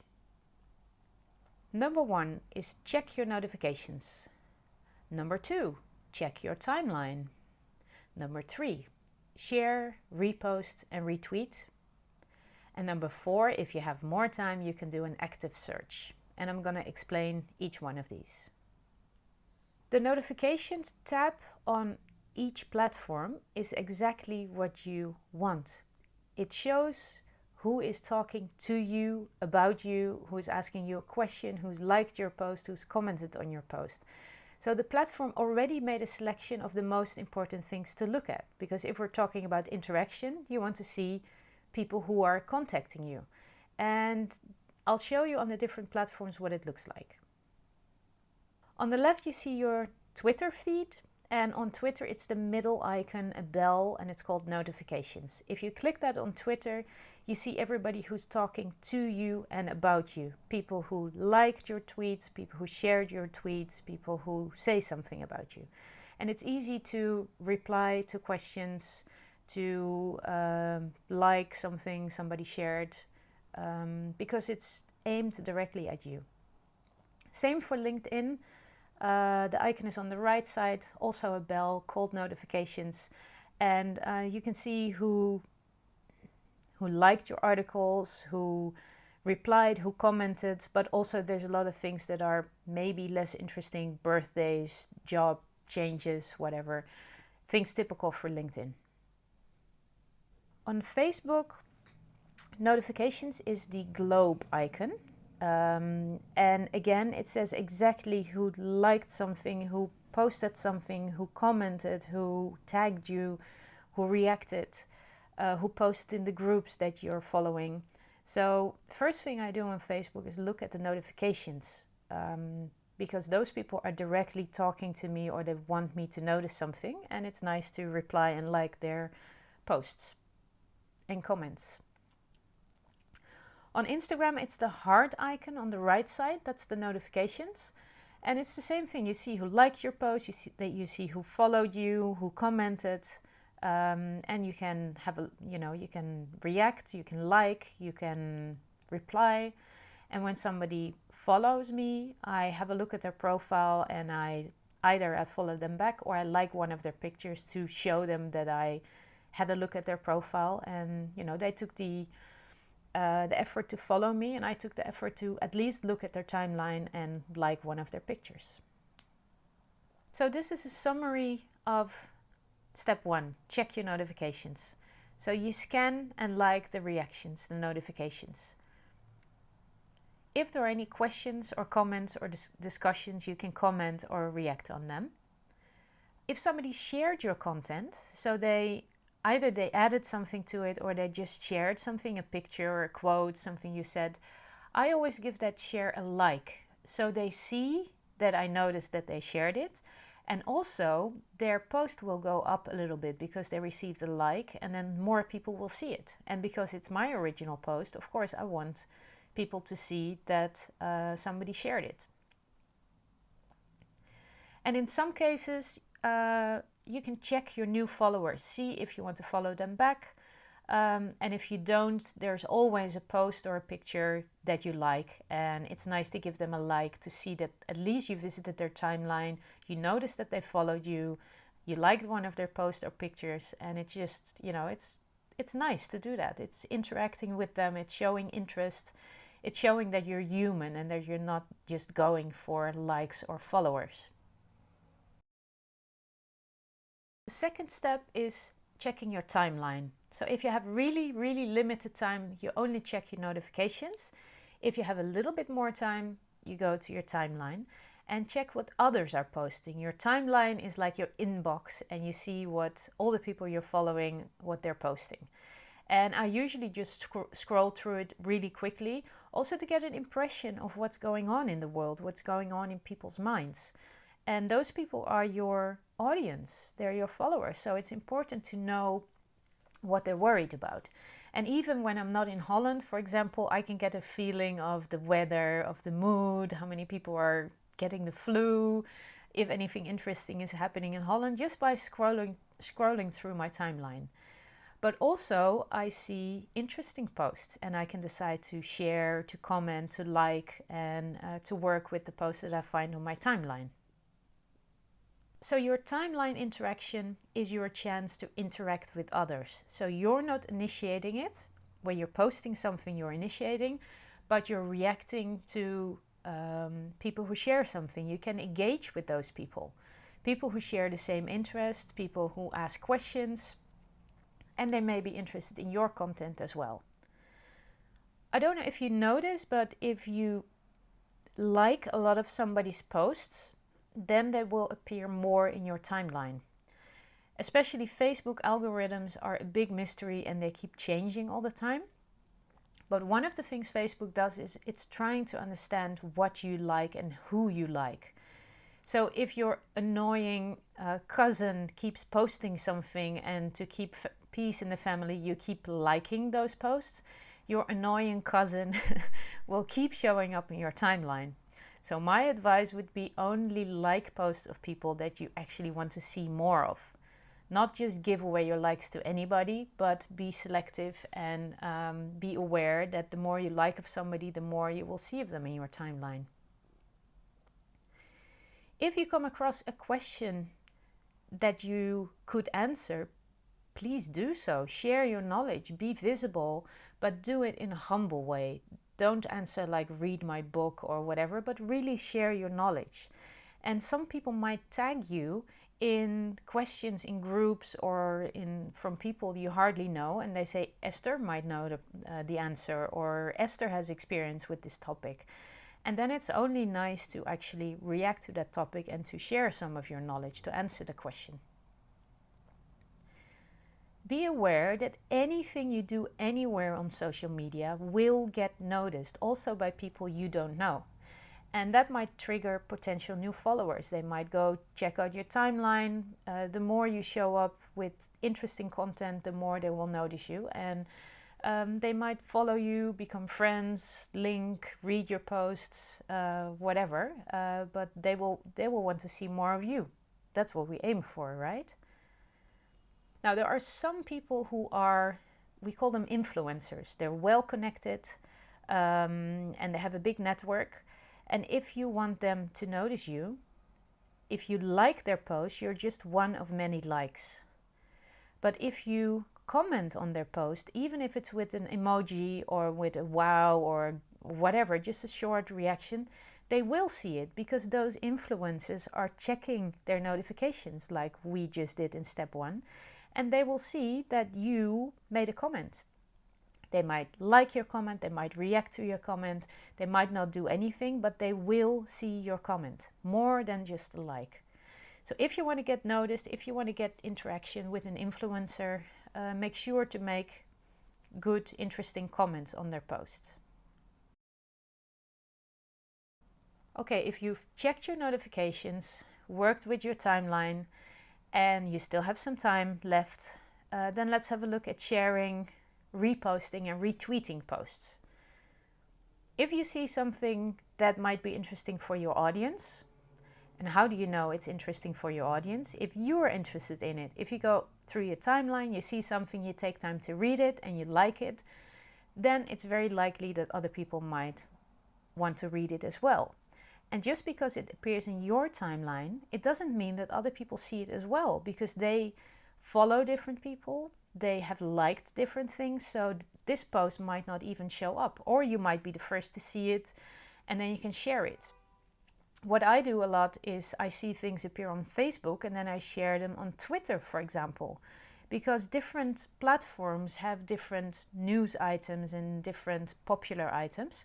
So something that many people see on Facebook might still be relatively new on Twitter and the other way around.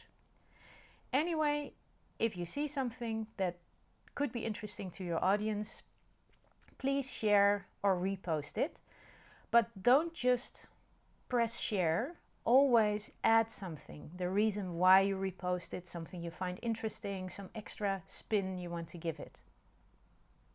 For example, I saw this message from Arnold Schwarzenegger about the recent neo-Nazi demonstration. And his message is very beautiful and very clear. But also I really liked the way it was delivered. It was like a very thoughtful build-up. It's a very almost home video-like thing. But his message was built up in a way that's really, really strong.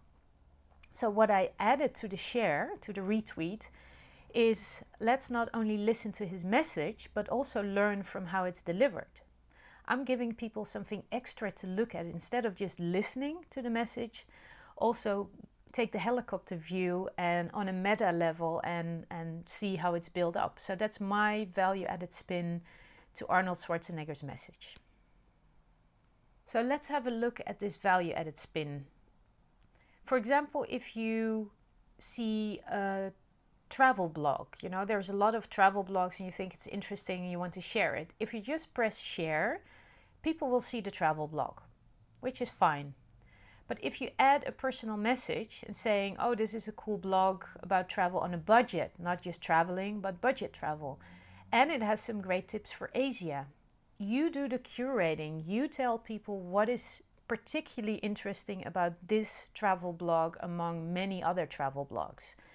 And that's how people look through your lens, that you pick out the best articles in your area. Another example, a friend of mine was working for an ad agency and they had just delivered a new Volkswagen ad. So she put it on her Facebook. And I was thinking, what is this Volkswagen ad doing on her Facebook timeline? Because it didn't fit in with her other like personal Facebook posts. So I asked her and she said, well, we produced it, so I figured I should post it. And then I asked her, what is so specific about this ad? And she started telling me all kinds of interesting things that she didn't mention on her Facebook post. So that's why I realized that she should have added a value-added spin. For example, explained that they filmed it on a budget and mentioned the budget, or you know, the difference with a normal budget, or pay special attention to this and this, which is normally done in another way. So whenever you post something, try to add some of your knowledge, your insights, or points of interest for your users, for your followers. And it has another added value or benefit, because if you repost something with your own value added spin, a compliment, something that you really remarked, the original author will also see it and they will probably react to it as well, or they will remember that you not only liked their post, but shared it and indicated what you liked specifically. So that's a compliment or feedback for them. If you have some more time left, you can do an active search. And that means you search for topics and questions that people are asking about your topic. And you can also see what your competitors are posting about this topic. So let's have a look at how to work with active search. Each platform has a search engine, and you can do a general keyword search, or you can search for hashtags. And hashtags are words or themes that are frequently used, and you can see all the different posts that are mentioning this particular hashtag. So it's like a shortcut to get to your topic. For example, if you want to see what pictures have been posted with sunsets, you just type the hashtag sunset and you will get all the pictures that have been tagged with sunset. Same for more content, like topics like burnout or festival or whatever you can think of. So you do search and you find posts that talk about your topic. So if there's a question, you can reply to it. If there's, you know, somewhere where you think you can add value, you can comment and you can help people out. So this is to generate more visibility in areas and with people and posts that you're not yet connected to. And still you can add value in their lives, in their posts, because they're asking for something specifically on your area of expertise. We've already mentioned tags and hashtags a few times, so let's have a look at how we can use them better. Both tags and hashtags are really important when you want to interact with your audience. Tags is to tag people, like to say, hey, Esther Jacobs, pay attention, or hey, Barack Obama, I want to ask you something. And hashtags are for topics like sunset, burnout, meditation, food, whatever. Commonly used topics that are easy to find with the shortcut of a hashtag. So a hashtag is a shortcut for searches. It makes it easy to find similar posts, and it makes it easy to find specific topics.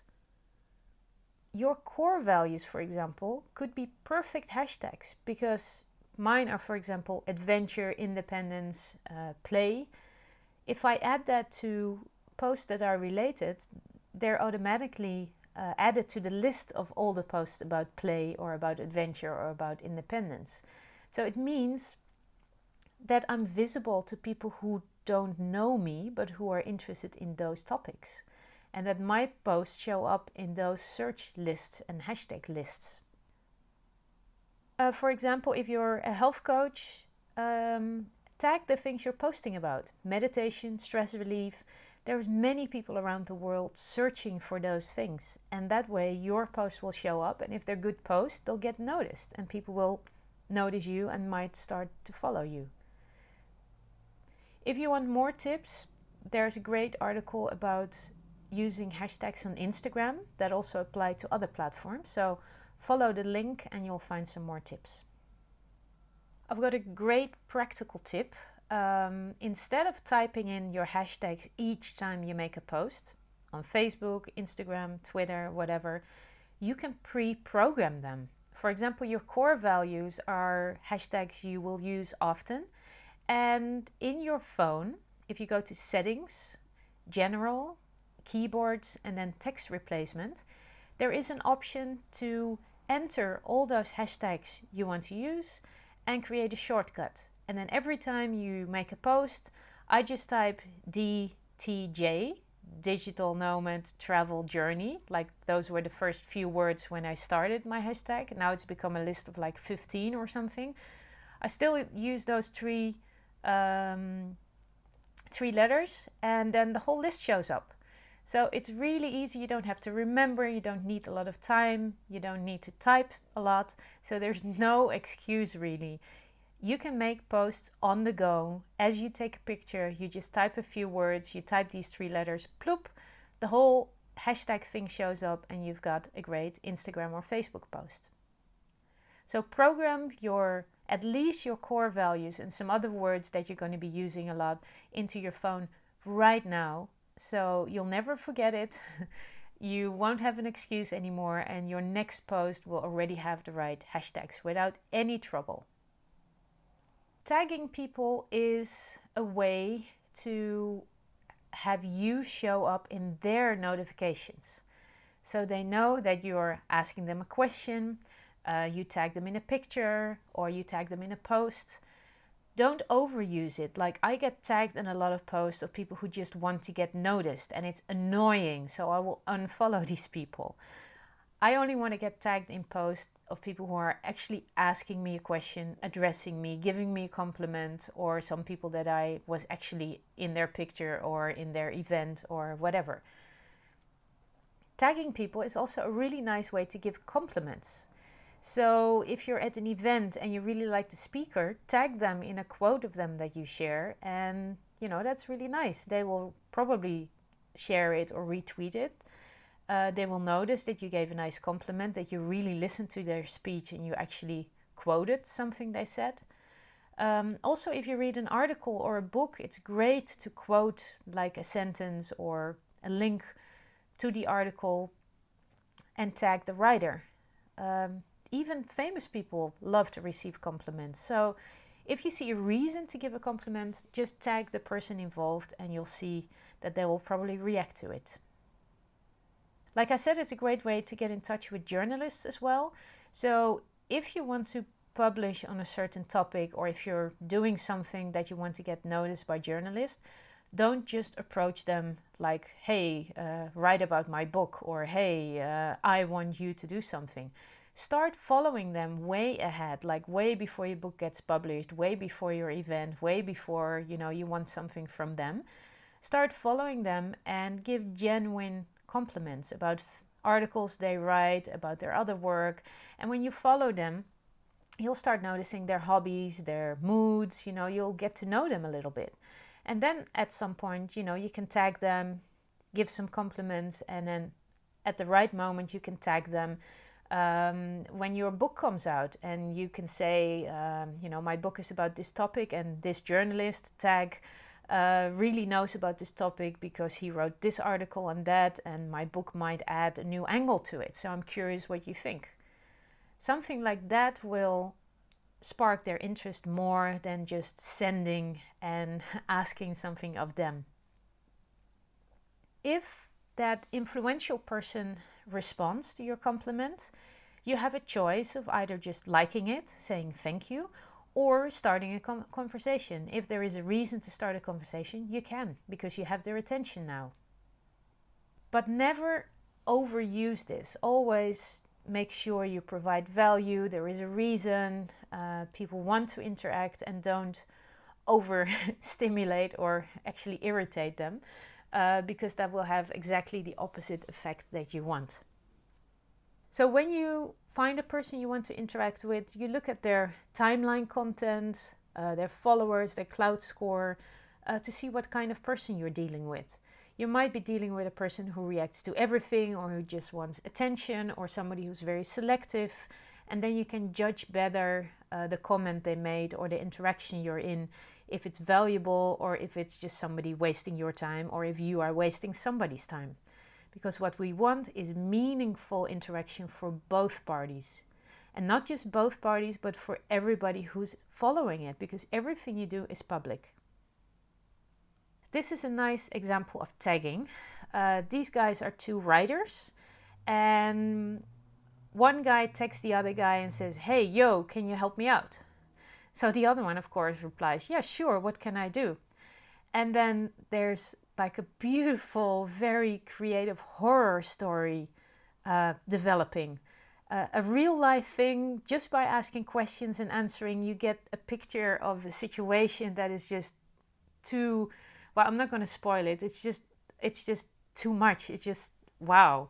So I put the link here, bit.ly 2 writers, and just have a look and see what you can do on Twitter by just tagging another writer and starting a conversation that turns into an amazing horror story. So if you're going to connect with people, if you could choose, of course, it's the best thing to connect with influencers, people with a big network who have a big impact on their environment. People with high cloud scores are people who are influencers, but there's also other ways to find out if somebody is influential. So don't just connect with them because they're influencers, but of all the people you can connect with, if you have to make a choice, choose the ones with most influence. Because everybody is equal, of course, but some are just a little bit more equal than others. So if you're looking at your notifications and you see the people who like, comment, follow you, check out who they are. And that's why it's important to have a look at their timeline, just very briefly, very quickly. There might be journalists, bloggers, media personalities who are influencers. There might be competitors or colleagues looking at your timeline, sharing things, copying what you're doing maybe. That's also worth checking out. There might be people you don't know.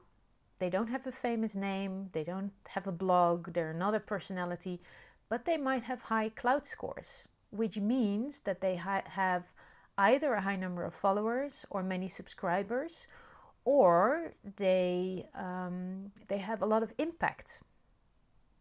So again, everybody is important, but if you have limited time and energy, it's better to devote it to the people that have more impact and influence on others, because then your message gets shared more widely, and that's what you want. You want to reach as many people as possible. And that's where the cloud score comes in again. Instead of doing all this research and calculations, it's easy to judge somebody's cloud score because all the work has already been done. So the average score is around 40. Everybody above 50 is worth consideration. There are people who are above average. A lot of social media agencies score around 50. A lot of specialists score around 50.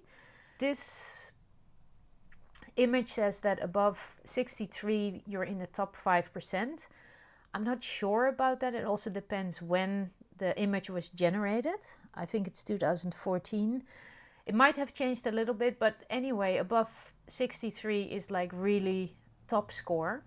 And above 70, they're really top influencers. And that's still the case. Even 3 years, 4 years later, above 70 is really interesting. So anybody above 50, pay attention to them. And the higher their score is, the more attention you should pay to them. To make it easier to see somebody's cloud score, you can download the Chrome extension that matches with Twitter.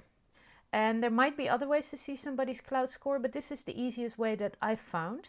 So just download the extension and then you'll see this. Whenever somebody reacts on Twitter, you'll see their cloud score. So it's very easy to get to know people a little bit better. Now let's have a look at some examples, because often the little details that you don't think about are the details that make the difference, especially in interaction with your audience. The first example is, don't try this at home. Don't do this. It's an example of a bad influence, of a bad impact. The CEO of GoDaddy, the big hosting agency, posted a video of him shooting an elephant. And this is just a still picture from the video. It's horrible. He looks very happy. And it led to a complete outrage on the internet. People were thinking, what is this guy doing? Why is he posting this video so proudly? And animal rights organization urged people to leave GoDaddy. They closed their account and a lot of people followed. Actually, I was one of them. I had all my my domain names hosted at GoDaddy, and I saw this and I thought, I just don't want to support an organization like this. And I transferred everything to another hosting company. There was even a competitor, Namecheap, who offered cheap transfers. They said, let us take care of everything. And we're going to charge you very little, and we're even going to send 20% of the proceeds to savetheelephants.com. When Bob Parsons and GoDaddy realized what was happening, they gave like I think it's a very lame explanation of the elephant shooting, that they were actually helping a village, there were too many elephants, they did everything they could without shooting, but in the end they had to shoot, and blah, blah, blah, blah, blah. It's a feasible story, but the video of him like being really happy, posing with the elephant, and actually posting the video on his blog, it just outraged people. This is not the kind of people and the kind of companies we want to support.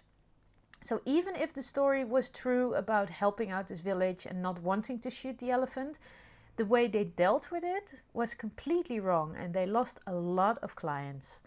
So be very careful when you post things that might be offensive to other people or that might be interpreted in a different way that you mean them. Let's learn from GoDaddy and from Bob Parsons' mistakes and not make the same mistakes. Here's another example of something you don't want to do. You can read the full story at One Stupid Tweet, but let me give you a summary. A few years ago, Justine Sacco, a PR agent, she was regularly posting like kind of funny-ish, on the edge comments on her Twitter account. I posted a few here so you can read like her voice. It's a bit edgy, you like it or you don't. But a few years ago she was boarding a plane for Cape Town, South Africa, and she posted, "Going to Africa. Hope I don't get AIDS. Just kidding, I'm white." in the light of her other tweets, you know, I'm not saying it's not an offensive tweet, but you can understand she didn't mean it that way. She just got on the plane. She only had a few hundred followers, you know, nothing going on. But while she was on the plane and unreachable for 11 hours, her tweet got noticed and it just exploded over the internet. People were outraged. They were sharing, retweeting, commenting. And her boss got approached as well, and he said, well, this is outrageous, you know, we don't want her working for us. The clients of the company said, we don't want to spend any money on a company that has an employee like this, blah blah blah blah blah. So basically the whole world watched her get fired online while she was still in a plane, not knowing what was going on. And a hashtag emerged, has Justine landed yet? Everybody was kind of looking forward to the real-time thing when she got off the plane. One of the Twitter users actually went to Cape Town airport to take a picture of her leaving the airport. And as soon as she landed, her phone exploded. She got messages, phone calls from friends saying, oh, I'm so sorry, what's happening? And she's like, what's happening? And one of her friends told her that her tweet was like leading news on Twitter for, you know, the past few hours. So again, before you post anything that could be interpreted differently, that might offend people, be very, very, very, very careful, because when it's out there, it's very hard to contain it. Customer service is really, really important. Social media is used more and more, and a lot of people expect a fast response. So I've collected some examples of extremely good customer service, of exceptional attention to detail. And let's have a look at it, because, you know, the two bad examples warn you what not to do. But these examples might show you or give you some ideas of how you can approach your customer service, your attention to detail in social media. These are two Instagram profiles. Emirates provided their campaign hashtags, so their call to action is included in their bio to make it easy for people to tag their photos and get noticed by Emirates. GoPro is another example. They explain really well what their product is, and they encourage their fans to submit their own videos. Their URL is gopro.com/submit. So they're inviting people. They're both very good calls to action. These are three funny examples. For example, somebody remarks that there's free pens and which hotels have the best free pens. And then Marriott replies, the pens in Marriott hotels are big Ecolutions made from recycled content, biodegradable, actually making publicity for their free pens. And, you know, they buy 47 million pens annually. And it's just very funny that a hotel chain replies to a pen thief post, basically. The other one is of somebody who's been locked inside a Waterstones store for 2 hours. Please let me out. And actually Waterstones replied, and somebody went to the store and freed him, and many people on Twitter could follow it. You can see there's 16,000 retweets, so 16,000 people at least were following this case of somebody being locked up real time and being freed by the store. And then there's another one, Sainsbury's reacts like really nice to somebody complaining, and then the fishy situation is, you know, they use fishy words like haddock, let me know, I'm hearing you out, we're looking to eel our relationship, blah blah blah. Just a very nice example of somebody using the exact same wording and sense of humor as somebody commenting. So those are just 3 examples. There's a URL for more surprising service examples, and it's really fun and entertaining to have a look at them, but also it gives you an idea of what you can do, how far you can go in your customer service to really get noticed and to get people happy and to show your personality as a brand, as a company, or as a person. Okay, this is gonna sound funny. On Amazon, there is a seller of wolf moon t-shirts, basically wolf t-shirts, 3 wolf t-shirts I think it's called, and their site is just hilarious. The reactions, the comments people make, the customer reviews, the frequently asked questions, everything about this, I can't even say ordinary t-shirt, is just, they made it into a magical thing. And you can only understand if you read the reviews. So I posted the URL, 3 Wolves shirt, 3 Wolves t-shirt, and also I have some screenshots to share. So if you look at the customer comments, it's turned into a thing. Everybody is trying to display how wearing this 3 Wolves t-shirt has changed their lives. They found jobs, they found love. It changed their lives, and somebody started this and other people picked up on this, and one review is even more ridiculous than the other. And isn't it great that people just do these things to support a t-shirt in this case? And the other thing is the frequently asked questions. They're just hilarious. I mean, will this t-shirt magic still work if I have 3 nipples? What is the difference between the $6 version and the $30 version? $24. I mean, normally you would be angry at somebody's customer service when they give you these ridiculous answers, and here it's just plain entertaining. So check out the 3 Wolves t-shirt to see what you can learn from this for your business or your personal branding and on social media. And it's all about interaction with your audience. It's giving them respect, taking the time, matching their words, their tone, their expectations, and even going further than matching their expectations. Another example of a company going further than anybody ever expected.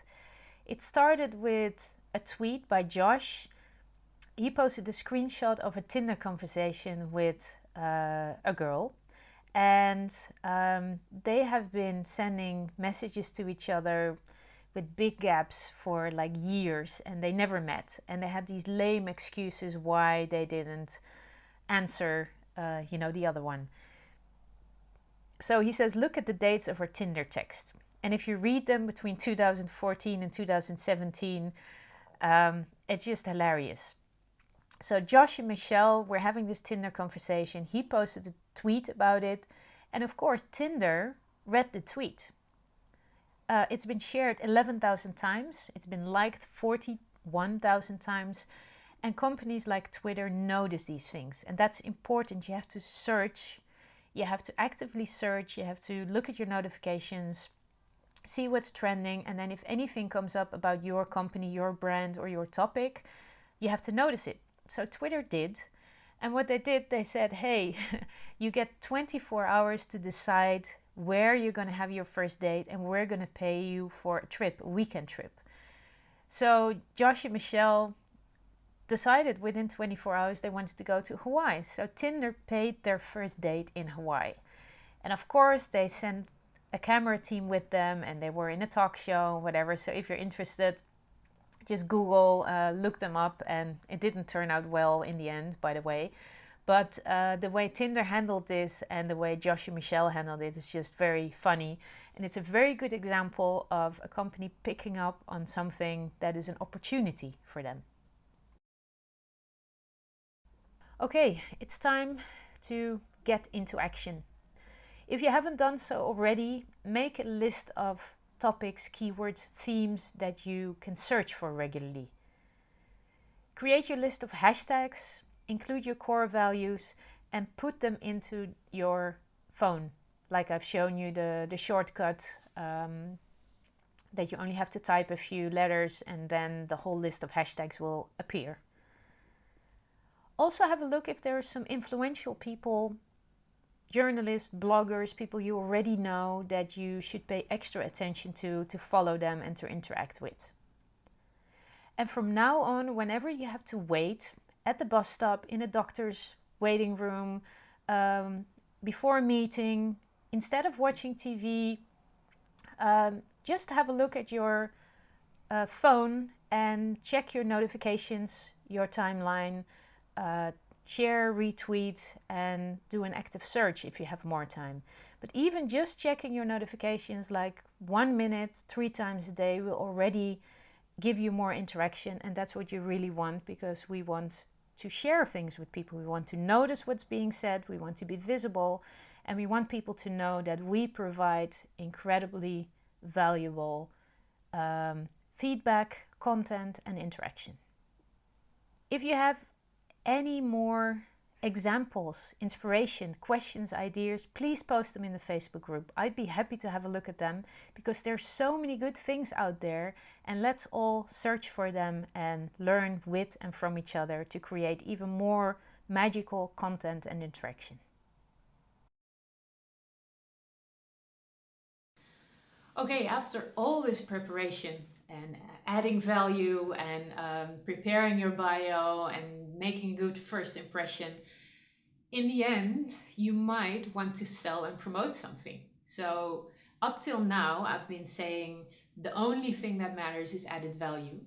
But when you want to promote or sell something, there's also possibilities on social media. And the secret is that you also focus on added value when you're selling or promoting something. And I'm going to show you exactly how to do that. What is the difference between a publisher and a marketeer? I think a publisher thinks about what the audience wants to read, and a marketeer thinks about what he has to sell. So it's a completely different perspective. And when creating social marketing posts, I recommend you think like a publisher, not like a marketeer. So also when you're doing your promotions, think like a publisher. And let's have a look at what that looks like. So up till now, we've been talking about adding value to your post, making inspirational posts, and that the majority of your posts should be adding value, like 90%. Should be interesting, you're sharing, you're giving things away, you're giving tips, giving advice. So what about the other 10%? What about where you really want to promote a product or service? How are we going to do that without alienating our audience? It's really, really simple. Basically, there's just 2 rules you have to remember. First is always be adding value. And the second one is, guess what? Even when you're doing promotional posts, also add value, because that's what people want. Selling is not the thing you do on social media. If you add value and people are interested, they might want to know more. So even your promotional posts should add value. Maybe I should say, especially your promotional posts should add value. So the idea is to post content that is standalone value. If people read your post, are not interested in your product, but they are interested in the theme, your post will provide them something to think about, a question, a tip, a recommendation. But the post content is related to the product or service you want to sell or promote. So if they read until the end, it's very logical to post a link if you want to know more, or here's a link to some background information, or even say I created a product or a service, so if you're interested, please have a look. So if people read to the end of your post, you've already got some credit. They were interested in what you had to write, and they're interested in the topic, and they want to know more, so that's a logical place, not at the beginning of your post. And if they're not interested in your product, they still receive value. They will still appreciate your post and you as a broadcaster or a person or an expert or sharing something. Let's have a look at an example. Trevor has a company and a website called Mile Method, and he helps people to travel cheaply and smartly all over the world based on credit cards and points. So he says he's an award travel consultant. And he posts on Facebook about his own trip. So now he's making a trip around Europe. He's doing that in a very cheap way. And he gives an example. This summer I booked 5,200 worth of hotels for just $208.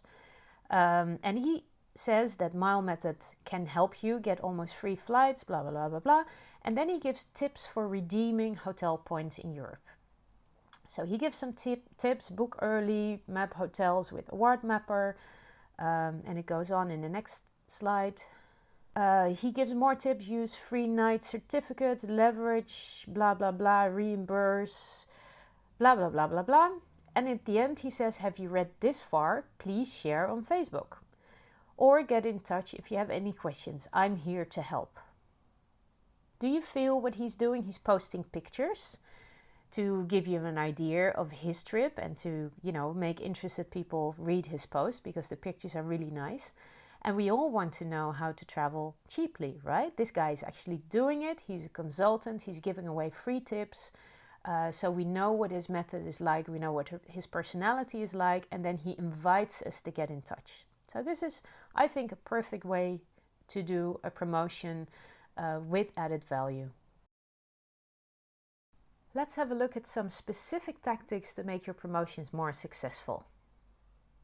This one was a real eye-opener for me. Create a value ladder. So don't just have one product or two products, but have a very low entry product, possibly a free one, and then create like products of different values, so people can, walk the ladder, take steps up, and get deeper and deeper into your topic. For example, when you have a book, at the end of your book, you can mention your workshops, your coaching sessions, your presentations, your e-courses, whatever else you're offering. If you offer a free product, of course, you can also mention your paid products. I didn't know about this, and the only thing I had were some books. So I'm a speaker, I give presentations. If people are interested in what I do, they can buy my books. But if they want more, I didn't have anything more. Yes, I organized some workshops and some retreats. So now I'm creating e-courses like this one to share the knowledge I have on a deeper level. And I have like VIP programs, including one-on-one resultant sessions. So that way I can cater to people who just want the free stuff I'm offering, fine. People who want to know a little bit more, they can buy a book. If you really want to do some work, you can do an e-course. And if you want to work with me, you can come to a retreat or a workshop or hire me for a one-on-one session. So that way I can cater to people with different needs, different budgets, and I don't have to be present for each interaction. Like what I'm doing now, I'm sharing my knowledge with you in this e-course. I put all my knowledge and all my energy and all my attention in the creation of this course. You're listening to it at a moment that's convenient to you, and you're picking up the things that are applicable to your situation, and that's it. So create a value ladder of different products for different levels, different budgets, different audiences, and make sure that one product could lead to the next one. And I'm going to explain some more in the next slide. This is what a value ladder looks like. You start with a thing called a lead magnet. That's how they call it. You can call it a free giveaway. Basically, it provides some information at a very low price, preferably free. And with that lead magnet, people can get some information about writing a book, about whatever other, about a diet that you offer, about, whatever your knowledge is. It's a taste, it's a free taster. At the end of the free taster, they will get information about the next step, the initial offer. Now, this is an extract of my book, or, the short version of the book. If you want a real book, you can go ahead and buy it. Maybe you'll give them a discount, whatever. They go to the next step of the value ladder. After that, they might want to know more, and then you can offer an e-course or a workshop or a book plus a workbook, an exercise book, something like that. Then you have the second tier. That's a higher value, maybe an event, maybe a retreat, maybe a workshop. And then you have a top tier, and only very, very few people will buy this high-priced, top value product or service. But you need to have it also to give value to the other ones. Like most people will buy the middle offer. But some people will always buy the best, like the best of the best, and they will go for the VIP one. So your value ladder could be anything. It could be any products, any services, any price. But the most important thing is that one product leads to the other one. Not that everybody has to buy all your products, but that the information about the next product is mentioned in the previous one. And if you have this value ladder, it will become easier to promote because you always start with the lead magnet. You give away something for free, and that works really well on social media. So you share some tips and information about your topic, and then you say if you want to know more, click on this button or go to this URL to download the free book or the free e-course or the free sample of something. That way you will know who are interested. There's no barrier of entry. Even if you would ask 1 cent for this lead magnet, people would have to go through a payment transaction, and that's always a barrier. So if you give away something for free, you will get all the people that are genuinely interested in your topic. You give away something for free so they're happy, and you get their contact details so you can contact them for the next offer or an event you're organizing or for a survey. You get the email addresses of people who are really interested in your topic and who've already received something for you for free. So they probably won't mind receiving more information as long as it's added value and not sales. So for me, this was a real eye-opener.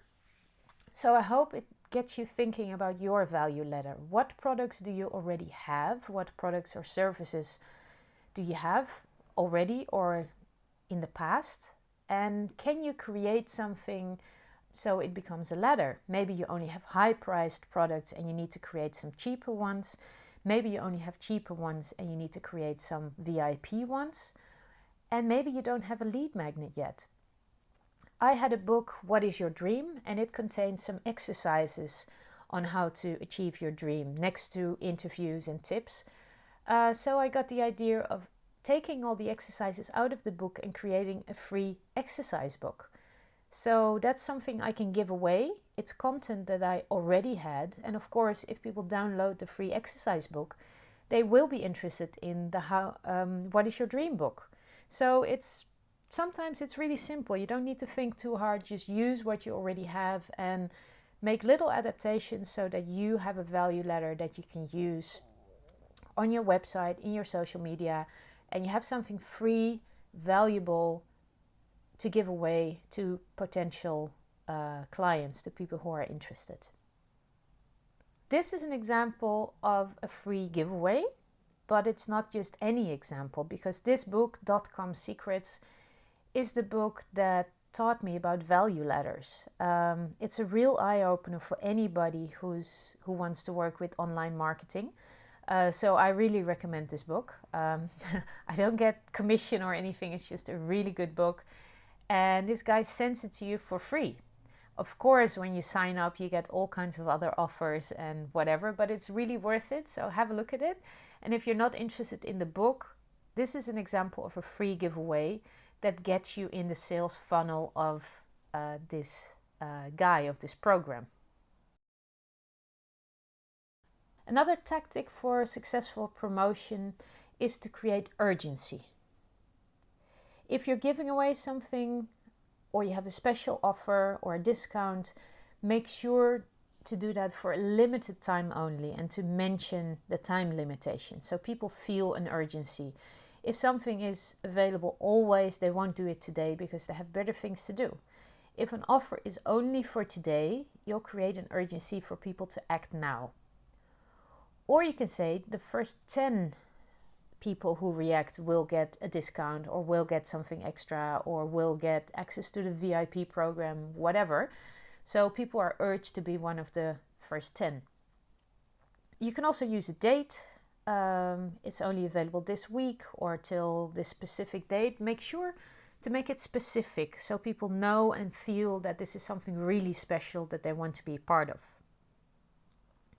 I usually post an early bird price for events. Like the regular price for an event is 200 euros, but when you book before this and this date, you get the early bird price, and it's 150 or maybe even 100 euros. So people really feel they're getting a good deal. I recently came across somebody who even created a blind bird offer. This was for an event that she didn't post the program yet. She posted the topic, everybody knows her, she organizes really awesome events, and she wanted to give people an opportunity to get their ticket really, really early and really, really cheap, even before the program was announced. And so she sold blind bird tickets, and I thought that was really fun.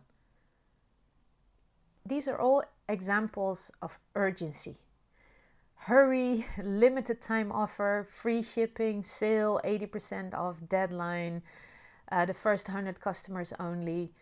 So you don't have to act like this, you don't have to shape it like this, this is really sales-like, but you do get the idea of you don't want to miss this. And don't say you don't want to miss this, but give people the feeling that they don't want to miss this.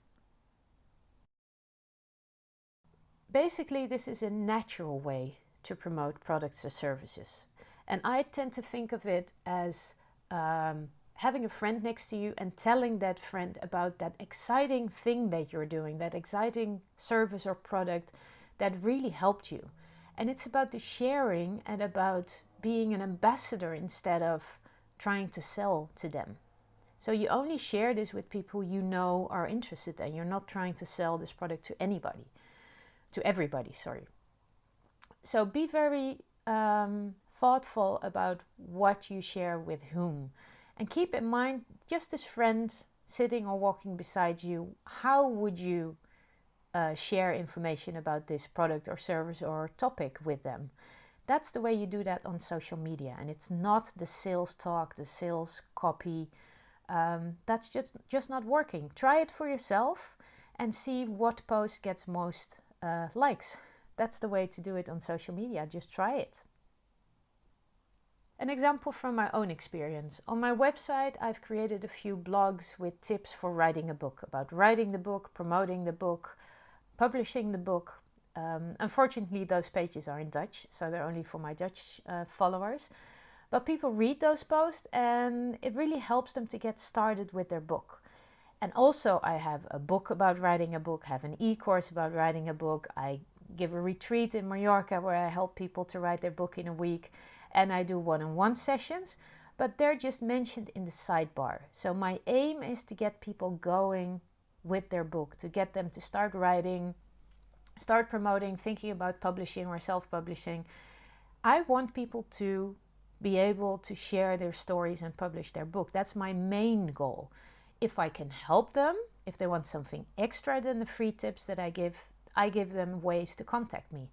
And I'm not saying, I know how to write a book and if you buy my book or come to my retreat, I will show you. No, I will give away all my tips.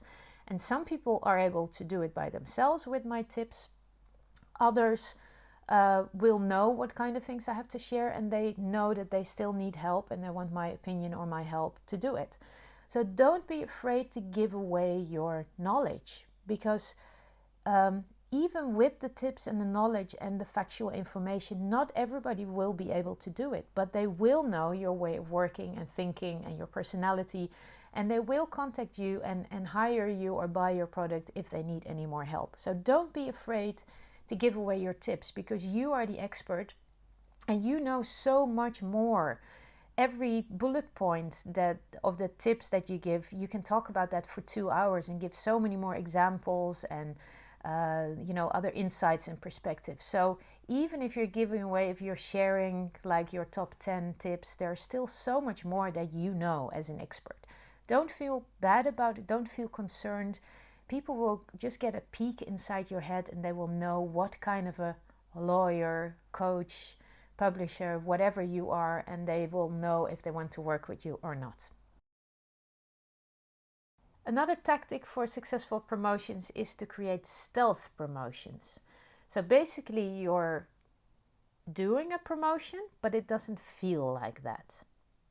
For example, when I get a lot of questions about a certain topic, like about book writing or about realizing your dream or about social media, I might create an event about it, a workshop. But to know if people are interested, I test it on social media. So I say I get a lot of questions about organizing workshops lately. I wrote a blog post about it. And at the end of the blog post, I say, if you're interested in a workshop, please let me know.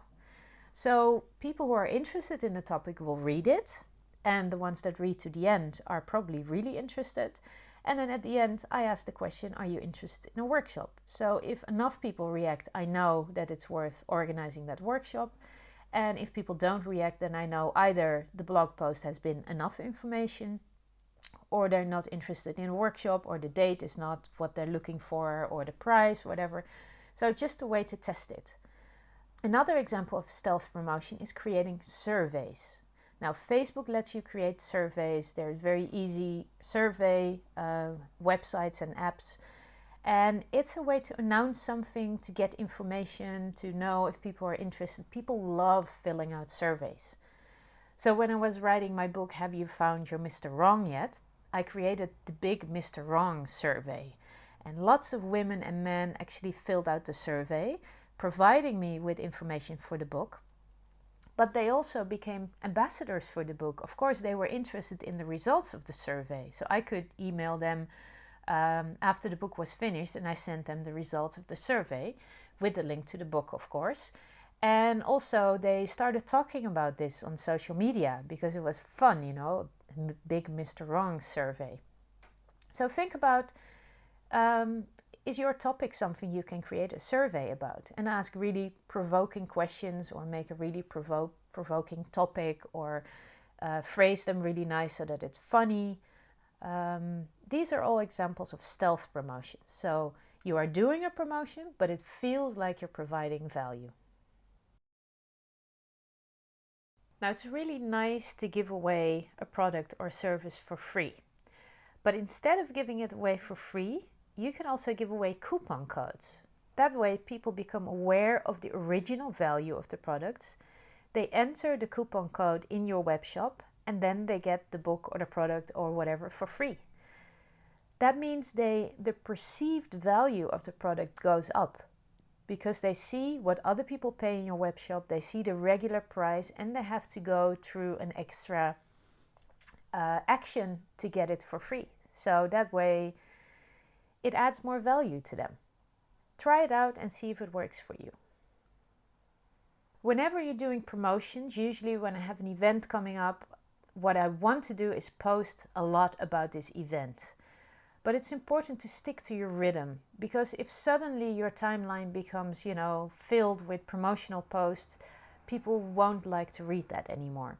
So you have to mix your promotional post with just general added value, inspirational posts, and funny things, and some light materials as well. They might be related, they might be unrelated, but keep in mind the stranger test. So your last 5 posts should always be a mix of content. And if you're really leading up to like a deadline or a promotion, maybe 2 out of 5 might be about this product or event or service. But make sure that you're not bombarding people with this event that's really important for you, but for a lot of others, it might not be so interesting.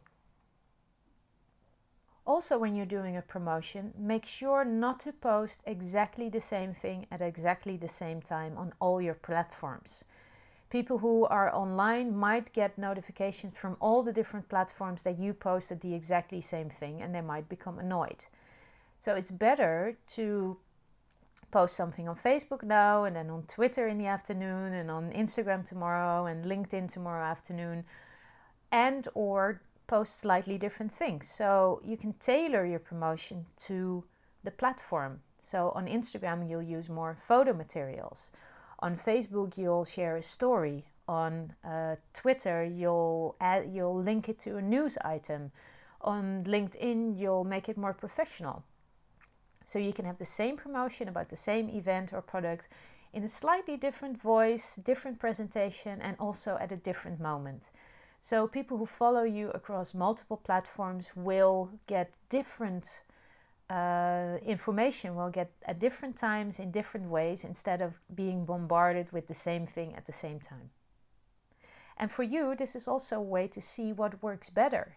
Sometimes one word or one picture or one phrase can make a difference. So if you use different things across different platforms for the same event, you can see what works better, what platform works better, but also what way of presenting the offer works better. Of course, when you're doing a promotion, you want to include links. Links to your web shop, links to a landing page, links to a product page. But different platforms deal differently with links in post. Most of them don't really like links because it leads the attention away from the platform. And of course, Facebook wants you to stay on Facebook. Twitter wants you to stay on Twitter. So they deal with it differently. And let's have a look at the different platforms. So on Instagram, you're not allowed to put links in your post. Actually, you can put links in your post, but they won't become links. So people will have to copy them and then go to their browser and go there. What many people do when they promote something on Instagram, they say link in bio. So for example, if you've posted a new blog, you can say the link to my new post is in the bio. And then temporarily you change the URL in your bio to that blog post. Or when you've released a new book, you say, my new book is out, the link is in the bio. And then in your bio, you present your new book. This is an example. Dennis de Prescott, my favorite chef and photographer, changed his bio recently. He said, my new book is out, hit my website for more information, and then he puts an Amazon link. So when he posts about his book, he says link in bio and he refers to his bio. On Facebook, it's a little bit different. Facebook is really strict about wanting to keep people on their own platform.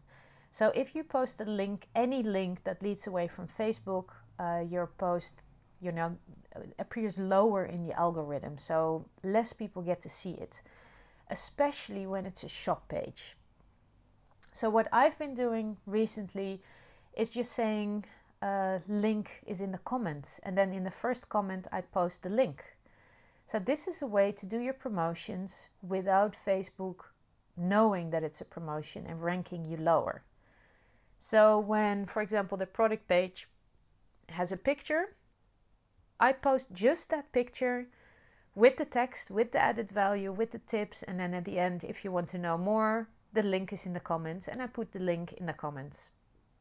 And that seems to work fine for now. Facebook keeps changing, but if you understand the philosophy, then you can work with that. And the last tip for successful promotion, we've already talked about this: never cancel an event on Facebook.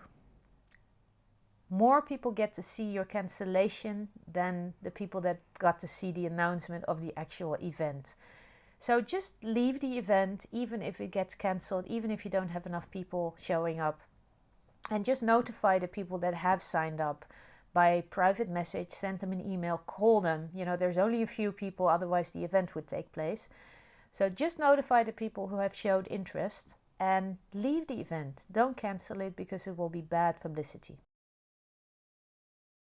So now it's time to get some work done. I would invite you to have a look at your value ladder. Can you create a lead magnet, or do you have something that could be a lead magnet? One of your books, or an exercise book, or a PDF you made, or a presentation you've once given with a lot of tips which adds a lot of value. Create something to get people in your area of service and then invite them to move on to the next product. So your value ladder is very important. And then for promotion of each product, or actually of the first product, the lead magnet, you have to create content that really adds value.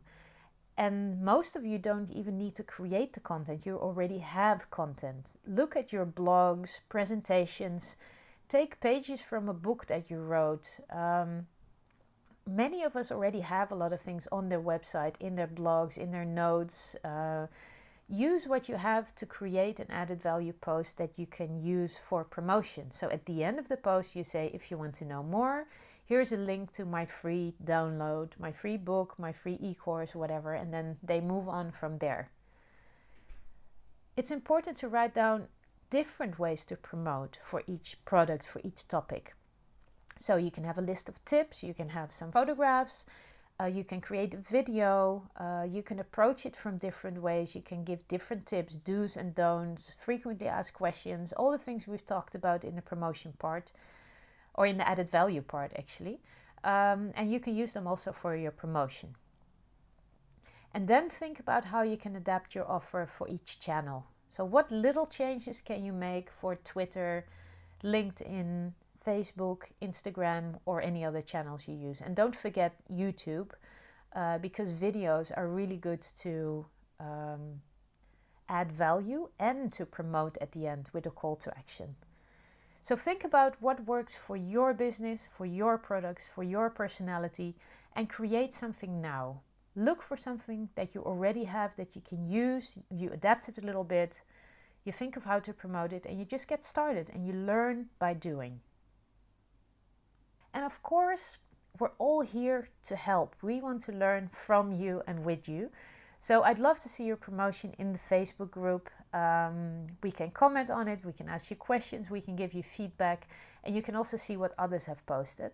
I'm very, very curious and I'm looking forward to see it. And if I can be of any help, you know where to find me.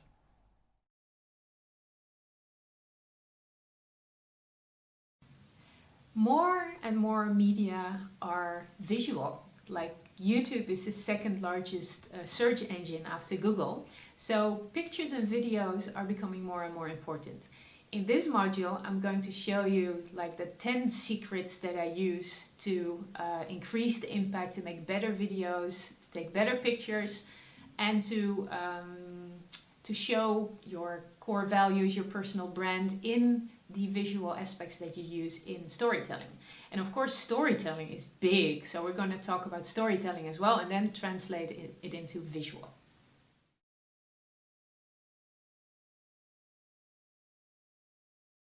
Before we go into visual storytelling, let's first have a look at the power of storytelling. Stories are what makes a brand, and especially what makes a personal brand. And the good thing is, we don't have to invent our personal stories. They're already there. The big question is, how do you tap into them?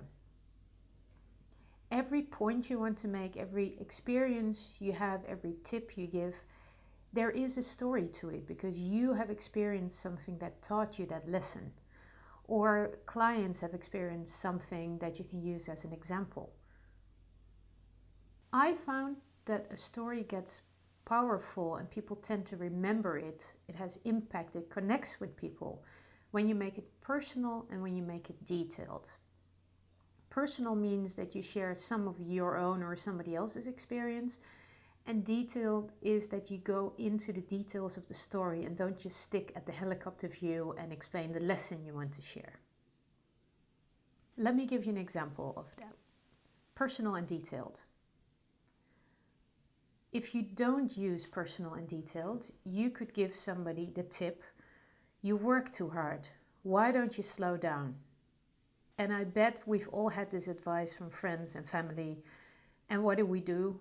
We know we should slow down, we know we work too hard, we know it's not good for us, but we continue, right? We all know this lesson, but it doesn't connect. It was the same for me. Everybody told me I was doing too much, I had to slow down. I knew I had to slow down, I wanted to slow down. But when you are trying to do 100% of your work and you know you have to slow down, you're trying to cram everything into 90% of the time, which causes actually more stress. And if you look at everything that you want to do and you try to do less or you try to do it in less time, you don't achieve the purpose, which is less stress. What happened to me a few years ago, I got into a car accident in Curacao. I stopped, the car behind me didn't, and this was the result. My car was like a half a meter shorter. My head bumped forward and back, so I had a whiplash. I couldn't think, I couldn't read for months. I just wasn't myself. I didn't have the energy I had before. The worst thing was I couldn't even read or I couldn't do any computer work. So basically the 100% that I wanted to do dropped down to almost 0% for weeks. Even when I tried, I couldn't do it because my head wouldn't work. And then after a few months of rest and a little bit of yoga and really trying to give my body some rest, I could do about 10% of what I did beforehand. So now it was not a matter of going from 100% to a 90, slowing down, but it was a matter of doing nothing and then picking the things I wanted to spend my 10% of energy on. If I had only 1 hour a day that I was clear, that I could read, that I could go on the internet, would I spend that hour on Facebook? Or would I spend that hour answering emails? Or would I spend that hour designing a new course or retreat? Those were the questions I was facing. And that made me realize that we shouldn't wait until something else tells us to stop, until a car accident tells you to stop or a burnout tells you to stop. We should pay attention to the signs our body is giving us and slow down in time. Nothing is as important as you are. Nothing is as important as your body is. So please, please, before people tell you to slow down, or before you feel that you have to slow down, do, and don't use up all your reserves, but try to keep some reserves for, when it's necessary.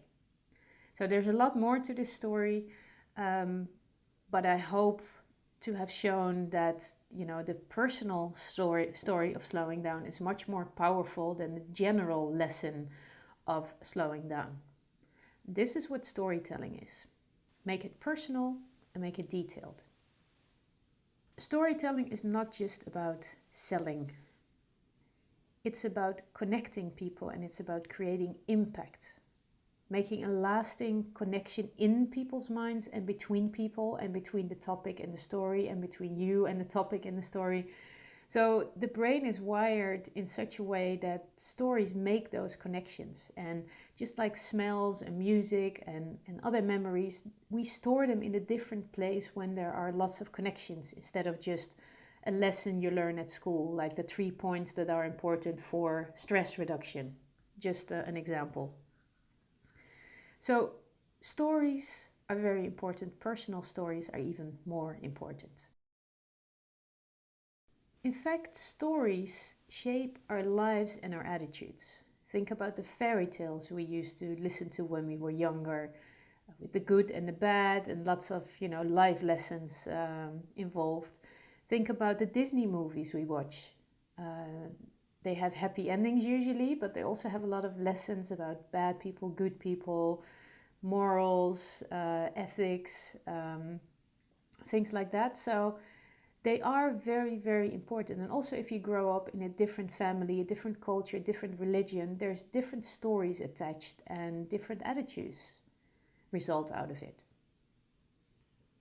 Many primitive societies, or societies that didn't have a written language before, have been passing on information through storytelling for generations. Stories is how we learn and remember. And this is something we can use to share our important messages and to share our posts on social media, of course. You've probably seen Aboriginal paintings like this with lines and dots, and in fact I've been told these are song lines. They're like maps of an area that explain where there's water, where there's other important features, and the paintings go together with songs. And children learn the songs when they're young, and while they're walking in the wilderness, it explains like after the third tree you turn left, and then after 2 days of walking you'll find water, whatever the song is.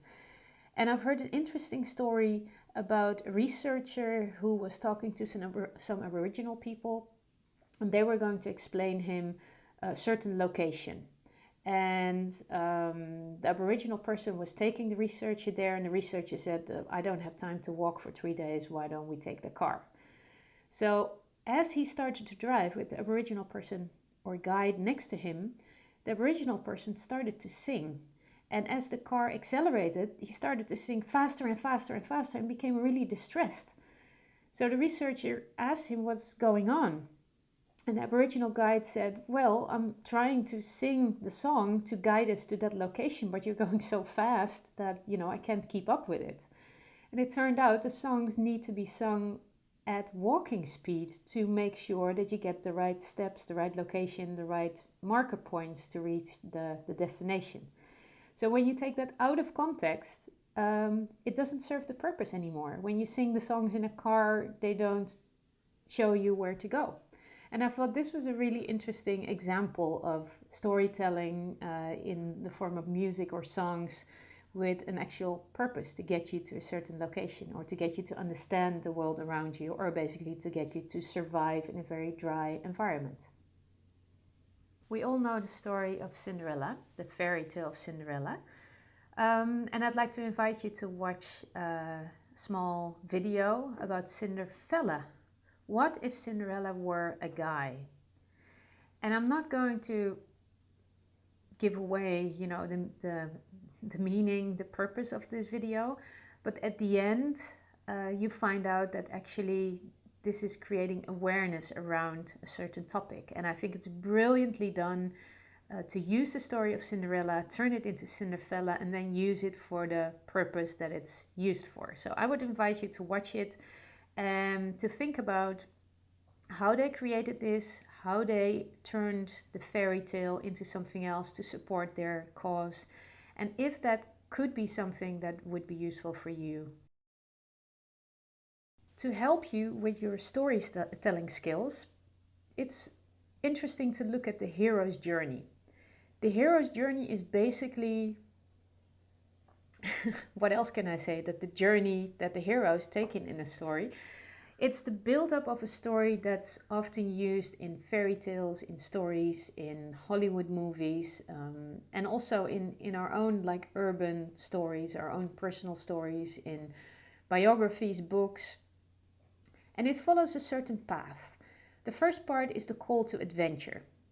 It starts with the ordinary world. You see the person going through their normal daily things, and suddenly there is a call to adventure. The CIA might call the retired officer to ask him if he can come back one time. And of course, our hero says, no, I don't want to go back to that world, or I don't want to step out of my comfort zone. Whatever the story is, he wants to stay in the ordinary world. The second part is the supreme ordeal or initiation. After the refusal, usually somebody shows up, a mentor or a helper or somebody who convinces him that it is important or interesting to take that call to adventure. And at point 5, our hero is actually crossing the threshold. It might be somebody who is in an ordinary job, who wants to travel around the world, but of course there's money problems, his wife doesn't want to go, whatever. And then he meets a digital nomad like me who shows that, it can be really nice life and it's not that difficult to try something new. And then at point 5, he actually quits his job or he decides to quit his job or to set up a side business, whatever. So he's crossing the threshold. He's stepping out of his comfort zone. The decision has been taken. Then, of course, there's several tests. With allies, enemies, we all know the Hollywood movies, we all know our own stories. It's never easy to do what you want to do. There's always barriers that have to be overcome, problems that have to be found, solutions. So that's what's happening in this phase of the story in part 2. Then we go to part 3, unification transformation. Something is happening, it's getting more and more difficult, but in the end there are rewards. So you go through the first difficult thing, you set up your side business if you want to become a digital nomad. Of course it doesn't work, it costs more money, your boss is complaining, but in the end it's working, you start to have some income, you think about quitting your job, or you actually quit your job, whatever. But this is how the story goes of somebody who quits their job, becomes a digital nomad. It's not one day to the other, but there's a whole process. And if you share that process, if you take your listener or reader in those ups and downs, then they are really with you. So the personal part, the details make the story. And then we get to part 4, the road back, the hero's return. Usually at the end, there's also, when you think you're almost there, there's like a big monster showing up. Like always in the movies, when you think you've killed the Dracula, you know, he gets up one more time and then you kill him again. But that's usually what happens at the end. And then, you know, the hero returns to their world and to the ordinary life, if, you know, that's where they want to go. And the digital nomad story, then in the end, they find, you know, a happy life again, traveling with their wife, with their side business, and maybe even talking their friends into also becoming a digital nomad, because that's where the story starts again. Then you get to part 1 again. So this is a continuous wheel. You don't have to use it exactly, but it's important to understand the different stages.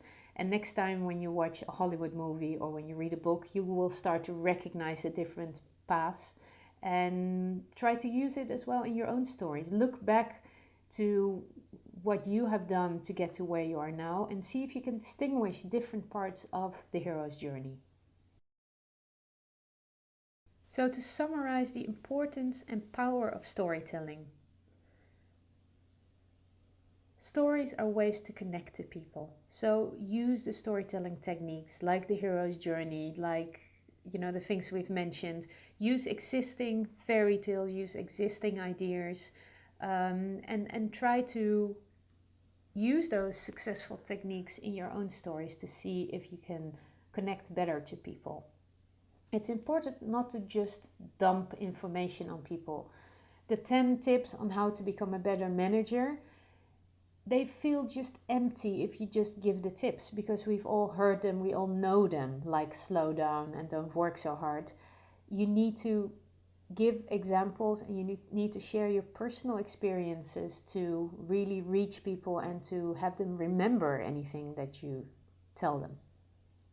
And of course, when you do that, people will always remember you. They will remember your story, your example, and you will be forever linked to that topic.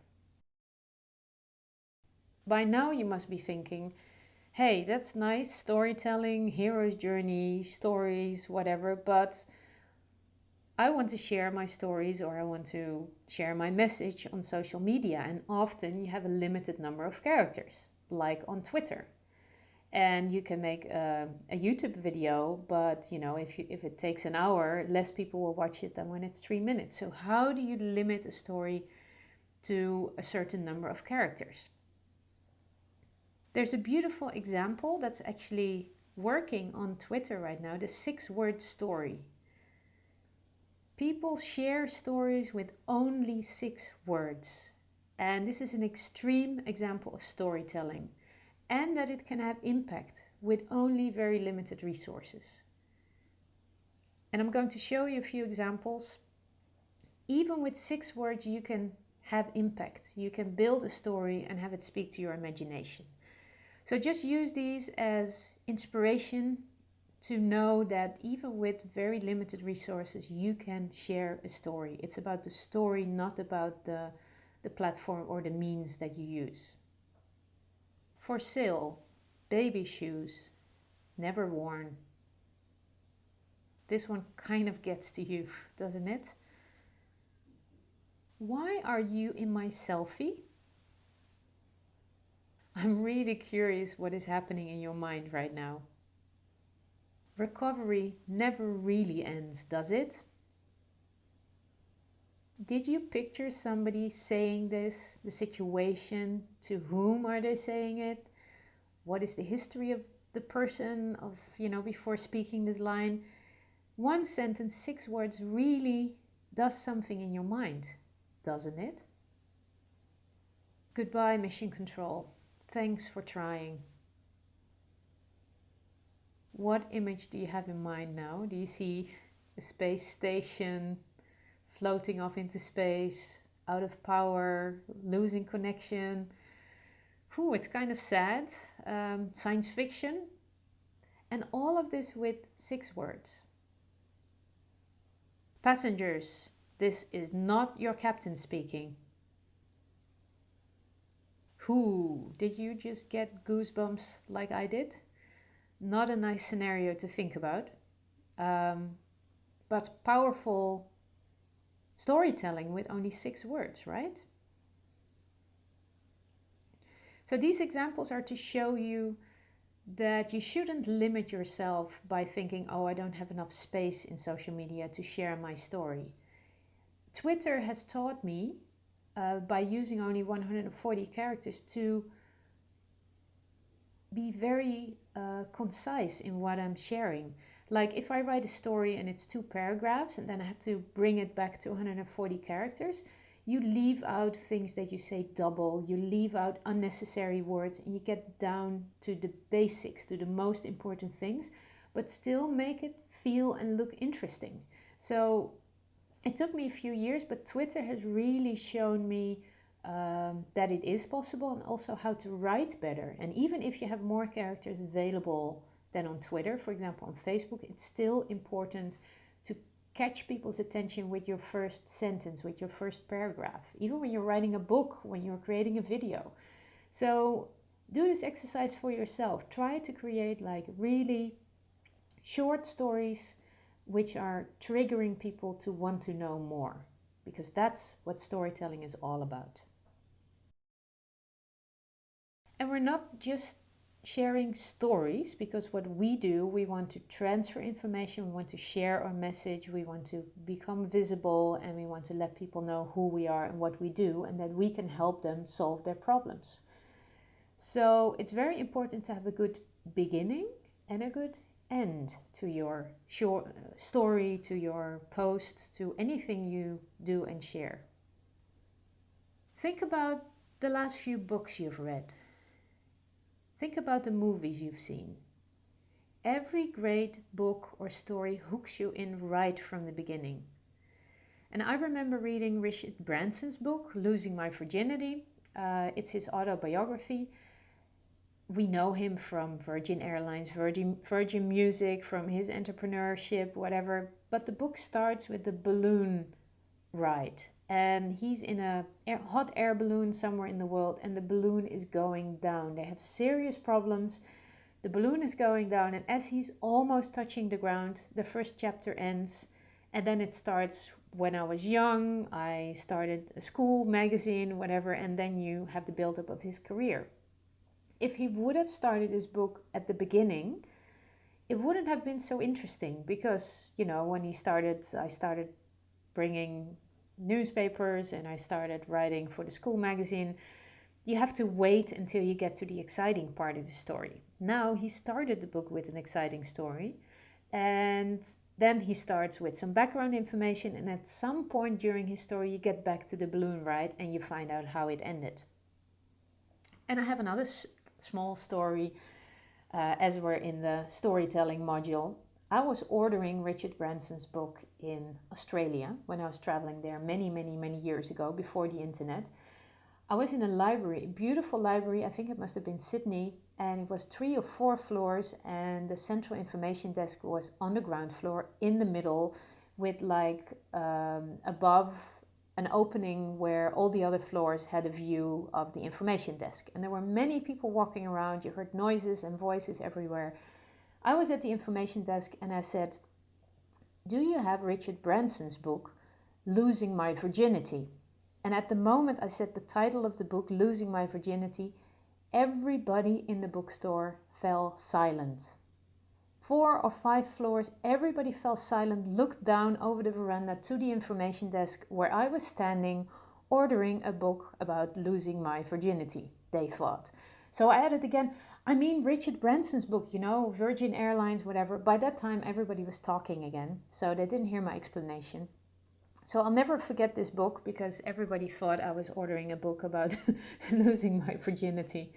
And now you have 2 stories about this book, The Balloon Ride, and my story about buying it. So whenever you see this book or the cover, or you hear the name Richard Branson in the news, probably you'll remember one of those 2 stories, or it will trigger something in your mind. And that's the power of storytelling again. At the end of your story, of your social media post, your book, your video, whatever you're creating, don't forget a call to action. People who've read that far to the end, people who've watched that far, are interested in what you have to say. So that's a good moment to tell them about your other books, about you, to give a link to your website, to inform them about a special deal that you have at the moment, or that you also do personal coaching calls, you have workshops, retreats, a new movie coming up. Whatever you do, make sure to give people who want more somewhere to go to, somewhere to find more information and to get to the next step. Otherwise, you've wasted all your time on creating a nice story and sharing information and tips, and you don't give them something to do afterwards. So now we got an idea or a few ideas about storytelling. Let's have a look at visual storytelling. You've probably noticed that a lot of social media sites are prioritizing video and images. So the visual aspect is becoming more and more important.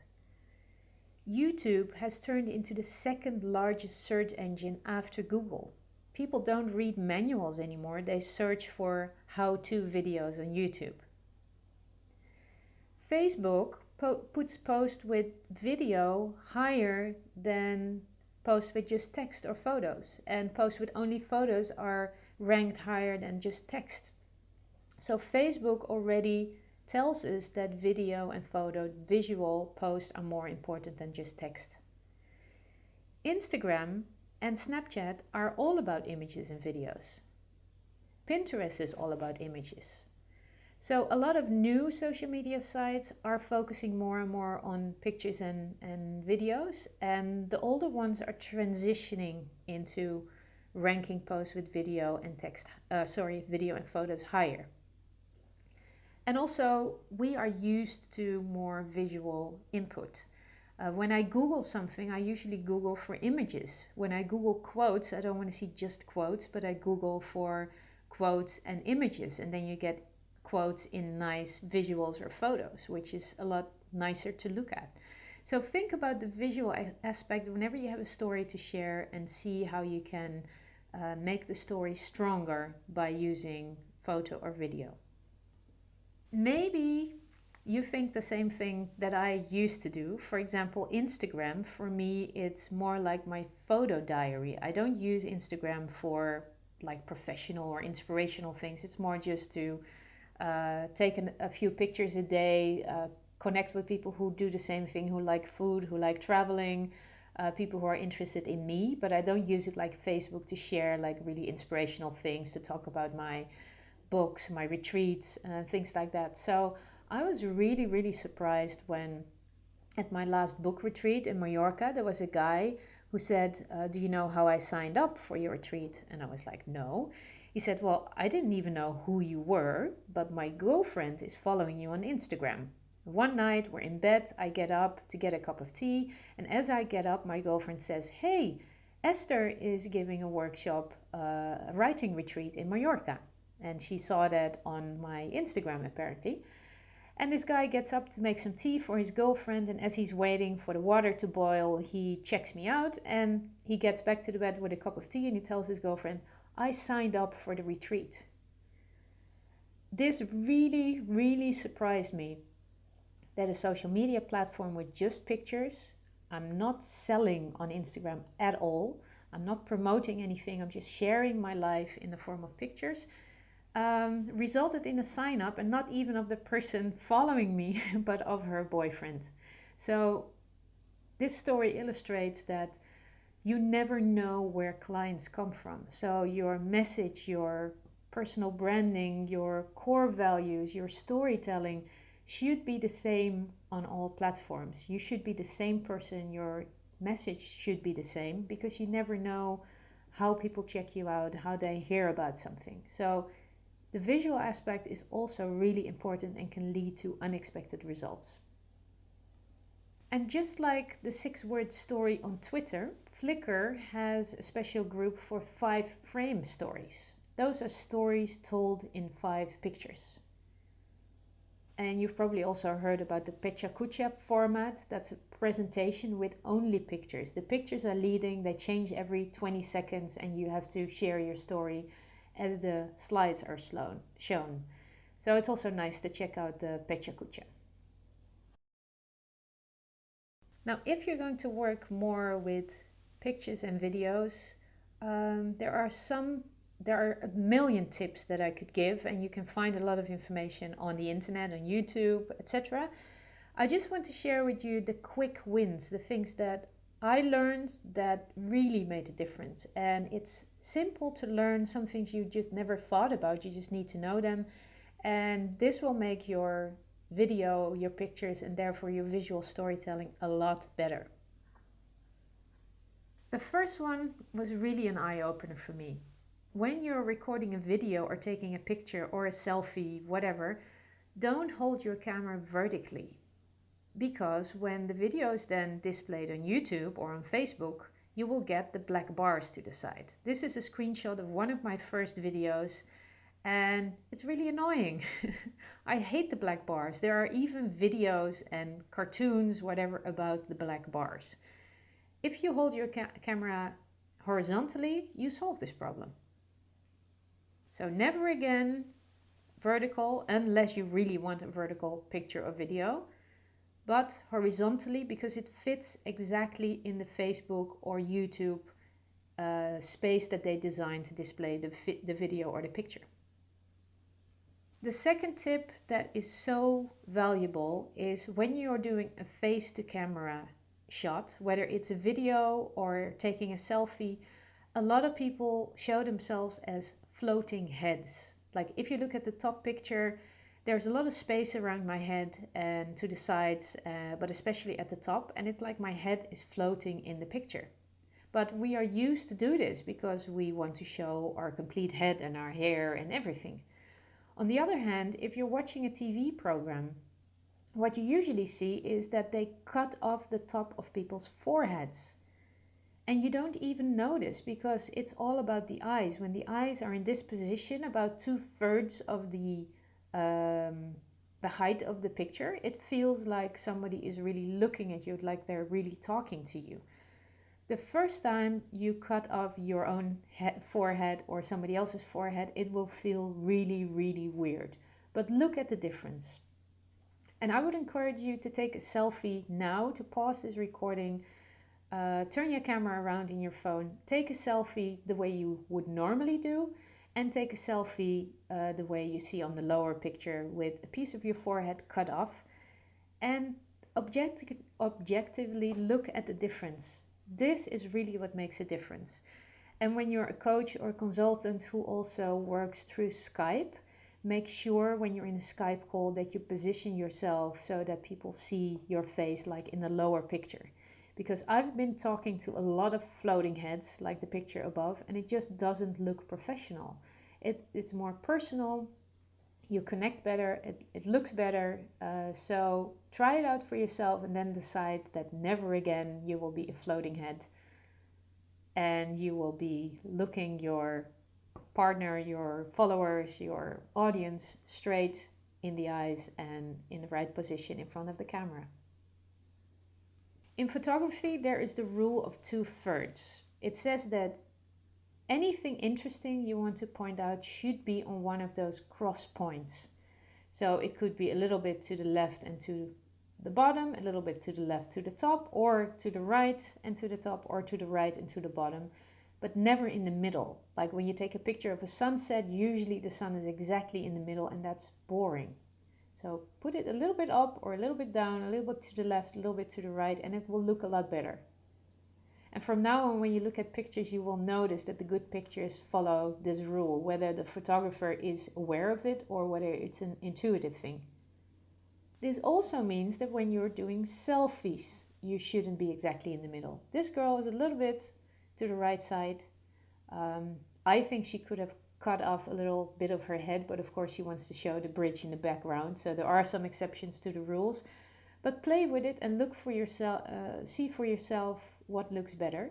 But don't be exactly in the middle. Also, again, when you're having a Skype call, sit a little bit to the left, a little bit to the right, or when you're recording video for your own e-course or for whatever you're doing, just keep in mind that you are in control of the way you come across, and positioning is one of the things that you can work with. Tip number 4.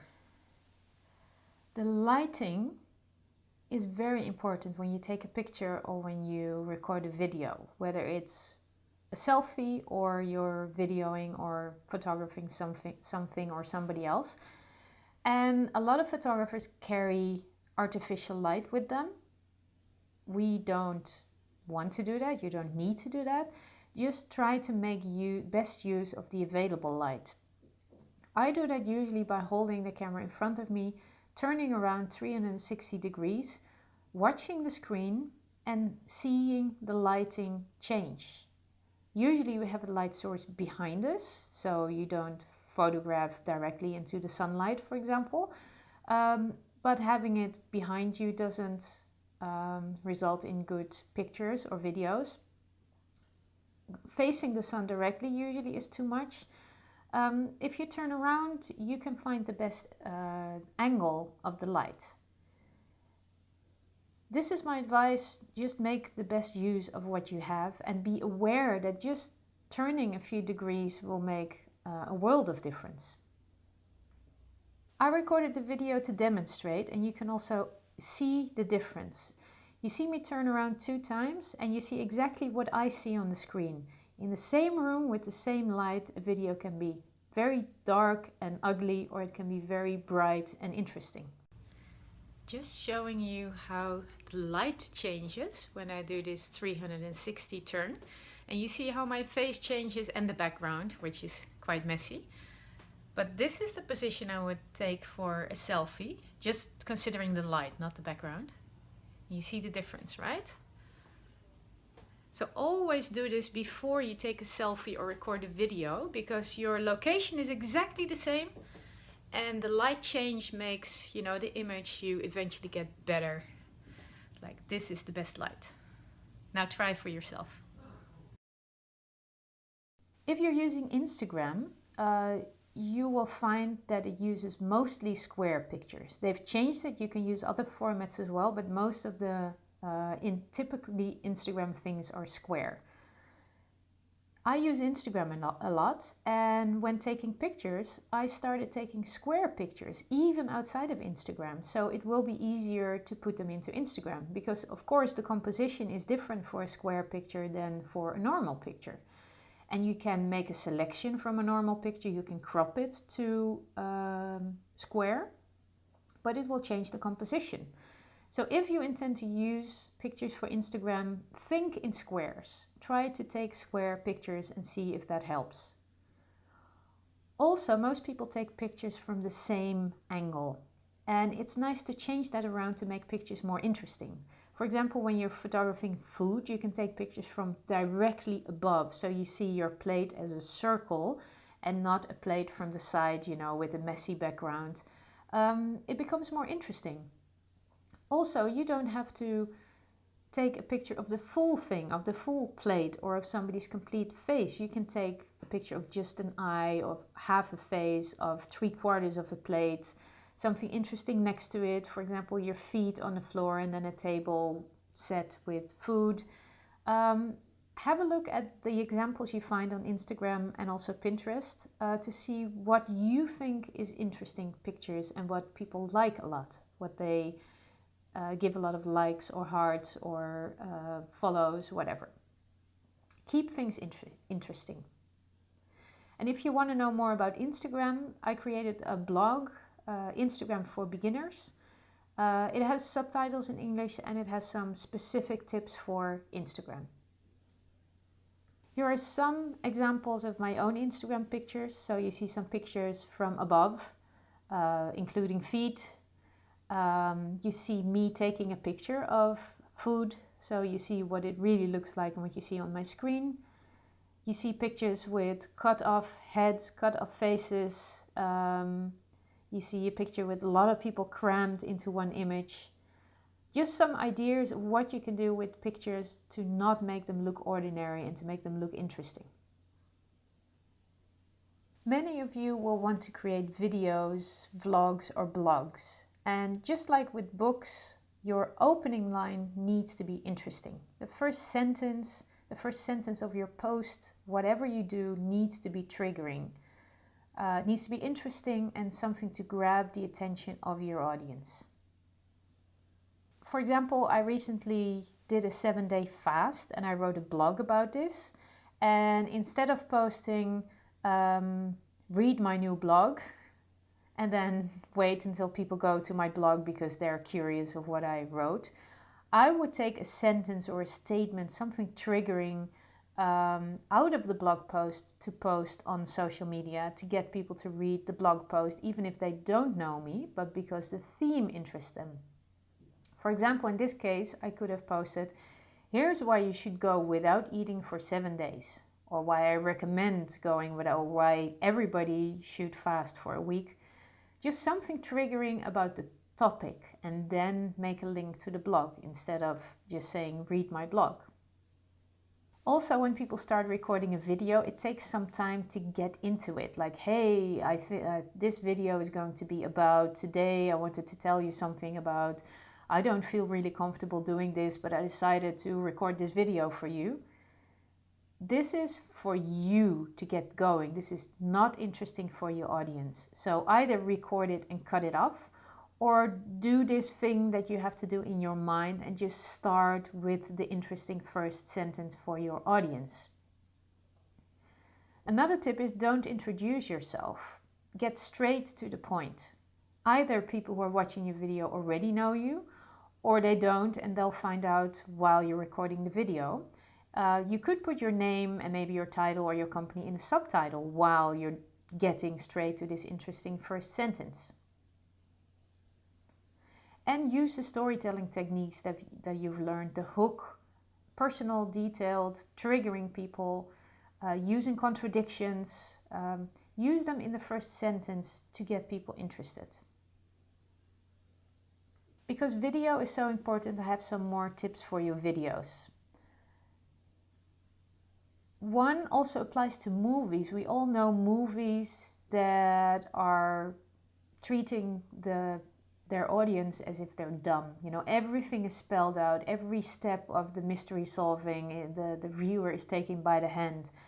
But people are kind of smart and we like to solve puzzles, mysteries, riddles. So it's okay if people have to think a little bit. Don't make it too obvious, don't make it too easy. Don't make it too complicated either, but play with this.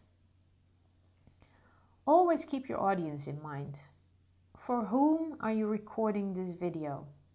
If it's a video for kids, then use kids language. If it's a video for specialists, then start immediately at their level. So don't make the mistake of making your videos for everybody. Keep your audience in mind and tailor your video, your voice, your tone, the content, everything towards this audience. And at the end, of course, don't forget to add your call to action. What do you want viewers to do? Do you want them to go to your website? Do you want them to sign up for something? You want them to read your book? Tell them what you want them to do. Personally, I try to record my videos without editing, because then I can post them immediately. It saves time and effort editing, but also it forces me to just continue. Like even now in these recordings, you hear some mistakes, some tongue slips, some ooh, ah. It doesn't matter. This is who we are. This is how we speak. And it's much more natural if you include these things. And if you don't think with everything that goes wrong, oh, I'm going to stop here and we have to cut it out. Just continue with your video. Depends, of course, you know, what you're doing. If you're blogging or vlogging, that's okay. If you're recording like a 30-second catchy video, which is very important for your speaker career or whatever, then it should be perfect. But your general videos, your vlogs, your how-to videos, fine, you know, just make a mistake every now and then and just continue. So it's more important that you post them than that you edit them forever and they never get posted. Usually videos shouldn't be too long.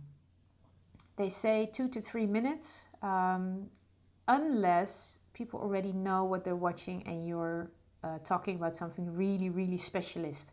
If you're explaining some software, if you're explaining a certain process, if you're doing a meditation or a yoga class, of course your video can be longer. But if it's an introduction to something or a short message, then stay definitely under 3 minutes and possibly under 2 minutes. People's attention spans are really, really limited. Don't forget the importance of audio. You can record a great video. It looks perfect, the lighting is perfect, your makeup is brilliant. If nobody can hear what you're saying, people won't watch your video. And you don't need to buy expensive microphones. Usually if there is nothing else available, you can use your iPhone earplugs. There is a small built-in microphone and you can just use that as a microphone. Either you hold it to your mouth or you hang it in your neck. Try some test recordings before you actually start recording.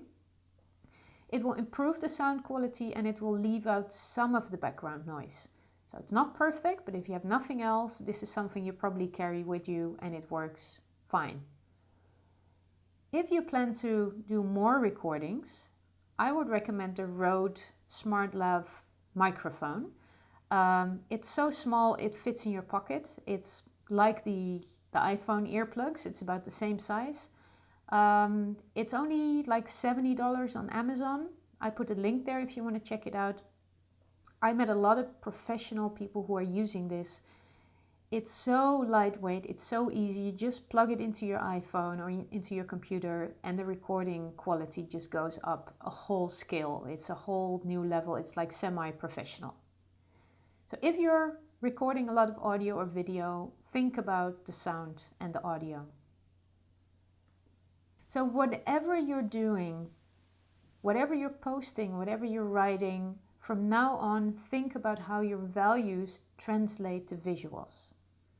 For example, if you're going to talk about adventure or creativity, it would be really weird if your video or photo shows a really boring background, like your kitchen table, whatever. Background shouldn't be too complicated or too overwhelming either, but you could, for example, record your video about adventure while you're walking in the street or walking in a forest area or with a different background. So don't take anything for granted anymore. Try to match whatever your message is to the visual aspect. So this is your homework for today. First, if you haven't done so already, I would really like you to take a selfie with the camera in the right position. Horizontal, your face with the forehead cut off a little bit, not in the middle, a little bit to the left, a little bit to the right, and see if this selfie looks different from what you're used to. Of course, also pay attention to the lighting. And then back to storytelling, identify some of your stories. So take a presentation you usually give and see how you can dress it up by adding personal stories and details from your own life or from your own experience. If you want to put it into practice, it would be really nice if you could create a simple video right now. Just 1 minute, no editing, just sit down, put the camera in the right position and share something you've learned. Start with something that's interesting, a question, something that's triggering, and end with a call to action.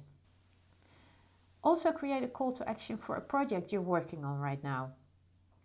So not just for the practice video, but think about what you want people to do if you get them interested for a certain something you're working on. Basically, have a look at this module and see what you can put into practice right now. Please upload your test video to the Facebook group. It would be really, really nice to see what you guys make of it. And also you will get some feedback. You can see other people's videos and you get tips to improve your video skills. If you want personal help for your visual storytelling, I would be very happy to help you out. And we can plan a resultant session through Skype. So we can have the camera in the right position, we can work on your story, and we can make sure that it comes across beautifully with visual aspects. So let me know if you need any extra tips or help with that. I hope to have inspired you with all the stories, the examples, the tips that I've given you in the past lessons. But I've saved the best for last, because in this module I'm going to show you some examples just for inspiration. You don't have to do exactly what they're doing. There is no homework. It's just enjoy, open your mind, be inspired, and be amazed by the possibilities of online marketing, of social media, and all the things you can do in areas where you never even thought that anything was possible.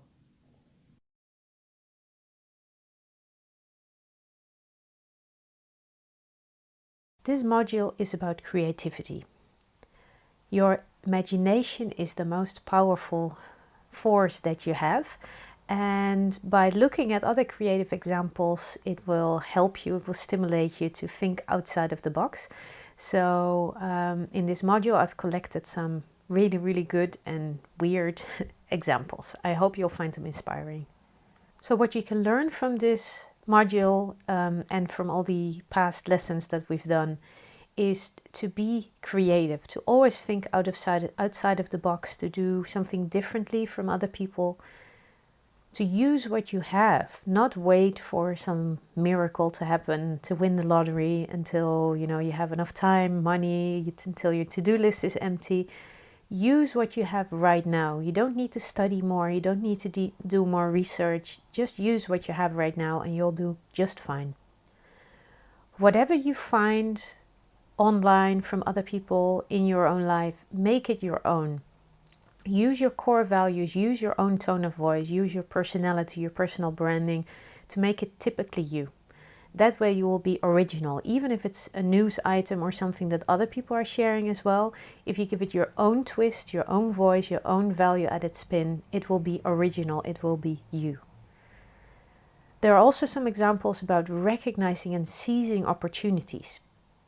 Everybody knows people who are always lucky or who seem to be always lucky. People think that of me as well, but the difference is that we all find opportunities in our lives, but some people don't recognize the opportunities, and if you don't recognize them, you can't seize them. And other people do recognize opportunities, but they wait too long or they're too hesitant and they don't seize them. And when you recognize and seize opportunities, you'll create new opportunities for yourself.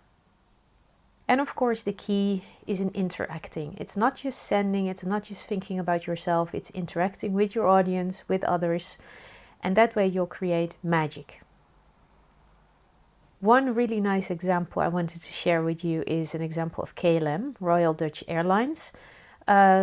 Years ago, they were planning a direct flight from Amsterdam to Miami. And a week before the first flight, there was supposed to be like a music festival, or I don't know exactly what kind of music it was, but a lot of DJs and a lot of people wanted to go there. So one of them posted on Twitter, KLM, what do you need to schedule your first flight 1 week earlier? And KLM said, if you can fill up the plane, then we'll create a separate flight. So the challenge was taken, and within a day, I think, they filled up the flight, and the KLM pilots and stewardesses signed up for this specific flight. They had DJs in the air, they had music lovers. The flight was full of people that came especially for this flight. And it all started with a tweet. Can you see how powerful Twitter can be? If you follow the URL bit.ly start with a tweet, there's a video of the whole story, and it's short and sweet, it's really nice, and it all started with a tweet. This video, which I really recommend you watch, is an example of getting big results with limited resources. Obermütten is a tiny Swiss village, I think they don't even have 100 inhabitants, that wanted to do something in promotion. And they spent a very limited amount and they got so much results by doing something very simple, by connecting with people and personalizing the interaction. Basically, they just said, if you like our Facebook page, we'll print your profile and put it up in our village. So they printed the profiles of people who liked Obermutten, and they made a wall with all these social media profiles. They became so popular that soon the entire village was covered in paper, and everybody had to help, the mayor, the restaurant owner. And not soon after, people started to visit Obermutten, and now they've become like a major tourist attraction.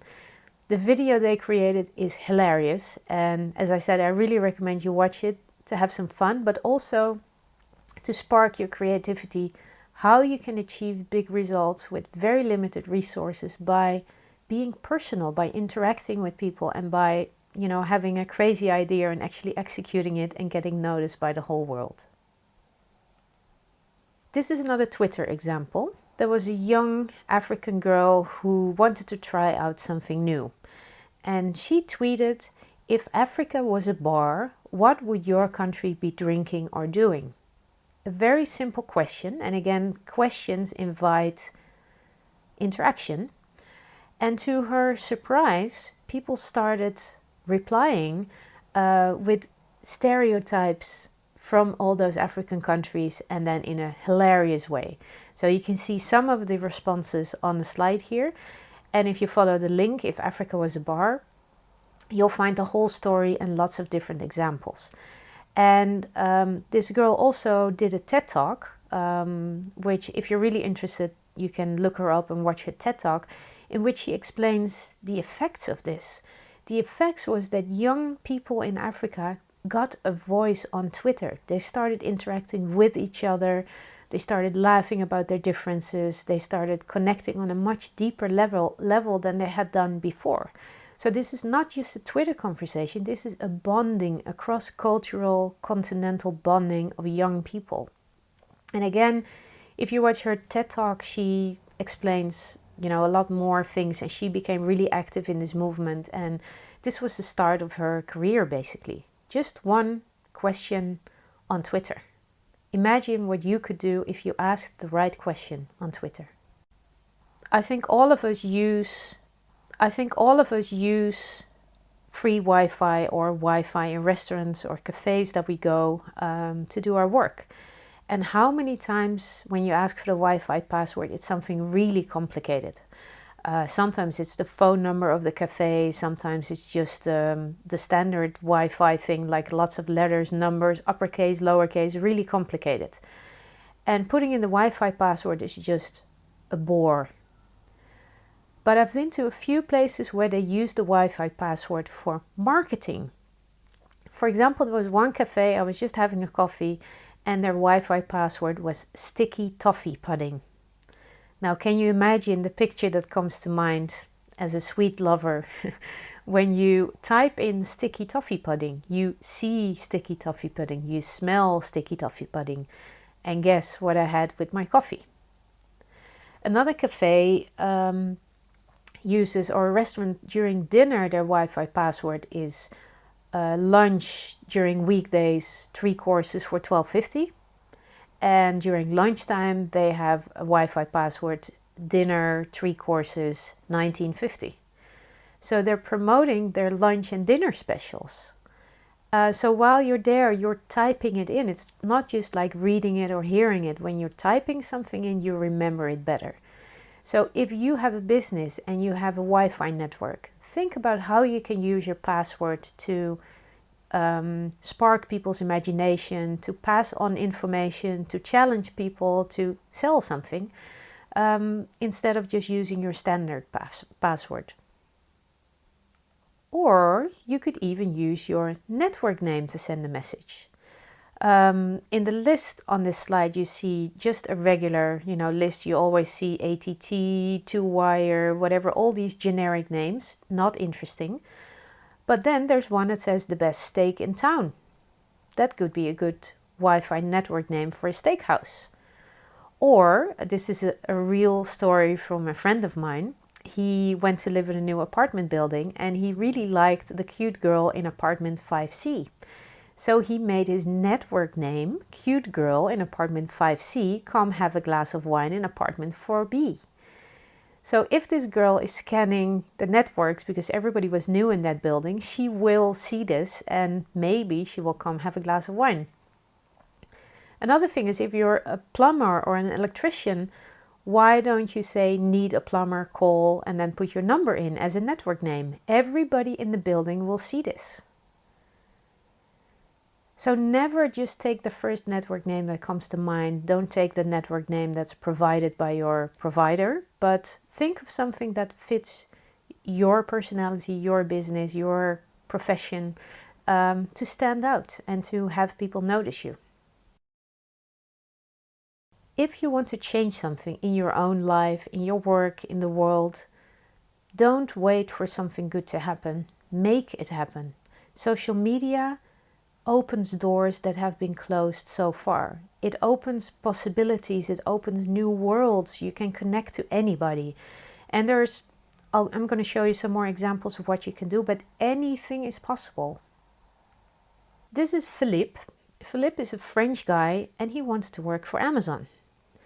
So he could have sent an email to Amazon, a letter, whatever, but he created an Amazon product page for himself as a web product manager, which is very fitting, of course. And he used each and every detail to make it interesting. He put pictures of himself, frequently bought together.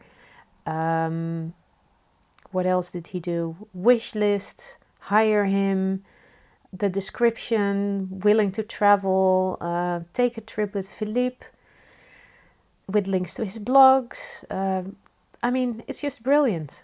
This is the way to get companies to notice you. And if you follow the link, creative example, you can see what actually happened to Philippe after he posted this Amazon product page. Another friend of mine lived in Spain and he wanted to work in London. But if he had moved to London, he would have had to find an apartment. It would be very expensive and then he would have to go for job interviews. What he did instead, while still living in Spain, he changed the location of his LinkedIn profile to London.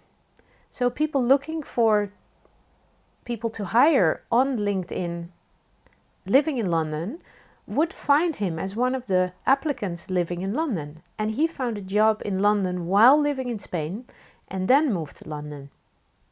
So think about your profiles, your location, how you can use that to your advantage. So it's all about recognizing and seizing opportunities. Now, how do you recognize an opportunity? Usually it's something that catches your attention. And most people let go again.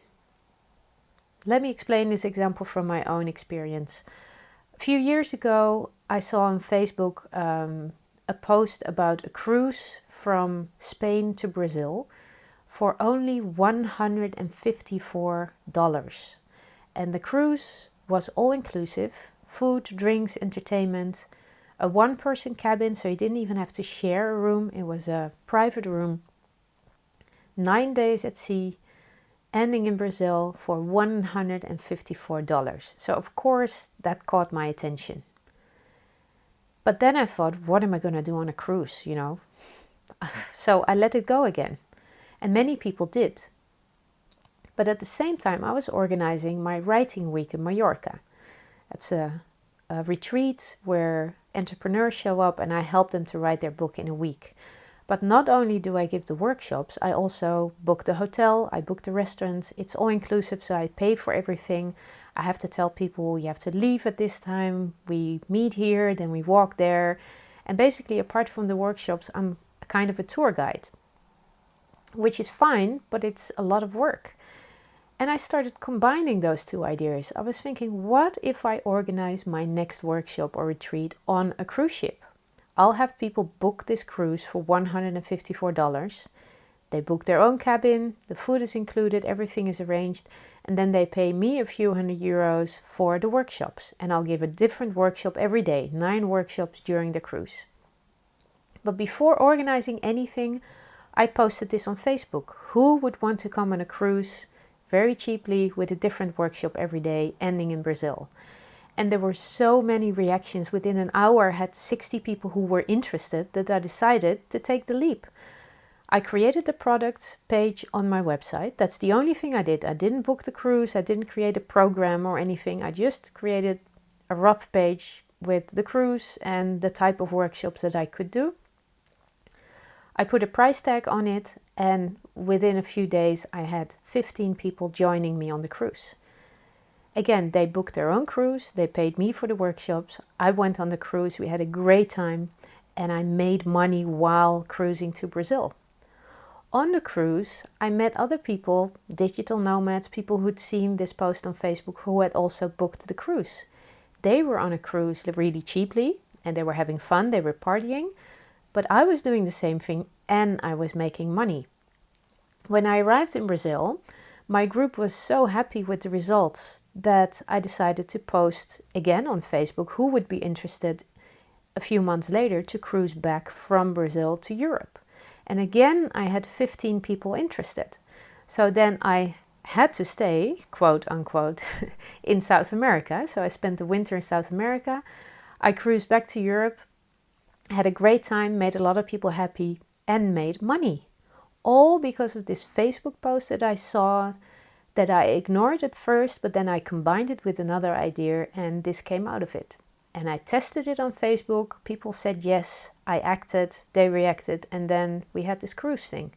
So it's a combination of a lot of steps. It starts with recognizing an opportunity, then act.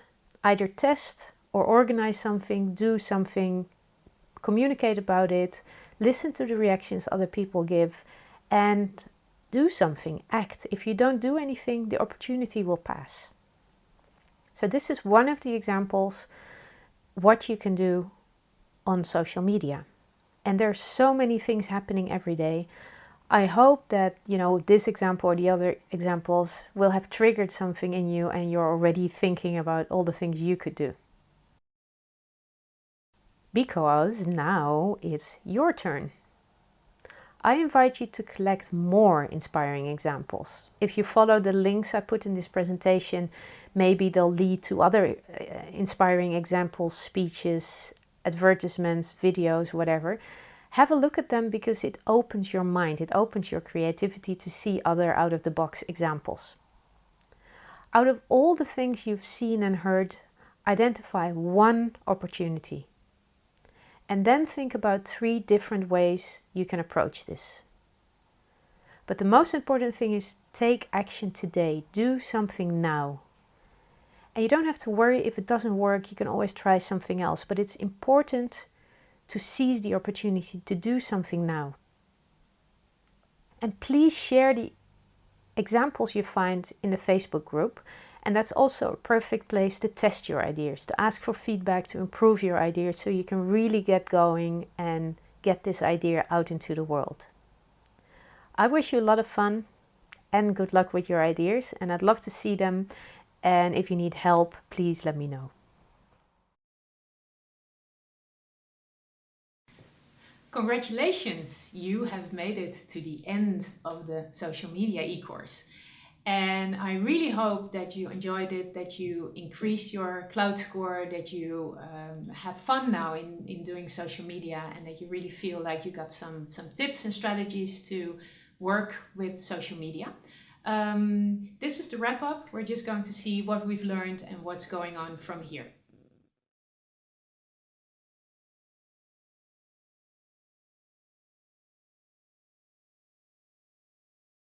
Let's look back to what we've learned. We've seen that there are literally no excuses not to make your social media successful, easy and fun. It doesn't have to feel like work if you install your favorite apps on your iPhone and you use your spare time waiting in public transport, waiting for a client, just your spare minutes updating the most important things. It doesn't have to feel uncomfortable to put yourself in the spotlight because this is not about you. You are just a means to share your important message with others and to help them solve the problems they're facing. So if you wouldn't do this, you would in fact not be doing them a favor. So get yourself out of the picture and just start answering questions and helping people around you. You're never going to be wondering what to post because you're going to use your daily life, frequently asked questions, anything you see around you to answer questions that your audience has and that you can answer. And anything you've done in the past, things that didn't work, either you don't do them anymore or you do them differently with the added value spin that you learned. And if you're going to delegate your social media, first you're going to tell them your core values and the social media rules that you've established for yourself. So another person or agency who's going to do your social media will be able to do it in a way that fits your voice and your personal branding. We've had a look at your social media situation when you started, and in a little bit we're going to have a look at your current situation and see if anything changed and what those changes were. You've seen examples of strong personal branding and you know how to build your brand. It's all about your skills, your personality and your values. If you put them together and you use your own voice, you feel intuitively what works for you and what doesn't, and you have a look at the feedback you get, you will be getting closer and closer to your own voice and you'll stay close to yourself. Your core values are the essence of everything. They can be a guideline in everything you do, and if everything's right, you're already using them as hashtags, you've integrated them in your bio, both the text and the pictures, and you keep them in mind when you post anything. So everybody will know your core values, they will know what you're about, and they get a feeling if that's a good match with them. Your bio has been adapted to your brand. If I look at your bio now, it will be creative, it will be personal, it will be interesting, and it will tell me exactly what I need to know. Your picture is well chosen, it complements your bio, it displays your core values, and altogether I get a great idea of who you are and how you can help me. And from now on, you're only going to be posting valuable content. Not about you, but about the receiver. You know how to add value to a post. You ask yourself the question every time you want to post something, what does this add to the person reading this post? Is it funny? Is it inspirational? Does it answer a question? And you have no trouble knowing what to post because you know where to look. Not too much detail, not too superficial. Examples, personal, detailed, from your daily life, from your practice. You use different ways of posting. You use text, pictures, video, music, lyrics, quotes, and even though you might be posting the same thing various times, you post it differently on a different platform with a different voice and with the different means. Images, text, quotes, music, video. And if everything is right, you should be having more fun now in doing your social media. It doesn't feel like work, it's part of who you are, and it's like you're talking to a good friend or a colleague walking next to you so they can share your view of the world.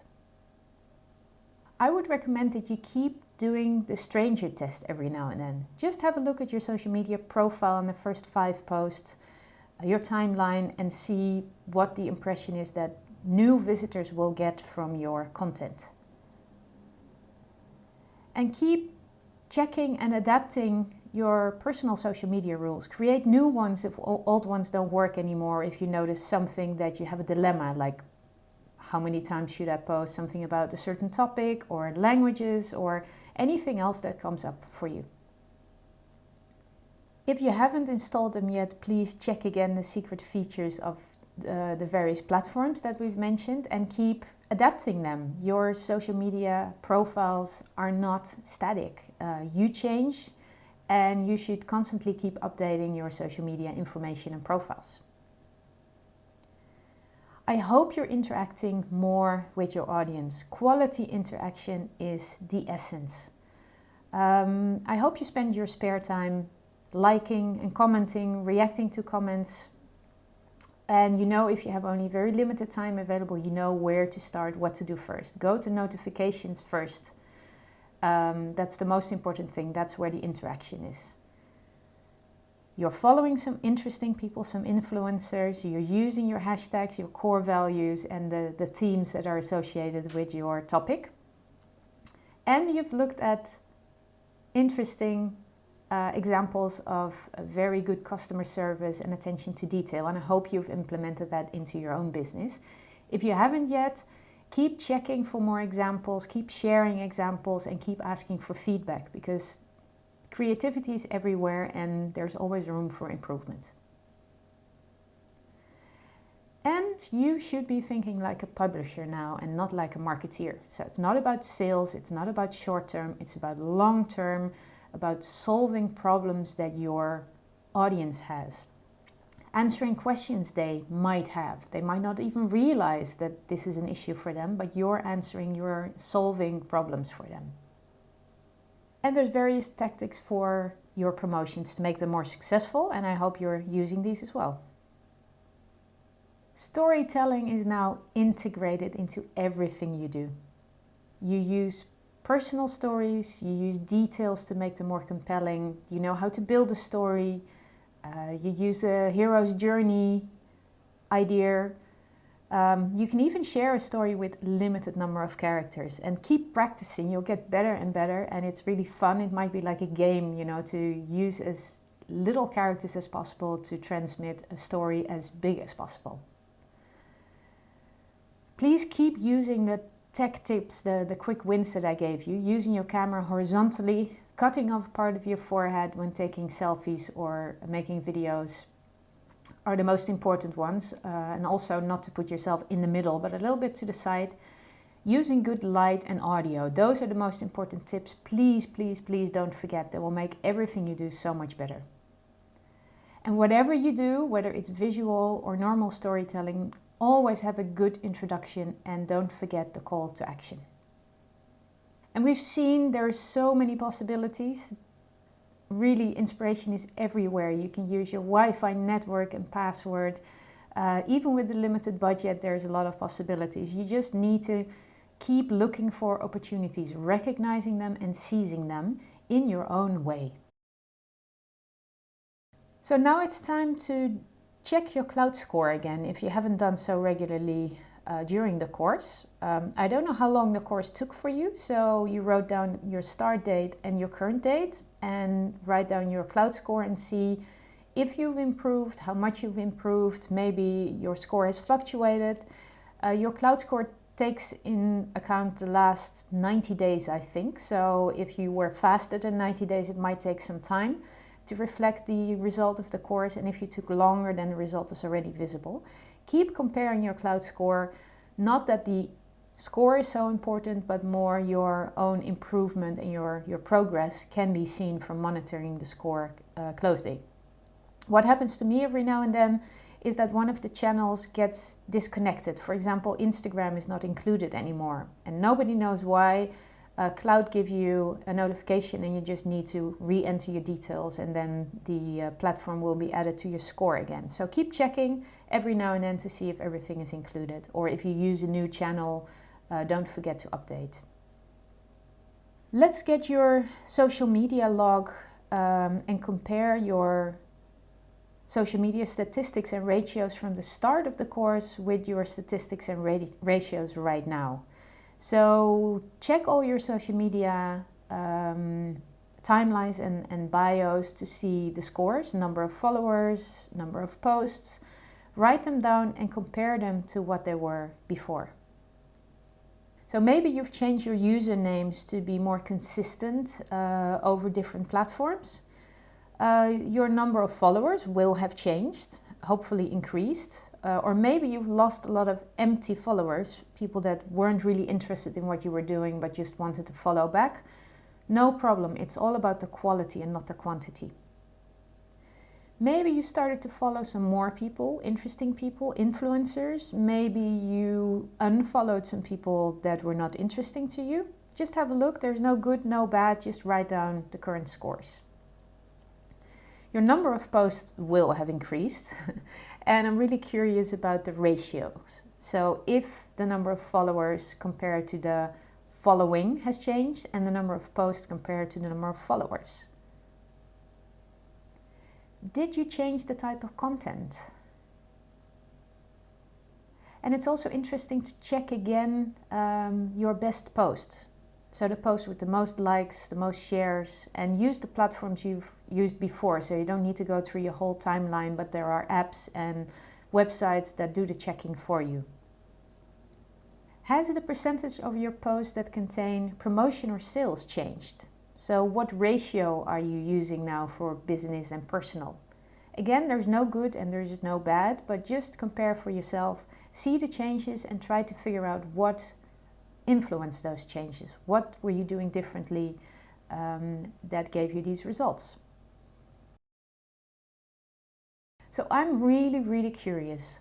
What did you learn? What in this course had the most impact on you? Maybe it's just one thing, maybe it's a combination. What is going to make a difference? What are you going to do differently now than you did before the course? If you could share this in the Facebook group, it would not only be very interesting to me, but it would be a big help to other people going through the same things. Because we do learn from each other and we influence each other. And what you learned might be something completely different from what somebody else's eye-opener was. So please share and have a look at other people's comments. And I'm really curious. And this might also change over time.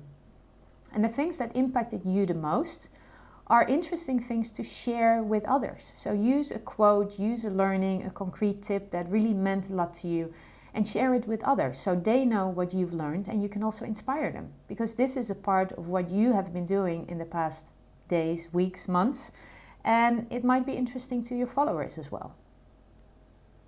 So what? The quote at the beginning of this module said, "This is not the end, this is only the beginning." The beginning of your new career, your new life on social media, which is fun and easy and interesting and natural. So I hope that you'll keep on learning, and there are some more tips for you that I would like to share. We talked about this before very briefly. Quality over quantity. Your goal could be, not to get as many followers as possible, but to focus on true fans. And a true fan is somebody who likes everything you do, who follow you, who come to your concerts, who buy your books. And you don't need so many true fans. If you have 1,000 true fans and they spend $100 a year on your products, you are making $100,000. If you have 1,000 fans who spend $50 a year, you're making $50,000. If you have 500 fans who spend $50 a year, you're still making, oh God, $25,000. That was fast. But anyway, it's not really about the money, it's about your objective. And if you focus on true fans, it means you have to interact with people, you have to provide value to them, and you only need a few. So Kevin Kelly is the creator of the 1,000 True Fans principle. And there's a really good short video explaining this principle. You can find it on bit.ly 1,000 True Fans.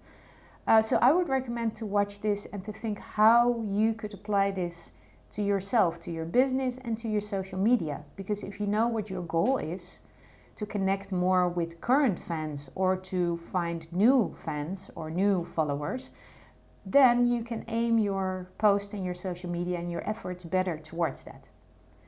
This principle really changed my way of thinking. You don't need a lot of people, you only need a few, and they need to be very connected.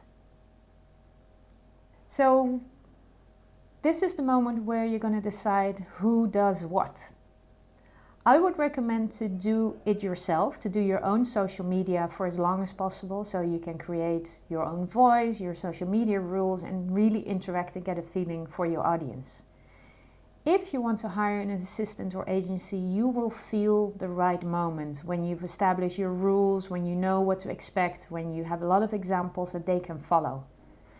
And also when you are in the business of helping others with their social media, you know what to ask of them. You know how to sit next to them or with them, guide them through the core value exercise, Show them examples, help them find their own voice so you can help them in their own tone of voice instead of some generic voice. I created this contest. I really want to see how much you've learned and how good you are in communicating on social media right now. So I would like to see the best social media post about this course. And the winner gets a free e-course on a topic of their choice. And I have other e-courses on public speaking, how to write a book in a week, how to become a location independent entrepreneur. I'm sure there'll be something of your liking, and otherwise we'll create something custom for you. What I would like to see is a social media post that really adds value for your followers. So it's best to use a quote or to share an example or a tip to make it really concrete. And also it helps to make it personal. So usually I would start with a quote or a tip or something content that's interesting for your followers and add value. And then add something personal, like this is what I learned from Esther's social media e-course. Don't forget to tag me, so both people know where to go to find more information about the course, but also I will see your post and I will include it in the contest. You can post more than one thing. Please be creative, please share everything that you think is interesting for your followers, and I'll contact the winner personally to see what e-course they prefer.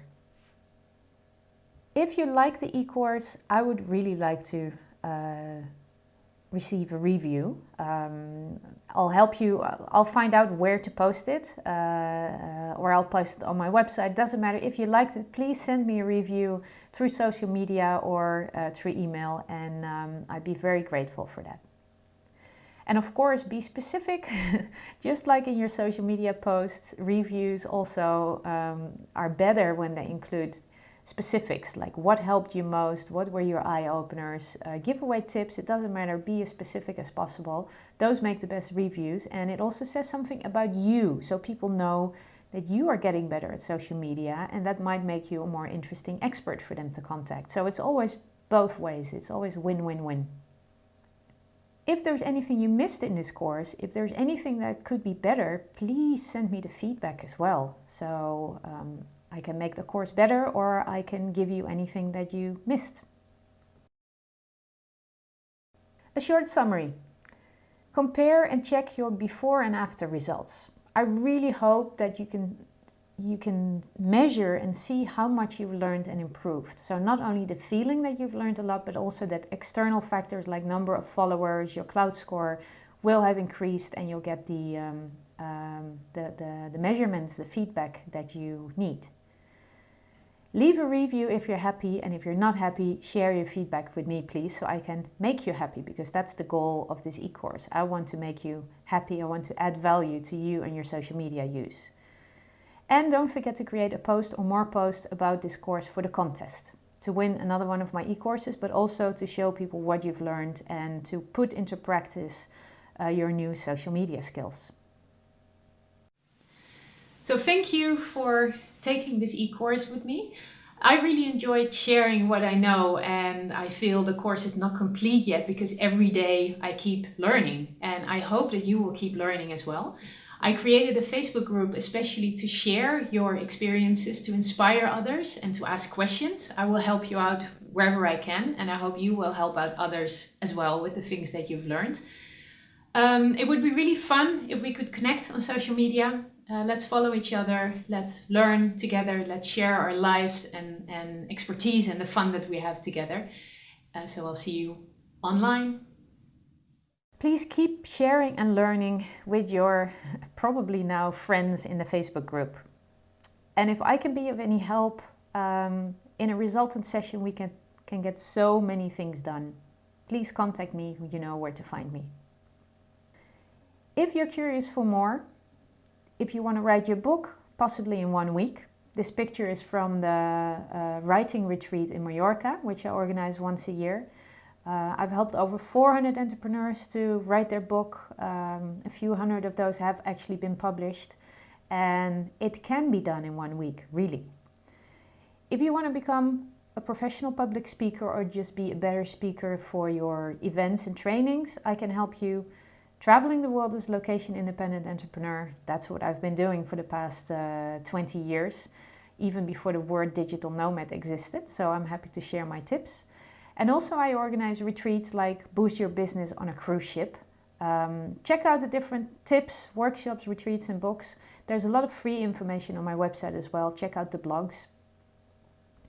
And if you're really interested, because you've already done this course, I'm offering a €50 discount on any other e-course or on a retreat. Just use the promo code I Want More.